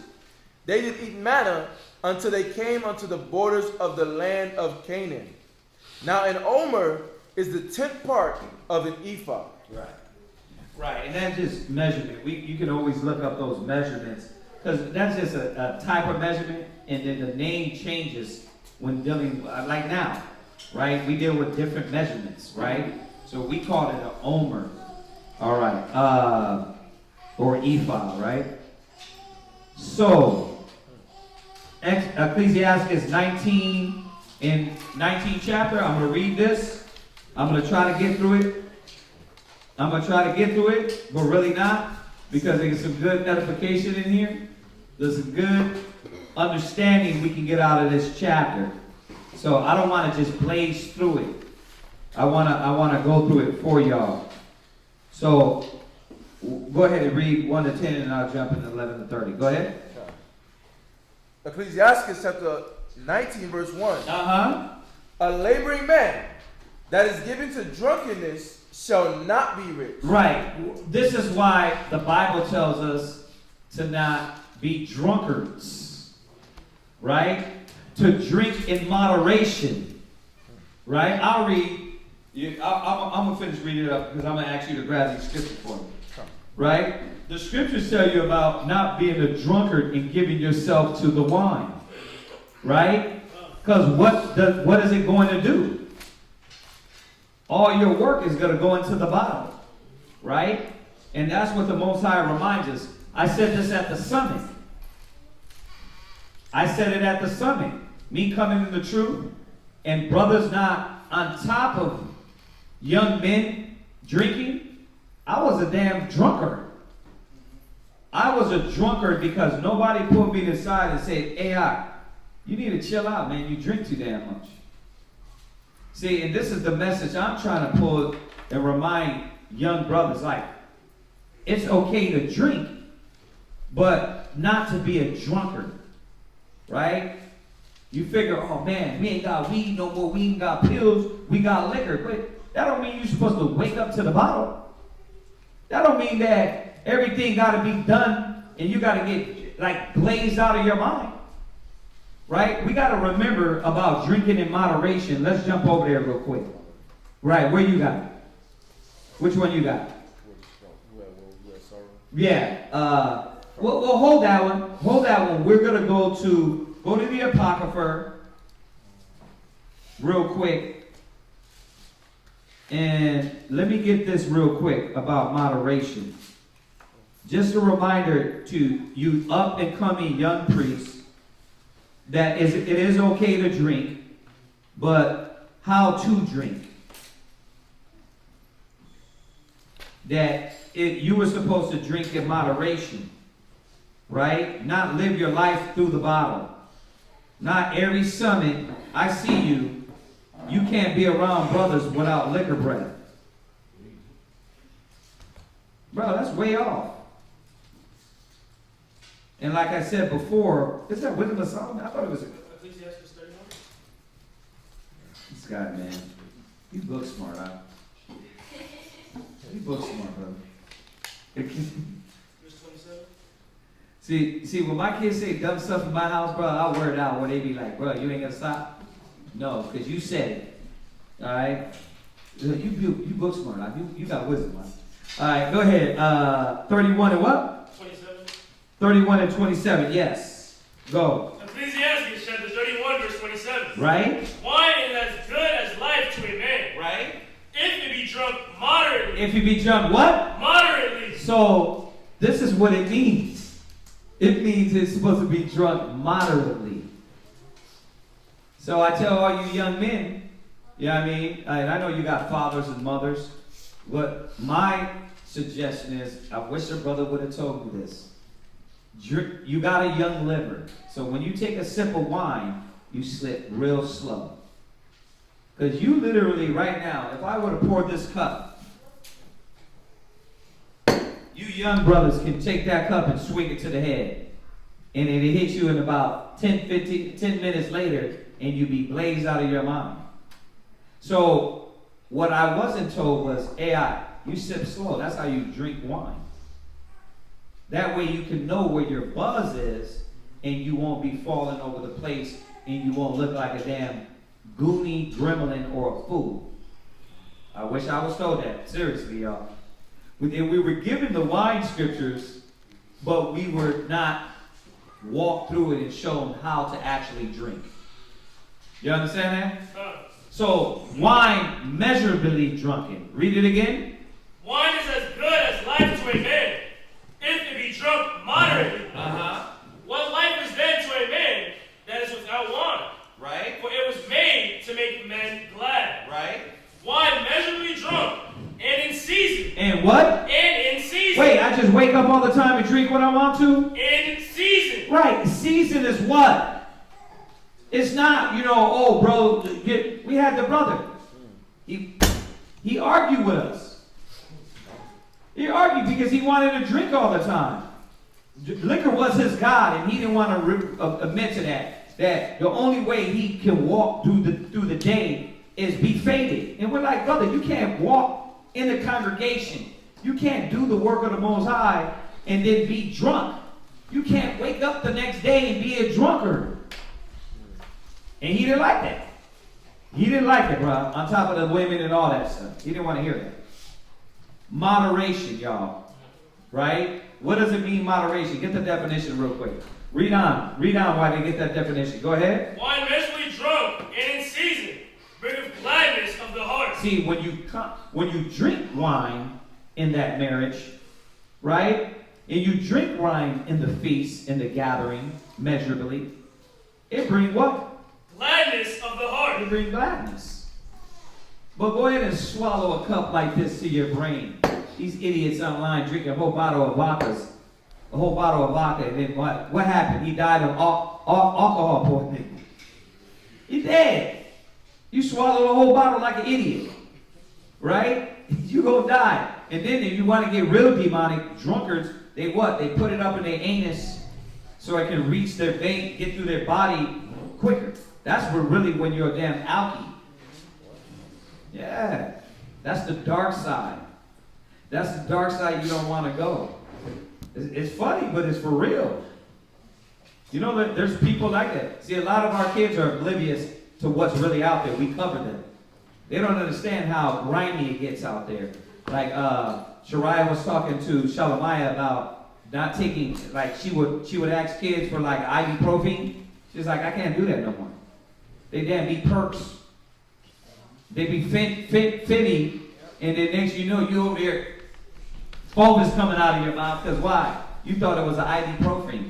You better walk wise. These kids got demons on them. They think it's cute. They think it's a joke. And you might think, oh, it's just one pill, ain't gonna do nothing. No, that fitting can knock you the hell out. You can fall and hit your head and kill right. You can end up fall in the street. Somebody pick you up, throw you in the truck, and rape you, male or female. You know what I mean? Y'all gotta understand. This ain't no like, y'all gotta think. That's why moderation, control, wisdom has to be there. So the scriptures is showing us that we gotta be moderate. Right? What do you got for moderate? Moderate. Uh-huh. Limited. What? Limited. Limited. Read. Restrained. What? Restrained. Yeah, I'm gonna sip a little bit, but I don't wanna, at the end of the day, look like a fool or represent my mother or my father wrong. Because you're gonna get to that age where your pop, you 18 or something, or whatever. He's gonna say, yeah, you can take a little sip of that. You gonna make him look stupid? Because you what, all giddy and smiling and falling away around everywhere? You know what I mean?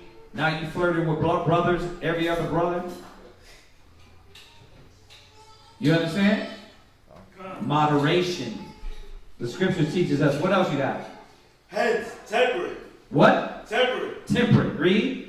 Observing reasonable bounds and indulgence. Yeah, see, observing reasonable bounds and indulgence.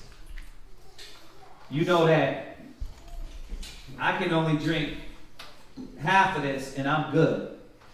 Then I can only drink 1 can of beer and I'm good. 2 cans is gonna get me moving out of character. Right? Because I'll tell you something about being a drunk. Bro, your folly will be shown. Right? If you got anger in you, it'll come out. Right? You silly as hell, it'll come out. Right? So, listen to what the word says. Go back to Ecclesiasticus. Finish it. Verse 28. Right? And cheerfulness of the mind. Right. And cheerfulness. So it's for those moments. A feast, a gathering, a wedding. Right? Hey, let's get the wine. Let's turn that water into some wine.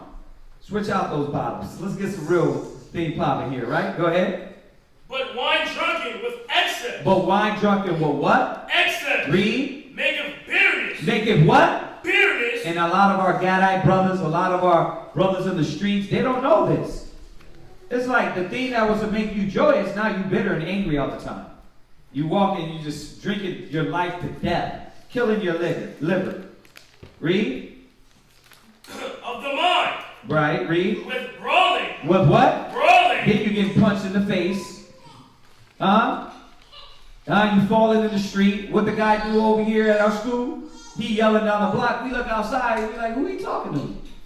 He talking to demons. That's who he talking to. Get the hell out of here. We're like, what the? We're looking down the block. You don't see nobody. He talking to himself. Right? And Beelzebub. Because why? He's no longer, liquor don't no longer calm you, relax you, sit up like I keep bringing up LeBron. He says he'll drink a cup of wine with some steak. Nah, these cats are living on a cup of wine, bottles of wines. And then you go from wine, you got to know the dirty wine, the dirty liquor. Right? You're a priest now. You don't drink damn 8-ball. Right? You don't drink damn something that's gonna make you go punch somebody dead in the face after you're done. Right? All the dollar liquors, bruh, that's gasoline. That's piss in a bottle. You go drink that stuff and you what? All of a sudden, why want to punch somebody in their mouth? Because look at what you're drinking. Remember, when you go to a liquor store, it says what? Wine and what? Spirits. Wine and spirits. Why do they put that there? Because that's what it brings on you. You can get demons on you. So you got to know, wine wasn't there to make you a drunk. It was for you to enjoy certain moments, right? And to drink in moderation. But if you drink it in moderation, go ahead. With brawling and quarreling. Right. Then now you fighting with everybody. You talking reckless with no respect. You don't need a drink. I told a brother the other day, I said, listen, I know you a while, bro. There's no more fast for you. Give up drinking. Give up drinking, period. Come on. No, seriously. Don't pick up another damn bottle. Because why? Every time is what? I got to have a beer. Every time his life is geared towards, I got to have that to take off the edge. The word takes off the edge. This takes off my edge. right? Not the food, not the sex, not the drinking. The word takes off the edge. Woo-sah yourself. Come in, meditate on the word, it will calm you. Not the vape pens. Not the vape pens. Here, hit that. You will mess yourself up. Somebody, y'all know what they doing to this weed, right? They lacing it. We had a brother in Houston. He wasn't all there. He was like, man, I know I'm a little different. He said, but somebody laced my weed. They had laced his weed out, and this guy went to the damn hospital. He lost his damn mind for a little bit. And he's not really there all there when you talk to him. So don't be taking nothing from nobody. Don't be hitting no vape pens. You should already know you don't do that anyway. Right? Definitely don't take no pills. Don't take nothing. Oh, hit that. No, I ain't hitting that. What is that on there? First of all, no, what's that on your mouth, bro? I don't want to hear that. Go ahead. Drunkenness increases the rage of a fool. See that? Your folly will come out more when you are drunker. Go ahead. Till he offends. See, and then you what? You're offending everybody. Hey, Salah, brother, I didn't know. Listen, I didn't mean. Sorry, sister, I'm sorry about. It's like you messing up. You messing up. And I can tell you some stories about drunk and thanking the Lord that he was on my side.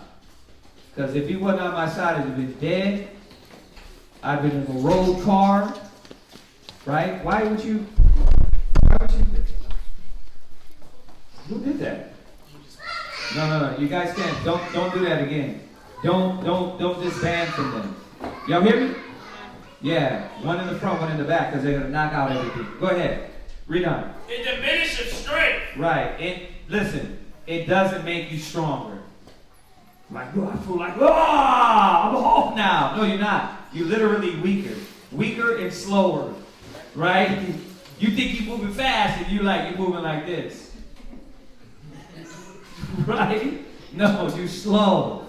All right? So the deception of wine.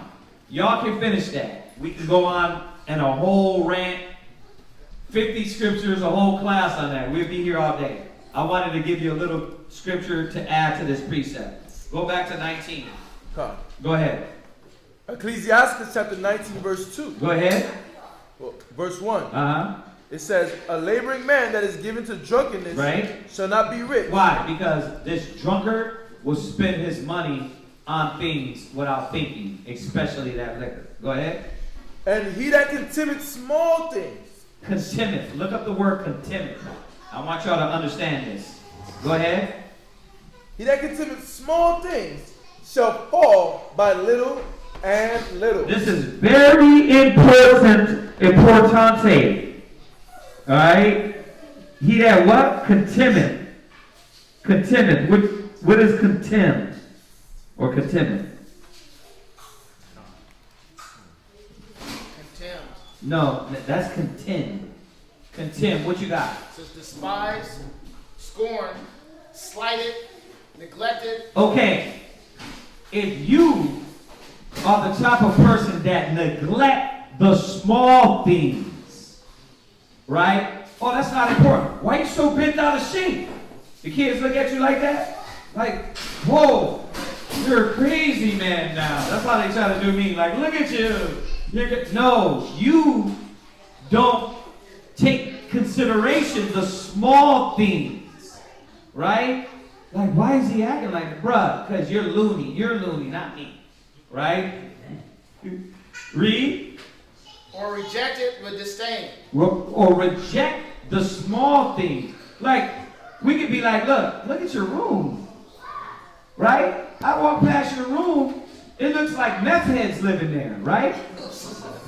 Right?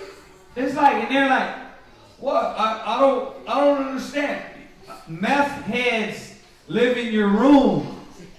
Don't act like it's something small to have dirty everything around the room. Like, I don't get it. Why you kids do that? You act like we lost it. Like a slob lives in there.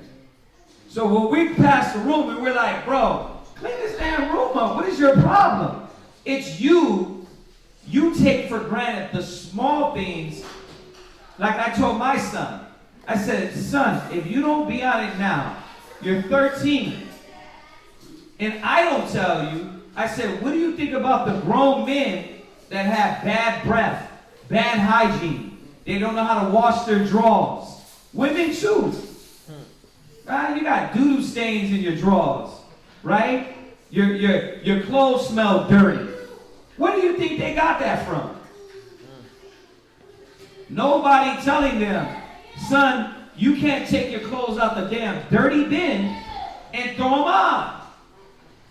You understand? Daughter, you can't take those dirty drawers and turn them inside out and use them again. Right? You can't do that. And I know I'm being facetious right now. My kids definitely don't wear inside out dirty drawers. Right? But a lot of times you youngsters contemn the small matters and think it's not a big deal.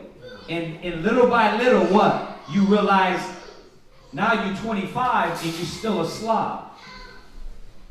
Now you're 25 and you don't know how to handle your finances. Now you're 25 and you what? Instead of you having good study habits, you what? You want to listen to drill music. That's your habit. You gotta mind the small things. That's what's gonna make you efficient, diligent, consistent, and wise. Then when you hit 20, I tell my son now, I'm working on him, he's 13. By the time he turns 20, he'll be vigilant, aware. My daughter's the same thing. You see what I'm saying? And that's what y'all gotta see. So read that last part again. And he that contemneth small things shall fall little by little. And we don't want you to fall into being a what? A loser. We want you to be that wise and intelligent young black and Hispanic woman. That way when you bump into people in the world, they can see the difference. That this cat is different. This woman is different. Y'all get that? And this applies to everything. Remember that. We can't make little by little matters as though it's nothing. All right? Go ahead. Verse 2. Wise and women will make men of understanding to fall away. Once again. What? Wise and women. What? Wise and women. Right. You want to pull up with a bottle. The biggest mistakes is brothers doing that. What's going on? Oh, I'm just going to go chill. You got a bottle of wine in your hand. Don't lay with that woman. Oh, no, I'm not. No. We're just going to have a drink. We're going to watch a movie. We good. When did you hit it, Remember when you told me not to go hang out with her? I don't know what happened, Wine and women. You big dummy. Wine and women. The scriptures warned us. Think about it. Read. Come on. Wine and women will make men of understanding to fall away. Right. Be the wisest man. And what happened? Solomon fell to what? Women. Wine. See? You gotta be cautious of that. Read. And he that cleaveth to harlots. Now, above all, he that what? Cleaveth to harlots. Now, it's written in the Bible, so when Kazaki says hoes, don't be like, oh, why is he saying hoe? It's literally here. All through the Bible, it calls us whores and hoes. And when you cleave to hoes, what happened? Will become impudent. Will become what? Impudent. See, stubborn, prideful. You see that? Stop kicking it with whores. Right? Spending your money on whores. Right? No Insta dots. No TikTok dots. Right? Stay away from harlots. And you women are supposed to know how to carry yourself. Right? Not like this. If this is the warning to stay away from, then you don't want to be named that, right? So you see how the Most High gives us everything? So everything's in the Bible? Yes. Literally tells you how to function in your life. Your brain, to your emotions, to your thoughts, to your actions, every step of the way. So now it's going to tell me how to drink? Yes. Now it's going to tell me how to dress? Yes. Now it's going to tell me how to think? Yes. It's like stop it with all that. Like, so you just guide your life by the Bible? They really be coming with that. Like, no. I got it by blunts, 40s, and holes, brother. Yes, we got it by the Bible because blunts, 40s, and holes didn't work. The money didn't work. It don't help us. Y'all see that, right? So the scriptures is warning us, and he that cleaveth to harlots will become impudent, right? Stubborn, rebellious, stiff-necked, lofty, with an ego. Every time it talks about that impudent, we know that because it tells you about an impudent woman, right? Go ahead. Verse 3. Moths and worms shall add him to heritage. Moth and worms. Why? Because you're wasting your money on harlots and whores in the wrong mind. So what do you got left over? Moth and worms. Right? These women know how to set you up. These women nowadays plot. These women nowadays are looking at you for the come up. Oh, he's a simp. You gonna take me out to eat? No. You know what I mean? We can go Dutch and then we can talk about it later. You know what I mean? See what's happening with your spirit. You know what I mean? First of all, why would you ask somebody that? You hungry?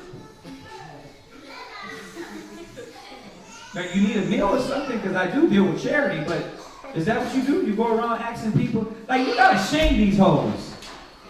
You gotta show them like that's not becoming of a woman. That's not acceptable. Like, you gotta buy me a meal. Like, that's sad. Right? That's all you're worth is a meal? Right? You gotta buy me a drink? Nah, you look like you got issues. Right? Go ahead. Moth and worms shall have him to heritage. Go ahead. And a bold man shall be taken away. Well, remember, the impudent means bold, it means prideful, it means stubborn. So what happened is, you fall into this mold of pride, all that is going to consume you. That's what the scripture is saying. The scriptures warn us from this lifestyle. It warns you young men. Watch out for these harlots. Watch out for the liquor. And women too. Watch out for being a harlot. Watch out for the liquor. Right? Because it will consume you. Right? Because you got that now. Some of these women are like men. Going around sleeping with anything. Right? Drinking. Destroying themselves. Go ahead. Verse 4. He that is hasty to give credit is light-minded. Okay. Woo. Woo. Y'all ready for another 2-hour speech? One man is ready. Yeah. It says what? Read it again. He that is hasty to give credit. See, this is the problem with a lot of brothers and sisters. You're hasty to give credit. Oh man, she's me, God. You don't even know her. You haven't even. But her eyes. But look how she walked. Right? You haven't even got to know this woman. We cannot be hasty to give women or men credit. The brothers too. There be brothers that be trapping women. Right? They get online. They get a headband. Right? They post 3 scriptures. It's like all blunt, all money, all cash, and then 1 scripture. Like, this is how I live it. This is how I live it. You know what I mean? This is how I got it. You doing all this on Facebook, right? Then you popping your car up there. You know how we do. And then it says, the scripture says. It's like, really, bro? Don't you know we see you? Like, literally, all you got to do is go ahead and hunt and be like, okay, let me check your life. Let me see where your mind is. Nowadays, it's easy. People snitch on themselves all day. What they think, what they feel, what they put up as God, what they worship, what their daily life is about. You see it. It can't be hid. So all you got to do is say, well, let me find out what this person's really about. And they'll tell you. Then when you talk to them, you'll be able to see. You can't be hasty to credit anybody. Right? We do it all the time. Man, that brother's going to be locked in. That sister's going to be locked in. We don't know who's going to be locked in until we're all locked in. He that endured to the end, the same shall be saved. Right? So we got to watch about crediting, being hasty to credit. Go ahead. And he that sinneth shall offend against his own soul. Right. And us, remember, it's in Job. I don't want to draw this out, but there's some cold scriptures on that one. It says, when thou sinnest, you hurt yourself. Where's that one at? Let's get that one. Find that one. I want to add that precept. It's in Job. When you're sinning, you hurt yourself. Like, you know what? I'm going to show them. You're not showing me anything. Like, you're literally fighting against the God, the Father, excuse me. You cannot kick against the pricks. You cannot kick against the pricks. For you to come back and act like, you know what I mean, you're hurting your family. Kids, when you get rebellious, look, I'll show my mom and dad. Yeah, you're going to show them being in the street. My daughter joked, she was like, Dad, why would I come home pregnant? I'm like, well, that's where you're going to stay. You're going to stay pregnant with whoever you got pregnant by. I can't come home no more. You didn't get pregnant at home. So obviously you made a decision to be in the streets. Right? Like, well, you're not gonna love me? Yeah, I'm gonna love you. I'm gonna love you, but love is a lot of ways. You gotta learn the hard way. You can't just pop up with a baby and be like, look, this is mine. You gotta deal with those consequences, right? So we gotta understand that there is consequences. Did you find that? Okay, read on. Read on. Read on why they look for it. Let them look for it. We got Shenya Bun over there. We got Marwell over there. We got Malaaki over there. We got Miles up here. You know what I mean? We got Nas over there. We got Linnell right there. You know what I mean? You know what I'm saying? We got the brother right here. You know what I mean? They can find that. Go ahead, read. Verse 5. Whoso taketh pleasure in wickedness. Right, who taketh what? Pleasure in wickedness. See, let me tell y'all something. Man, this is why there's so many verses. You guys got to stop hanging around with kids and people that like wickedness. You do that in school. You're going to hang around with the dumbest kid because they're fun. But that's how you learn how to do wickedness little by little. Read that again. Whoso taketh pleasure in wickedness, right, shall be condemned. See? Because you start doing that. If you laughing at it and you think it's funny, you know what I mean? When you going to start doing it? The Most High said, don't have pleasure in wickedness. It's a shame to be wicked. It's a shame to do defiled things. Run away from it. The scriptures say, run away from it. Run away from sin. Don't be laughing with them like, you crazy, you an idiot. Right? Where you being your brother's keeper when you're doing that? No, you're not. You know what I mean? You're supposed to be the wise kid, brother, sister around anybody. We just went over it yesterday. You're the lights of the world. So we got to be the light. Read on. But he that resisted pleasures. But he that what? Resisted pleasures. No, give ourselves to our pleasures. Resisted pleasures. We're supposed to resist the pleasures. We're supposed to be able to come and leave those pleasures, those things that try to control us, and balance it out. You can drink, but it don't supposed to be overbalanced. You can Netflix, you can watch Netflix, but if all you're doing is watching Netflix and you ain't studying, it's overbalanced. Right? Yeah, I get it. My kids, I'm like, look, I don't want to see you on TikTok watching nobody just dance. Or somebody doing a dang, TikTok challenges. You know what I mean? I catch my water, he's like looking at, I'm like, what you looking at? I'm looking at this, something that is like knowledgeable. I'm with that. You learning something from that. Even if it's little tidbits of knowledge, that's fine. But you sitting there 2 hours, 3 hours, just what? They dancing and chicks is It's like, bruh, you're wasting your life. Right? Get on there and use it and don't let it use you. Right? What did it say? Read that again.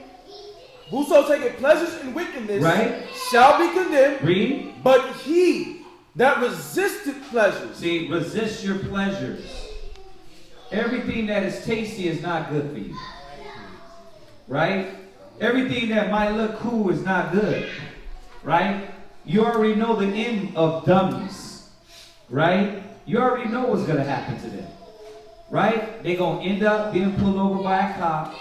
Officer, why are you doing this to me? Officer, why? Pop, pop, pop, pop, pop. Oh, I don't know what was wrong with him. He was a dummy. Stop with all that.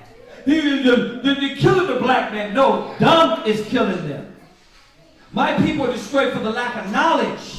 It's killing our brothers. And it's up to us to teach the kids not to be an idiot and give in to your pleasures and use wisdom. So when you get pulled over, officer, what? Officer, first of all, that Nichols brother, did they kick him in the face when they first put him over? Now, first of all, you gotta know me. I hate cops. If there was no Yahweh Shai in my life, I would be terminating cops on sight. So this is not a plea for the cops. This is a reminder that you have the power. When they first put them out the car, they were hostile, right? Did y'all see the Nichols brothers? Y'all haven't watched that? You need inspiration. Y'all better go watch that video and get inspired. Because it pissed you the hell off when they picked him up and started whooping him and kicking him in the face. It'll show you about this system, this society, this kingdom. My point is this. When they first put him out, they start beating his ass when he ran. But when they first put him out, yes, they were loud and cursing him out, but they didn't kick him. They weren't punching him. He started to panic. He started to lose his mind and didn't know what the hell was going to happen, and he ran. And that's when you excited the demons in them, and that's why they did what they did. So it's important for you to be practiced in the wisdom. If you're practiced in folly, you will be pulled over by a cop and think you can run your damn mouth. He was supposed to use wisdom. Yes, officer. Would you put me over? Boy, get your ass out that car. You know why we put you over. Oh, yes, officer, I'm doing what you... Hands behind my back. What the hell is your problem? I'm tripping. Not sitting there trying to curse them out. What's going on here? Well, what's going on is you're getting your ass yanked out of the car for driving like a fool. And then you see these dudes are maniacs. What the hell are you going to say? But, yes, officer, he could have been alive. But he don't got this wisdom. He got nigga wisdom. And you know what nigga wisdom tells him? You have rights too, boy. He don't got no rights. Y'all thinking it's a joke. He don't got no rights. Are y'all not listening? They're not looking at you as a young black man with wisdom, knowledge, and you different. They're looking at you through their goggles of hatred. So you got to use wisdom and don't always give yourself to the passions that make you more dumb, make you more foolish. Y'all understand that? We're trying to keep some of our brothers. There should be no Hebrew Israelites getting in these situations. I'm talking about woke brothers, right? Where we at? Read. Verse 6. Go ahead. He that can rule his tongue. He that what? Look at that. Right? He that what? Can rule his tongue. So how do you rule your tongue? Well, you know that the beast is there. I'm not saying nothing but yes, officer. You know you effed up. Yes, I did. What did I do wrong? Get your ass out the car. Yes, sir. That's what I told you about the time the cop pulled me over in Houston, and he's walking and pacing. So I'm flying to the airport to get my son from the airport. My license is suspended. You know, all the amenities, right? License, no, I messed up. I didn't pay my tickets, got it suspended. This Edomite, I had never encountered an Edomite bro, that lit. He had to be doing some type of drug. He got out the car. First, why it pissed him off, because he asked me my birthday. We don't celebrate birthdays, right? So when he asked me, he was like, how old are you? And I was like, I'm 30. He was like, you don't know your age? He looked back at me in the car. I'm like, this guy's gonna damn kill me. So I didn't want to tell him, and I didn't want to tell him, you know, I don't celebrate birthdays. I'm a Hebrew Israelite. I said, well, you know how it is. You lied to the girl. You don't know your birthday. So he looked back at me like that. He was pissed. He got out the car. He lit up a cigarette. He said,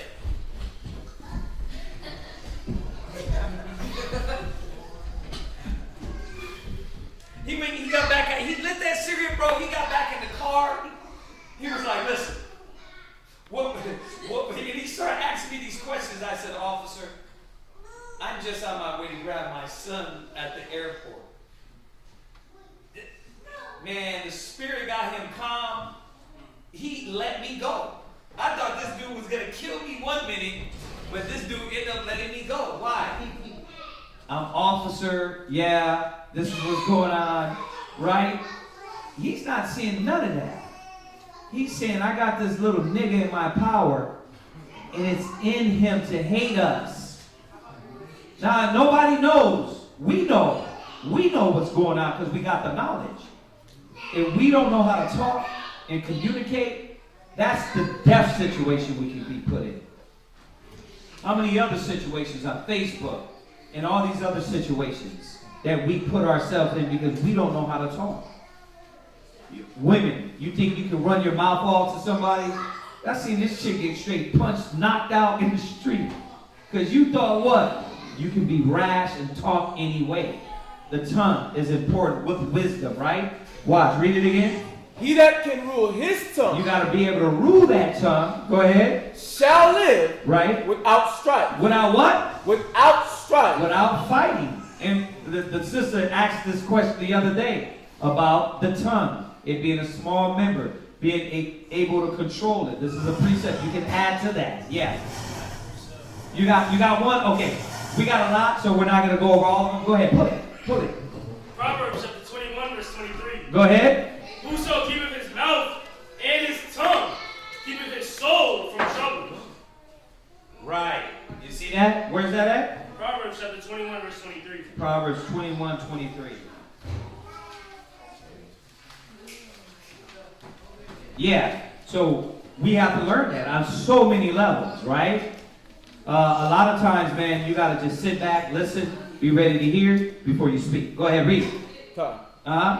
He that can rule his tongue, right, shall live without strife. Read. And he that hated babbling, right, shall have less evil. Right. What is babbling?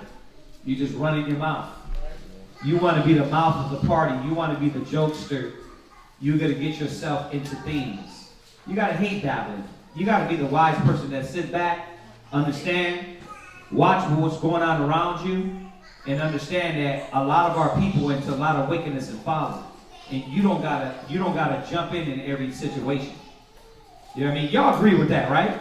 Like what we're reading, as we're reading it, it snaps in your mind like, yep, that's what get our people dead. Yep, that's when people get our people killed. Yep, that's when people get in fights on Facebook. Yep, that's why brothers get shot by the cops. Read on. Verse 7. Rehearse not unto another that which is told unto thee. Right. And what does this mean? This doesn't mean that if my brother's going to kill himself, I'm not going to say nothing. This is more speaking to personal matters. Think about it. And I gotta go about it this way because you gotta understand the full Bible. Being your brother's keeper. If this person is ready to harm themselves and kill themselves, this is not saying, hey, don't be your brother's keeper and don't tell nobody. This is talking about secrets. Hey, you know what? Sis, I got a bad menstrual cycle. Sister's talking, and then you giggling about that and telling somebody else. This is what this is talking about. It's none of their business, right? But hurting and harming each other or doing something wicked, right? You see somebody doing something wicked. Hey, I seen a brother down on the whole stroll, but I don't want to say nothing because I just don't want to get involved with it. That's not what this is saying. This is saying don't rehearse problems.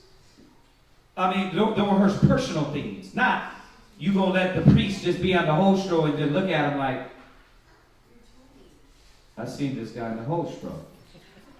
And not say nothing, right?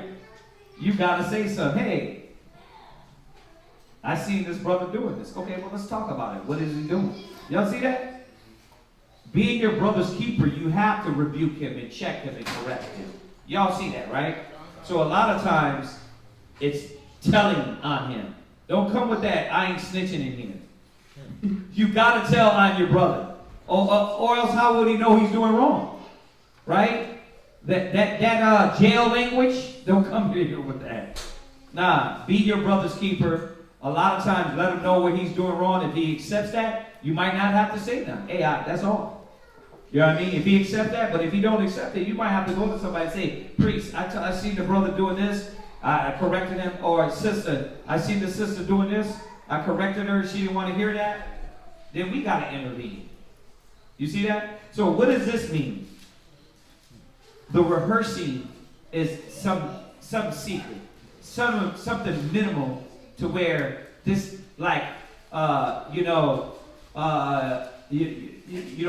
and a wife dealing with something that only needs to be talked about in counsel. You don't rehearse that to nobody else, right? Go ahead. And thou shalt fare never the worse. Right, and then you won't get into a lot of worse things because you're what? Being spreading people's business around, right? Okay, read. Verse 8. Whether it be to friend or foe. Go ahead. Talk not of other men's lives. You see that? Man, we should put that on Facebook, right? I'm going to have to switch my little caption on my Facebook to that one. It's none of your business. What that brother and sister are doing is none of your business. I'm going to say it again. If you are not there, shut up. Don't get involved with things online. Like if you're not sitting there, and you weren't there, right? It's hearsay. I don't care what school, what camp, what brother, what sister. This is what the scriptures say. Not to be talking to other men's lives and other things that you don't know about. Why? Because all you're going to do is jump into something and get involved with something, and you might get in problems. It's telling us. Read it again. Whether it be friend or foe. Right? Talk not of other men's lives. Go ahead. And if thou canst without offense. See, and because we know this part. Like when there's somebody doing something wrong, we make sure we're going to do this without offense. Like, sis, you told me something here. Or brother, you told me something here that you need counsel on. This is something not like you can't just sweep under the rug. Right? You got to do it without offense to let them know, like, you need help with this. Because there be sisters, brothers that will say things that they need counsel on. I want to kill myself. I want to harm myself. I'm popping pills. I'm doing this. I smacked the hell out of my rib the other day. I beat my husband up, right? Somebody got to tell you, like, that's not the right way. But if you're trying to avoid that because you feel like you're putting that in the personal slot, that's not personal. That's not personal no more. You're affecting people. Y'all get that? So we got to be very aware of that. Go ahead. Verse 9. Right, it says, and if thou canst without offense, reveal them not. Right?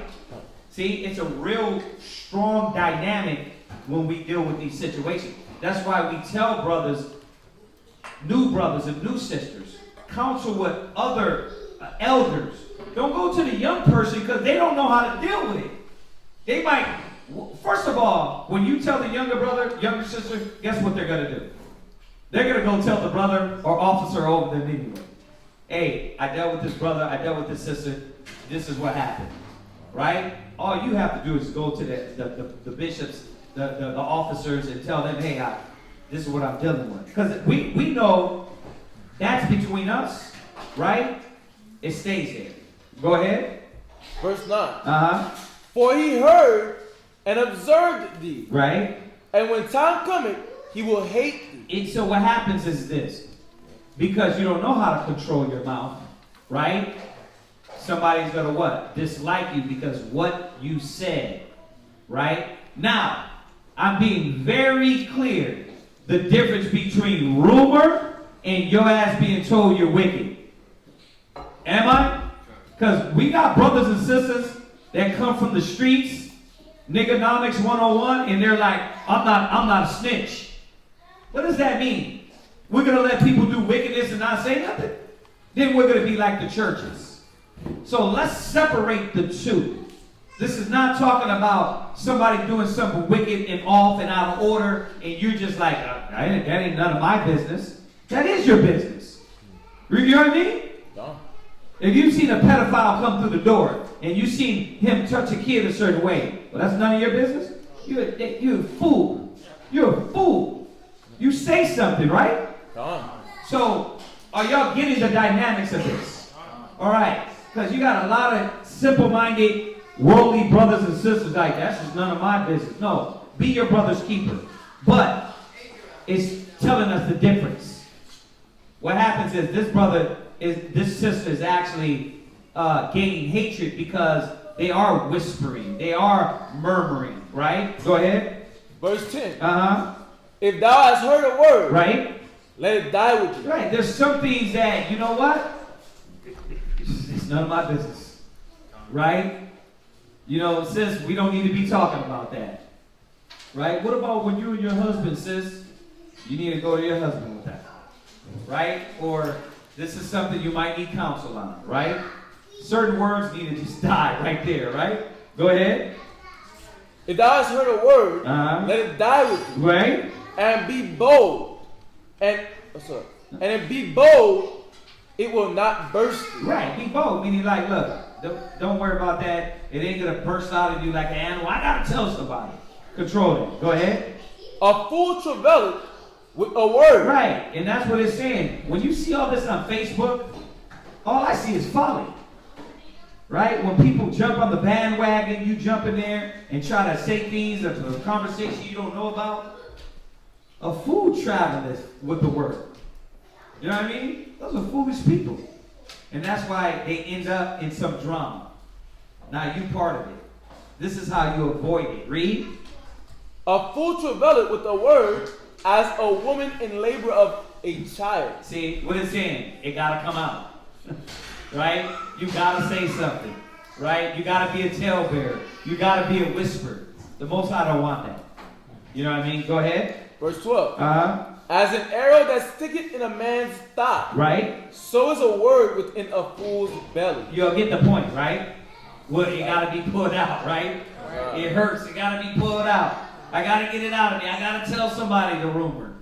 I got to tell somebody what this person said about that person. Why not just let it go? Read. Verse 13. Uh-huh. Admonish a friend. Right. It may be he had not done it. Wait. I don't have to be my brother's keeper. I don't have to tell him nothing. That ain't none of my business. Read it again. Admonish a friend. Right. It may be he had not done it. You see how the word gives us the balance? See, that's why if you read it, then you will see what context it's speaking on. Yeah, you're going to admonish your brother. Hey, this one was said. I'm asking you, did you do this? Oh, you didn't do that? Oh, well, we got two witnesses, They said you did do it, right? Or, you know what? Well, it was said, but nobody can verify that. Okay, listen, be careful of this. You don't want to be named for that. You didn't do it. Cool. Admonish him, read. And if he had done it, right, that he do it no more. See, it's simple as that. As simple as that. The sister was admonished in class yesterday about what she did. She was supposed to say what? I'm not going to do it no more, right?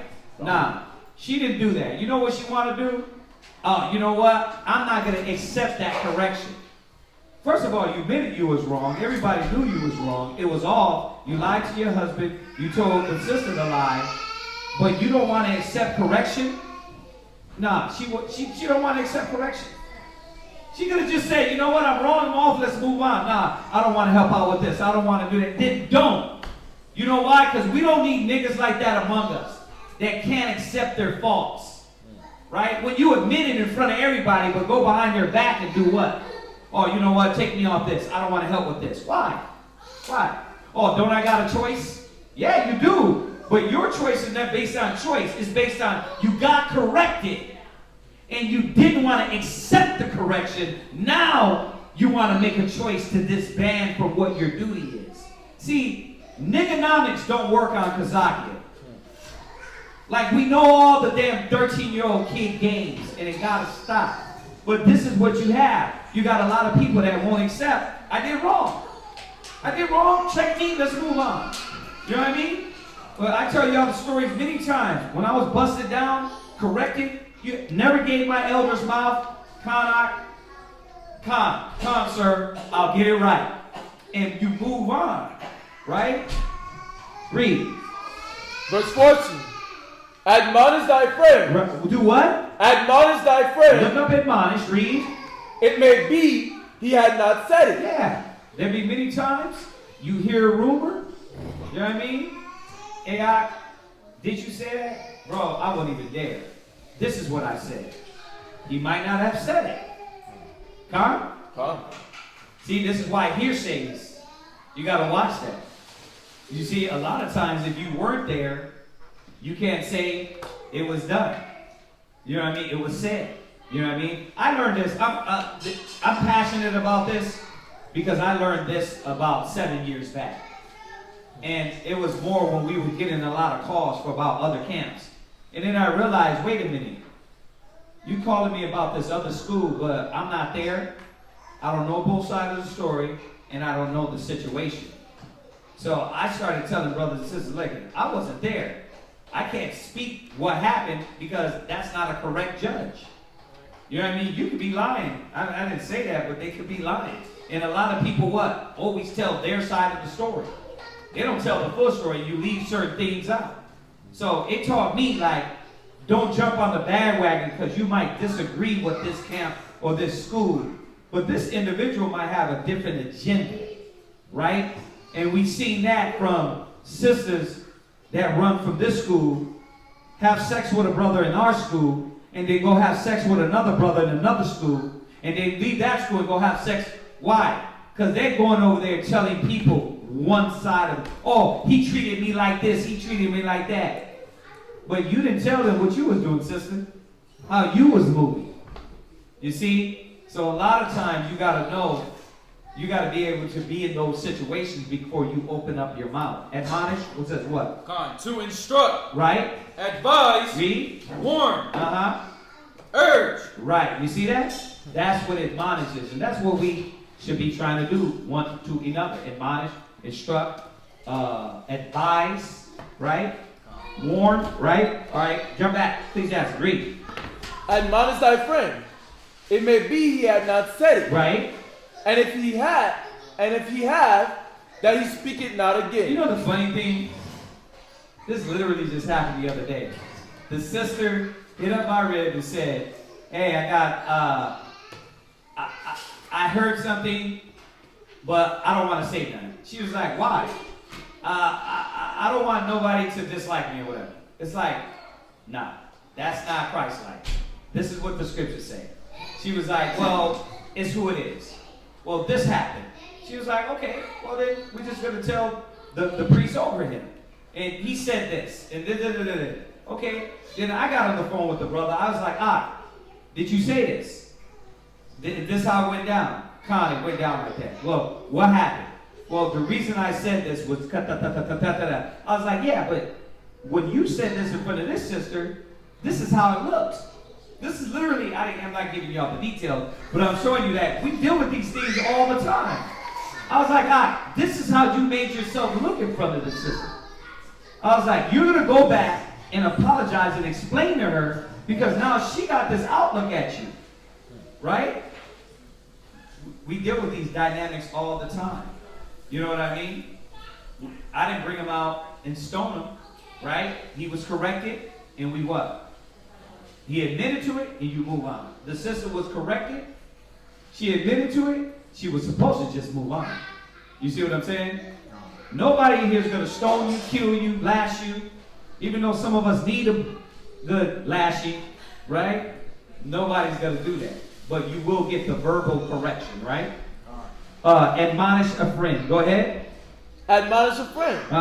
For many times it is a slander. See? It is a what? A slander. Bro, I never said that. Listen, I got this other brother. They was there with me. Oh, what was said? I don't know what. See, and then you got to go back to the person that slandered. Brother, you said he did this. Well, what I meant was, hold on, that's not what you told me the first time. Well, I didn't mean it, but bro, you got to come clear, because you can. It might not be intentional, but you just slandered this brother. You see, the Most High tells us how to deal with all these situations, how to talk, how to function, and deal with each other. That's how I deal with my kids too. Same way, same guidelines, same rules. Go ahead. For many times it is a slander. Right? And believe not every tale. Yeah, what? Read it again. Believe not every tale. Yeah, you can't believe everything. Right? I knew that when this camp thing back, when they started this camp thing, this divisive, we're this, we're that, and all that. We ain't never been on that bandwagon. But they started attacking us. Oh, y'all wearing red and black. You remember when the Illuminati thing was going around and the Mason thing? Y'all wearing red and black. Like the one time we wore red and black, there was like, y'all the Illuminati. I knew. I was like, okay, that's a check. Check to remind us, don't jump on the bandwagon of people online, right? Because you just defamed us and said that about us, and you don't even know us, right? And brothers do that. Sisters do that. Why? Because they want to up their name. You know what I mean? Go ahead. Verse 16. Go ahead. There is one that slippeth in his speech. And this is what we have to also take into account. What? There is one that slippeth in his speech. I got to always remind the brothers and sisters this. Well, he said this. When we first got together, he said this. Read it again. There is one that slippeth in his speech. Yeah, he said things. Sis, you said things. Go ahead. But not from his heart. But he didn't mean that. She didn't mean that. I had to put this with a counsel the other day. Why?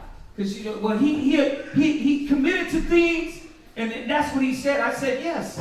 I said, there's a lot of brothers and sisters that come through the door. I'm a ride or die for Yahweh. You know what I mean? Where you need me at, put me on the front line, and then poof. Right? I said, the scriptures tell us that. Right? That people are going to say things and really don't mean them. That's Israel. Right? How many things you said mean to your wife, and you want to go back and be like, babe, I know I did. And I went back and I said, you know what? When I said this, I was wrong. When I said that, I was off. That was me being childish and not knowing how to control my tongue. Right? I can admit to it. Because I know how that made her feel, and I didn't want them to feel like that. Right? I didn't want that. Agreed? And who is he that had not offended with his tongue? And which one of us have not offended? Right? The sister said, yeah, you a trash ass ninja, right? Talking to her husband. Like, think about it. Why would you say that being a Hebrew Israelite woman? You offended with your tongue too. Sisters got to realize too. Come on, sis. He told you bad things. You told him bad things. But a lot of times you guys are speaking with no wisdom. You speaking from emotions, and you know better. Now you know better. What? Let me not move rashly and tell each other things that are mean, hateful, right? This is what the Most High shows us. Read. Come on. Verse 17. Admonish thy neighbor. Right? Before thou threatening him. Yeah. I told y'all to get this damn dog off my lawn. Click, click, boom. Like, God, You're gonna kill somebody over a day. The dog on the. That's what you see on the World Star. It's like I told them a few times, and I had to blow their head off because the dog was on my lawn. I'm like, really, bro? You're a big dummy. You're going to jail forever because the dog was on your lawn forever. You know what I mean? I know you sitting in jail like, damn, I'm the biggest idiot on earth, right? Like, you don't got to do that. Just let them know, and then most of the time you got to just stay away from them. You know what I mean? Listen, that's when you bring the cops in. When you got neighbors that are in the world, hey, listen, this dog keeps getting on my lawn. When you got brothers in the truth, though, we deal with our issues. Well, this brother offended me. Well, let's sit down and do what the scriptures say and talk, right? You'll never get the police involved. They'll never get the heathen involved, right? Unless your husband is choking you out to death, then he needs the police on his ass. Why? Because he's not guided by the laws and commandments no more. Satan is ruling him. And what you going to do? Let him kill you? You know what I mean? Well, the brother said we can't call the cops. Bro, you call the cops on that nut. You understand? Because he then kill you and then don't realize it. Right? The law is for the what? The lawless. But the ones that are in the spirit, we know we shouldn't be choking out our ribs anyway. Or vice versa. Ribs pulling knives on their husband. You know what I mean? Like, see, I done told you one time. Like, why you pulling knives on me? This can end drastic. You know what I mean? He grabbed a knife, she pulled it back. You like, what the? I told you, I'm crazy now. Bruh, hello? Officer? She ain't abiding by the commandments of the Most High. So don't tell me what Esau don't supposed to be involved with godly situations, godly people. People with wisdom. But the maniacs, you ain't gonna call the cops if somebody jumping your house? Let's use wisdom, y'all. Let's understand. Right? This ain't Christianity. Where we gonna let somebody just beat us up and kill us and be like, turn the other cheek. Nah. That's not even what that scripture means. Go ahead. And not being angry. Right? Give place to the law of the Most High. See, give place to the law of the Most High. Read that from the top. Read it again. Admonish thy neighbor before thou threaten him. Right. Don't get into all that threatening. Don't let me pull up on you. You don't got to say all that. Read. And not being angry, give place to the law of the Most High. See, anger rests in the bosom of fools. Right? So what? Give place to the law. What that mean? Sit down and talk. No, I ain't got nothing to say to him. You ain't doing the laws and commandments of the Most High. I don't get that. Our brothers and sisters so-called are in the commandments, but then when it comes to that one commandment, you don't want to hear it. No, I ain't talking to them. Like, the commandment says sit down with them and talk. Y'all do understand that, right? Done. Go ahead and read. Verse 18. The fear of the Lord is the first step. Right. To be accepted of him. Right. And this is what we got to remind ourselves.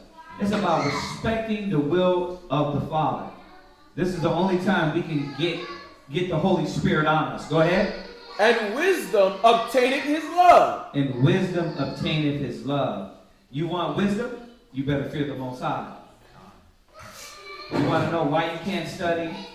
Why you still falling asleep in the book? Why you can't get your mind wrapped about it? Because what are you entertaining? What are you entertaining? You're like, well, why I got so much? Because you got spirits around you, man. Come on. Verse 19. The knowledge of the commandments of the Lord is the doctrine of life. Is life. But the law is done away with. Hell no. The law is life. The commandments are life. Paul said it in Romans 7. He said it was life. Right? It was brought to do good. The problem is we didn't know how to keep it. Read.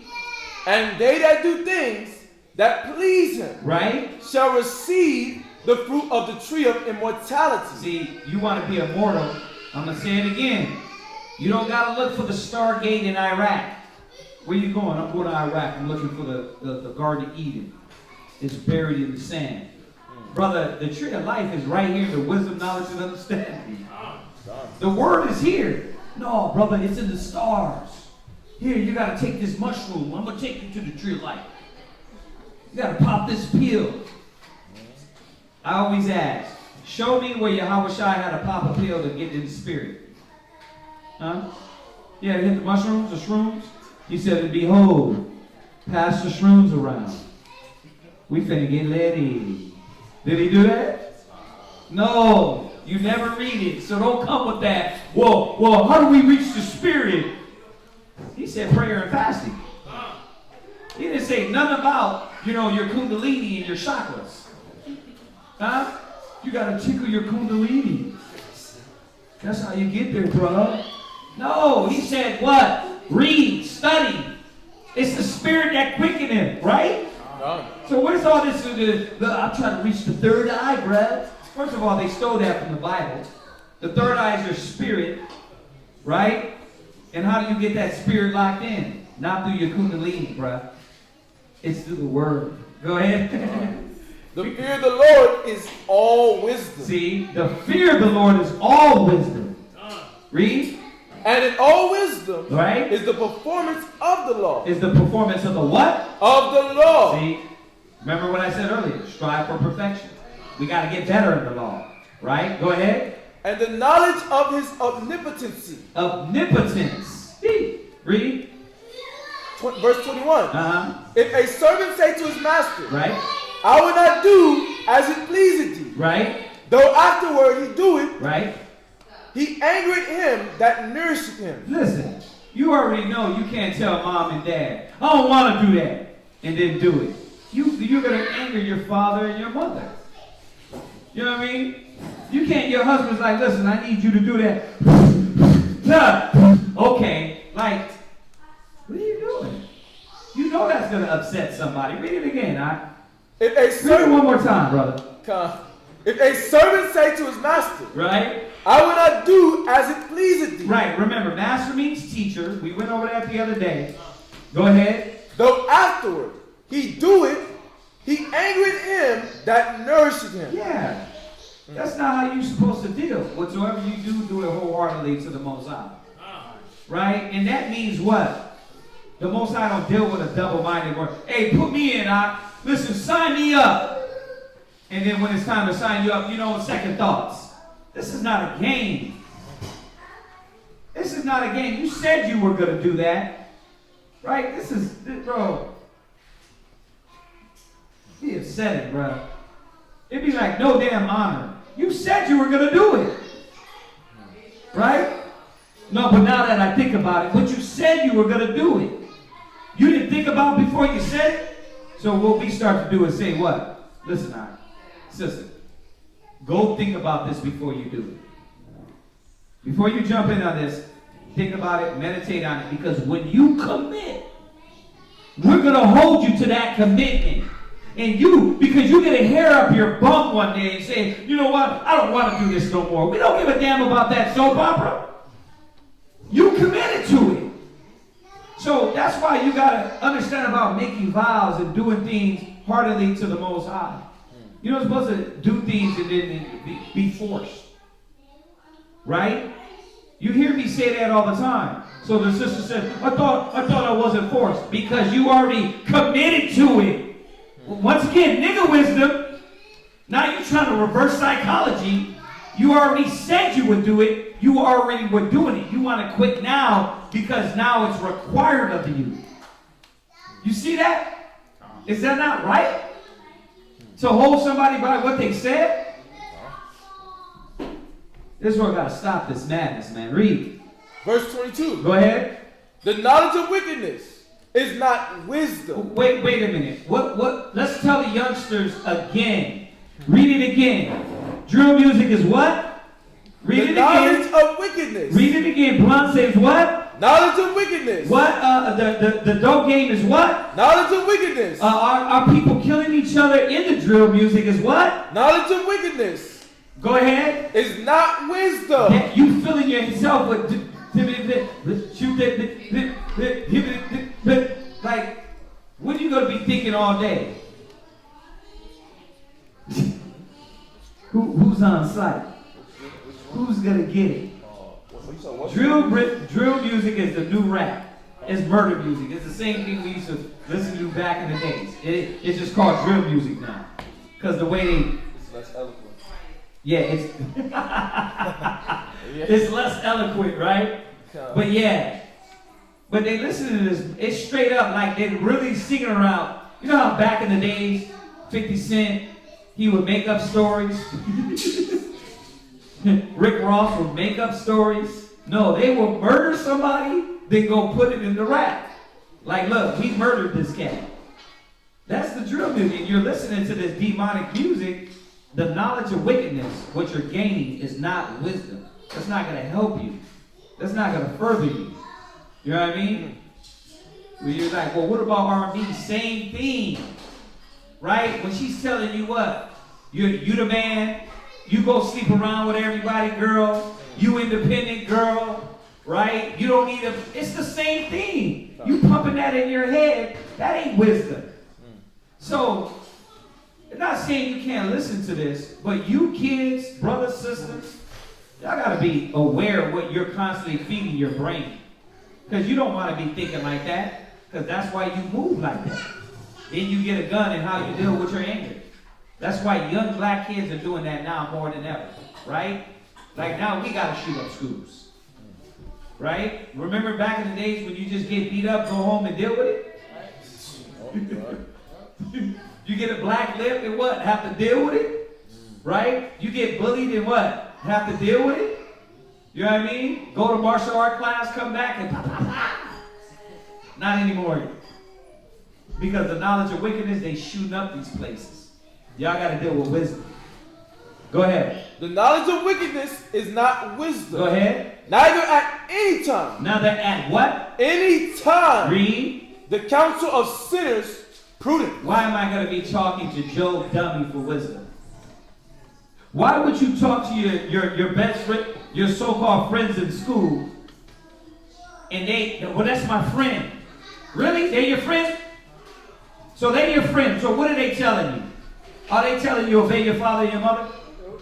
Are they telling you, man, listen, this is what you got to do to get your spirit right? Or they say, listen, what I'm doing is popping these pills in this vape pen. So I'm going to tell you like I tell my kids, don't come back from school telling me you're friends. They are acquaintances.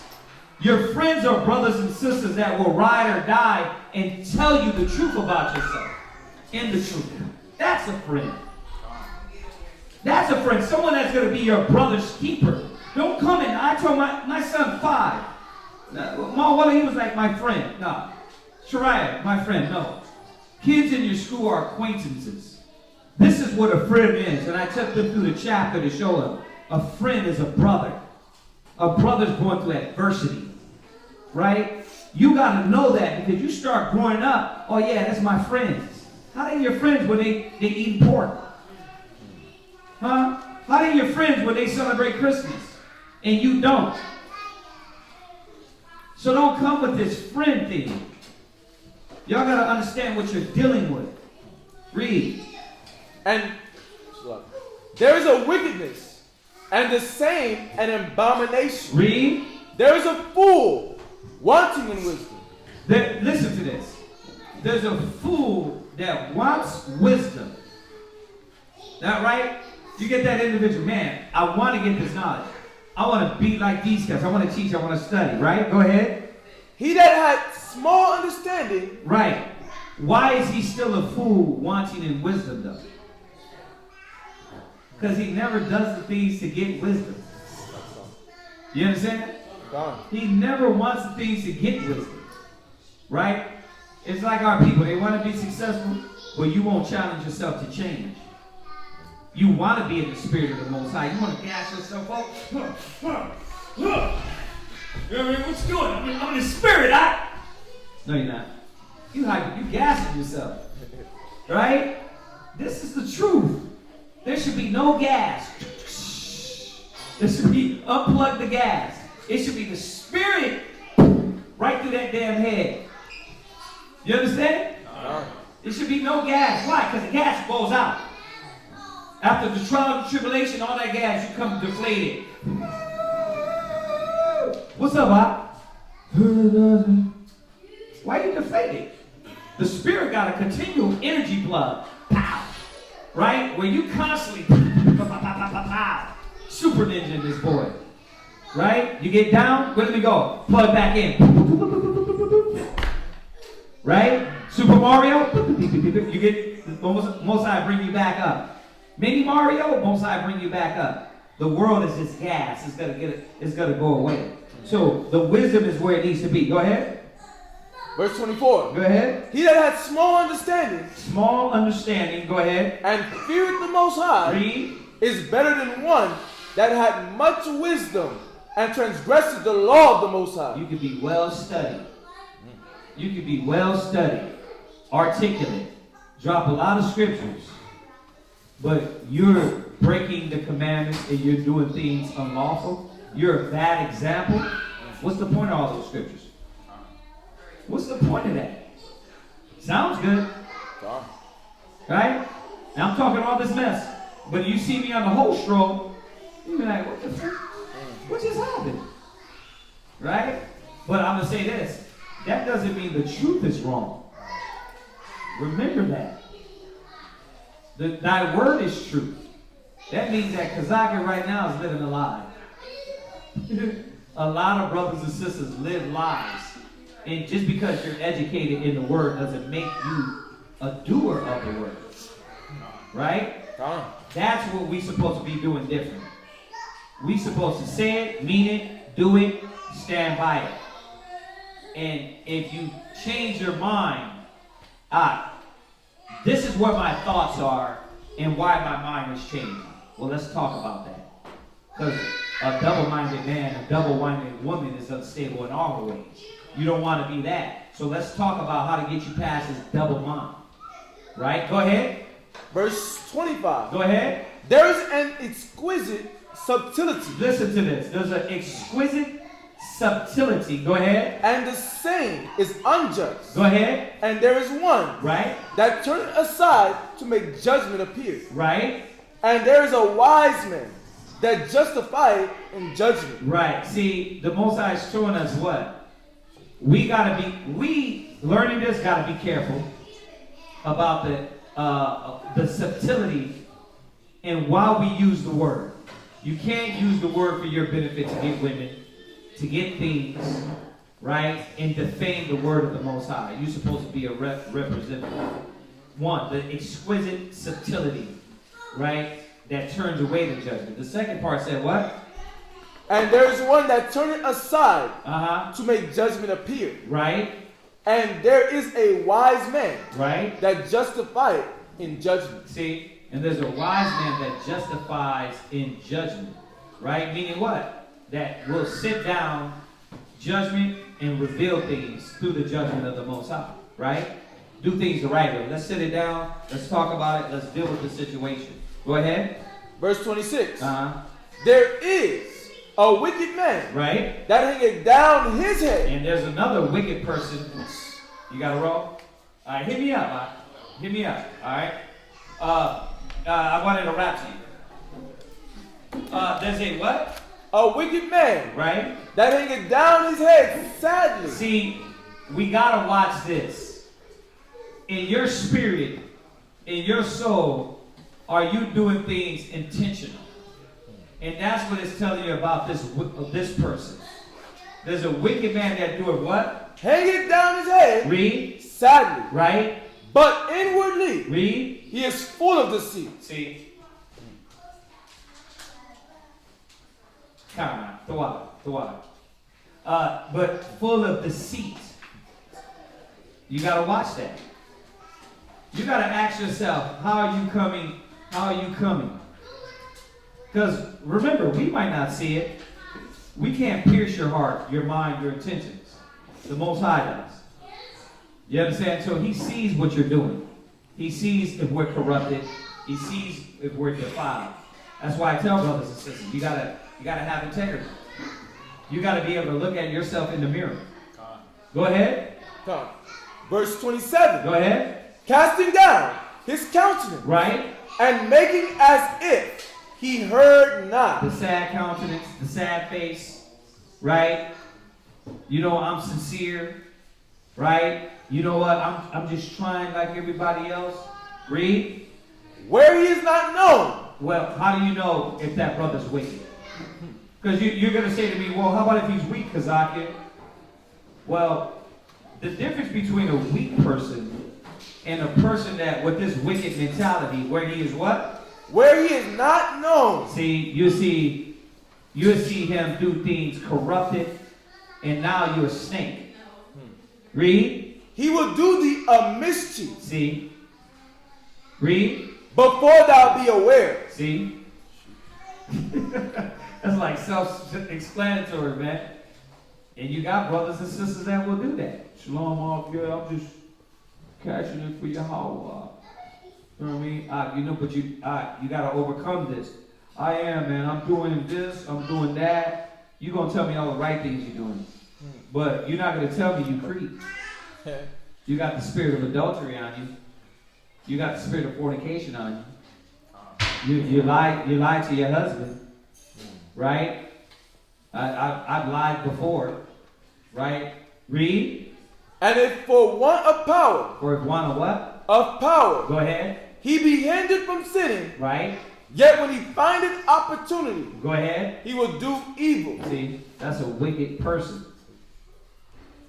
You gotta watch this. Integrity.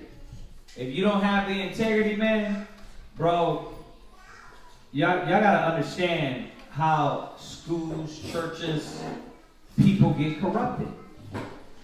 Right? Kids too. I'm gonna tell y'all something. I'm gonna tell y'all kids this. Y'all gotta watch this. Because all that humble, shalom, what's going on? None. How was school? Good. Anything happen? No. Like, you gotta watch that spirit. You wanna hang down your head like you in the spirit of the Most High, but then you go to school and be a what? A little goonie, a little demon, a little thought. The Most High is gonna reveal that. I'm gonna say it again. You better protect yourself from those school shooters. And the only protection you got is Yahweh. So if you ever get under that damn desk and you praying, Lord, get me out of this situation, you better hope you weren't fake. While he's going around, let me see your face. Send it back to the Lord. Go back to God. You better hope. Hope to the Lord he's on your side. You know why I'm telling y'all this? Because you kids got to understand how detrimental it is to have the Most High on your side. Their parents don't see all the time. So with you being a demon, the Spirit's going to reveal it. And remember, though a sinner sinned 1,000 times, he's not going to let you go. Right? The worst thing you can do is be fake and corrupt and smile in your parents' face and brother's face and then go do something behind your back. How are you going to look in the mirror? You can't look at yourself, y'all.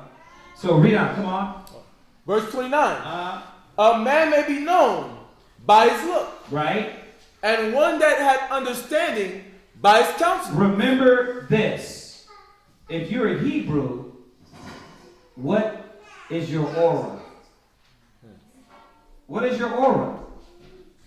If you're a Hebrew Israelite, what's your aura? So, who are you trying to emulate? Who are you trying to dress like? Who are you trying to act like? What's your aura? So when you flicking through to try to understand what your vibe is, what your mode, what your spirit, what your dress is, right? How you want to look, who you trying to be like? Because that will represent your aura. You trying to look like a lesbian? You trying to look like a fag? Right?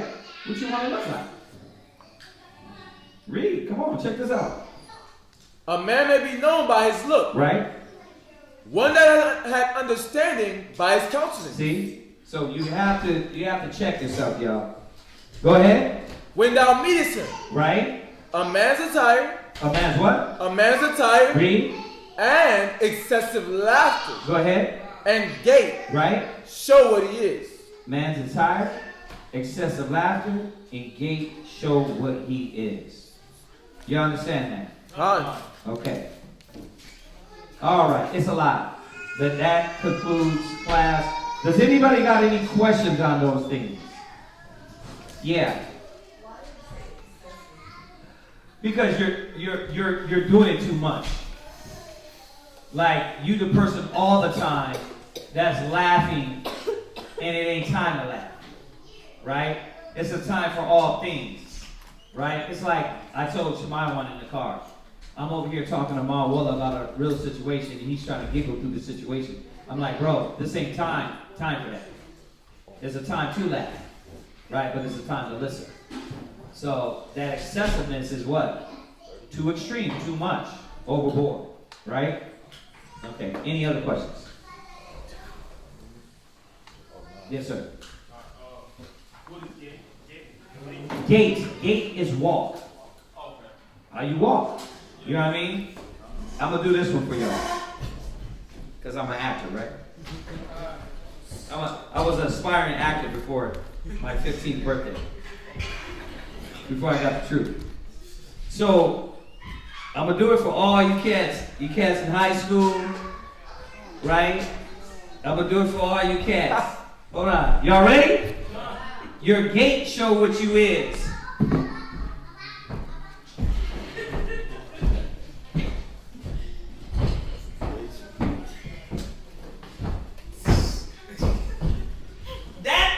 You see how exactly dumb I look? That's exactly how you look.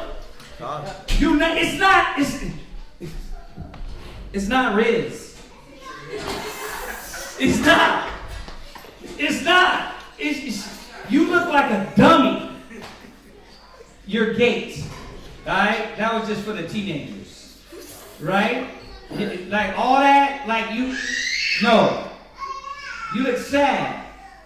Right? That's why you're going to get put out the car and you're going to get your damn teeth put on the curb. Right? Okay. Sorry, y'all. We got some teenagers in here and they got to know. Like all that right there got to go. Got to go, man. All right. What else we got? What else we got? Whispering, huh? We got a little murmuring going on? Alright, we're going to wait a few seconds online and see what they got online. If not, listen, while we're waiting, I want to remind everybody, Purim is coming up. Everybody, what we agreed on for the gifts. Were you here on the gift thing? Okay, so you know about that. You're cool with that, right? Okay, all right. Just want to make sure everybody's in same mode with that. All right. Passover, please, y'all. Passat is coming. I want to remind y'all we do need help with the location. We do need help with decoration, right? The funny thing is, the location's a little cheaper this year, but not because we need to decorate it, right? It's harder to look for a spot out here, and the spot we got has got to be decorated, or else it's gonna look bad. All right. So we need help with decorations. We need help with the lamb. We need help with those things. So please don't forget those things. All right. Anything online, Schwarzman? Okay, once again, the sisters need the payments for the garments. Get your garment money in so the sisters can move forward on the garments. Con? Y'all with me? Okay, all right. Anything online? No questions? No questions? Okay, let's go ahead and finish the prayers and conclude class.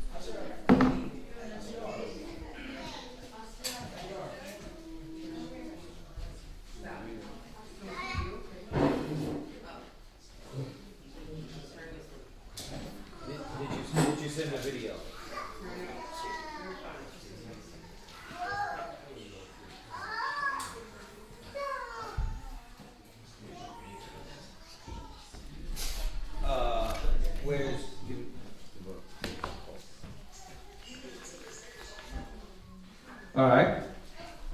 Baruch atah Yahweh. Baruch atah Yahweh Shai. The Wadi Yahweh. The Wadi Yahweh Shai. For this Sabbath.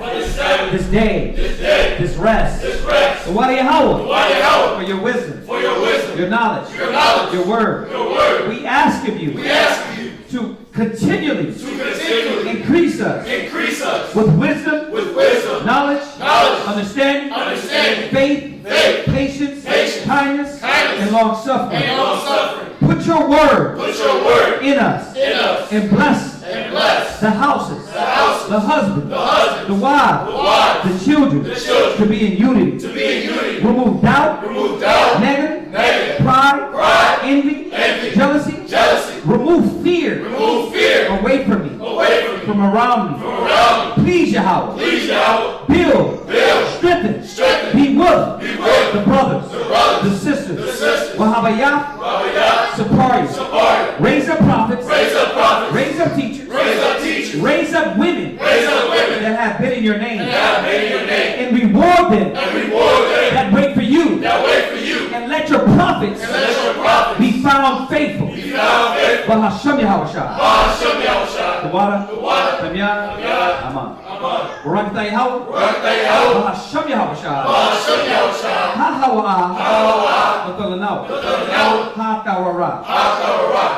Blessed are you, Yahweh, in the name of Yahweh Shai that gives to us the law. Baruch atah Yahweh. Bahashem Yahweh Shai. A war, la ra'ah. Blessed are you, Yahweh, in the name of Yahweh Shai that gives us the light to see. Baruch atah Yahweh. Bahashem Yahweh Shai. Shaman. Excuse me. Ha'ayol. Shaman. Forgive me. I'm on number 3, right? Baruch atah Yahweh. Bahashem Yahweh Shai. Ha'ayol. Korah. La Korah. Ha'ayin. Blessed are you, Yahweh, in the name of Yahweh Shai that gives us the ram's horn to call the people. Baruch atah Yahweh. Bahashem Yahweh Shai. Shaman. Zayah. Lamashah. Yasha'al. Blessed are you, Yahweh, in the name of Yahweh Shai that gives to us the olive oil to anoint Israel. And as always, if you want to get anointed, we do that after class. Psalms 92. It is a good thing to give thanks unto Yahweh and to sing praises unto his name. O Most High, to show forth thy loving kindness in the morning and thy faithfulness every night upon an instrument of 10 strings, upon the psaltery, upon the harp with a solemn sound. For thou, Yahweh, has made me glad. Through thy work, I will triumph in the works of thy hands.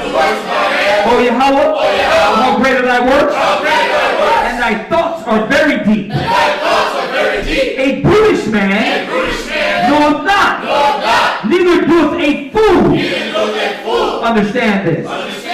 When the wicked spring up as grass, and all the workers of iniquity do flourish,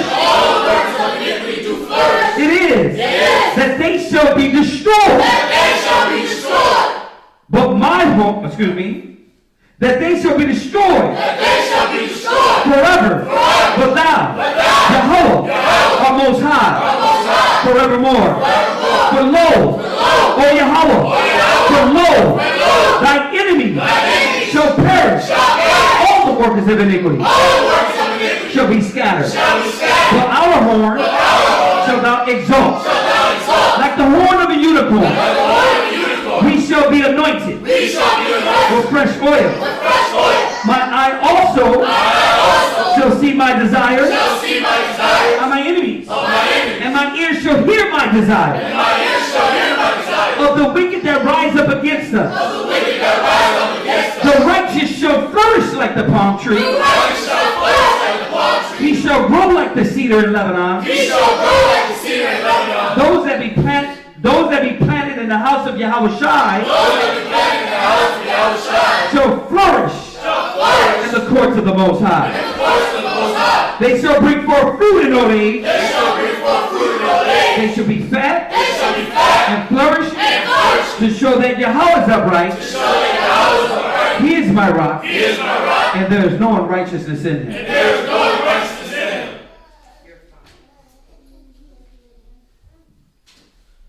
Shayar, Hamalawa, Larawa, Hana, Matawa, Wama, Na'ayam, Shabbat, Akyam, Gum, Yachad, Kashaman,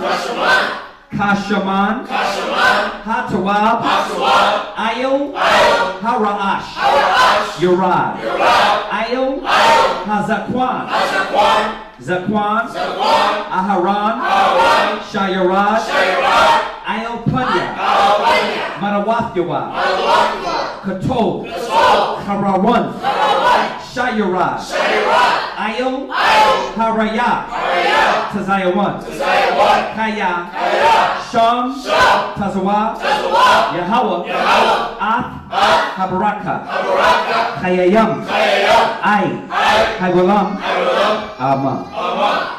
This is Psalms 133. Behold, how good and how pleasant it is for brethren to dwell together in unity. It is like the precious ointment upon the head, that ran down upon the beard, even Aaron's beard, that went down to the skirts of his garments, as the dew of Hermon, and as the dew that descended upon the mountains of Zion. For there the Lord commanded the blessing, even life forevermore. Amen. Amen.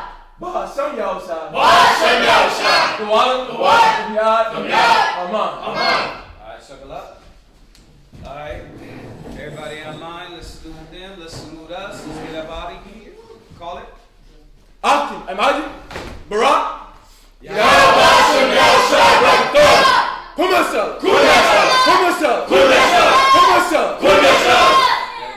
Turn to face the sisters. Call it. Salute out the daughters of Zion, men of Israel. Imagine. Baruch.